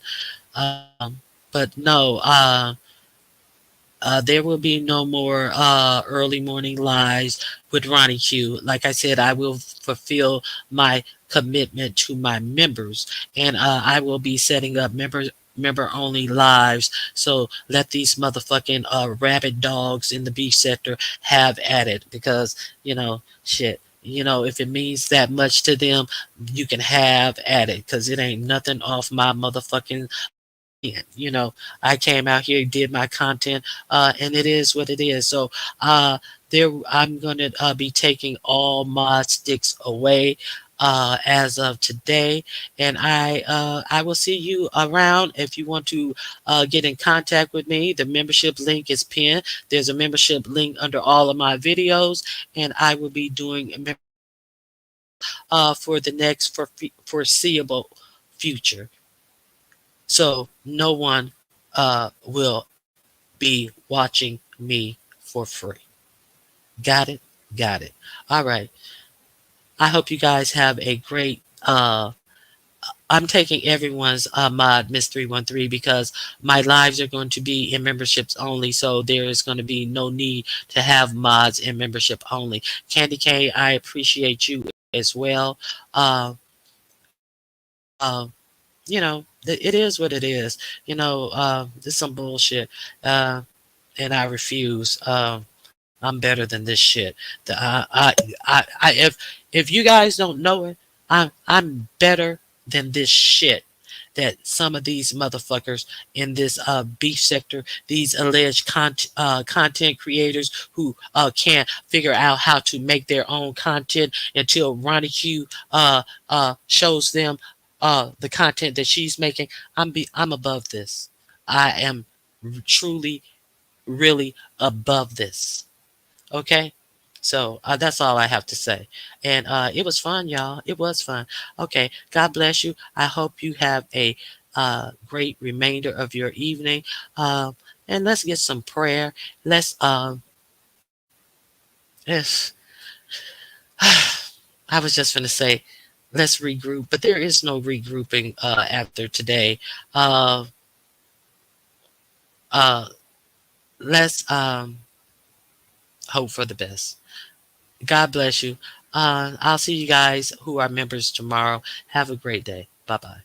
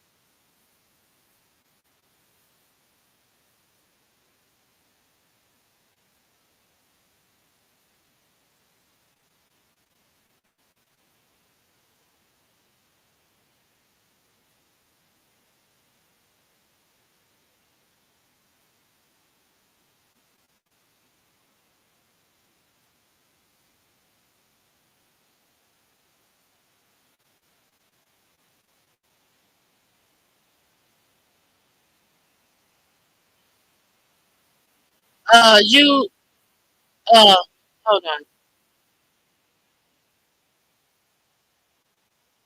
on. Can you block that person out of my chat, please? UNC, the YouTube screets. Can you please block that person out of my chat? Thank you. The fuck out of here. Bitch, you go have a motherfucking meeting with some black women. Get the fuck out of my chat. Thank you, UNC girl. I don't know if you got them. Let me know if you got them out of here. Oh, I see it. Okay. I got it. Okay, thank you. That's all I wanted. Have a good night. Bye-bye. Only meetings I'm having are paid meetings. Fuck the bullshit. You motherfuckers think this a game. All right, bye-bye.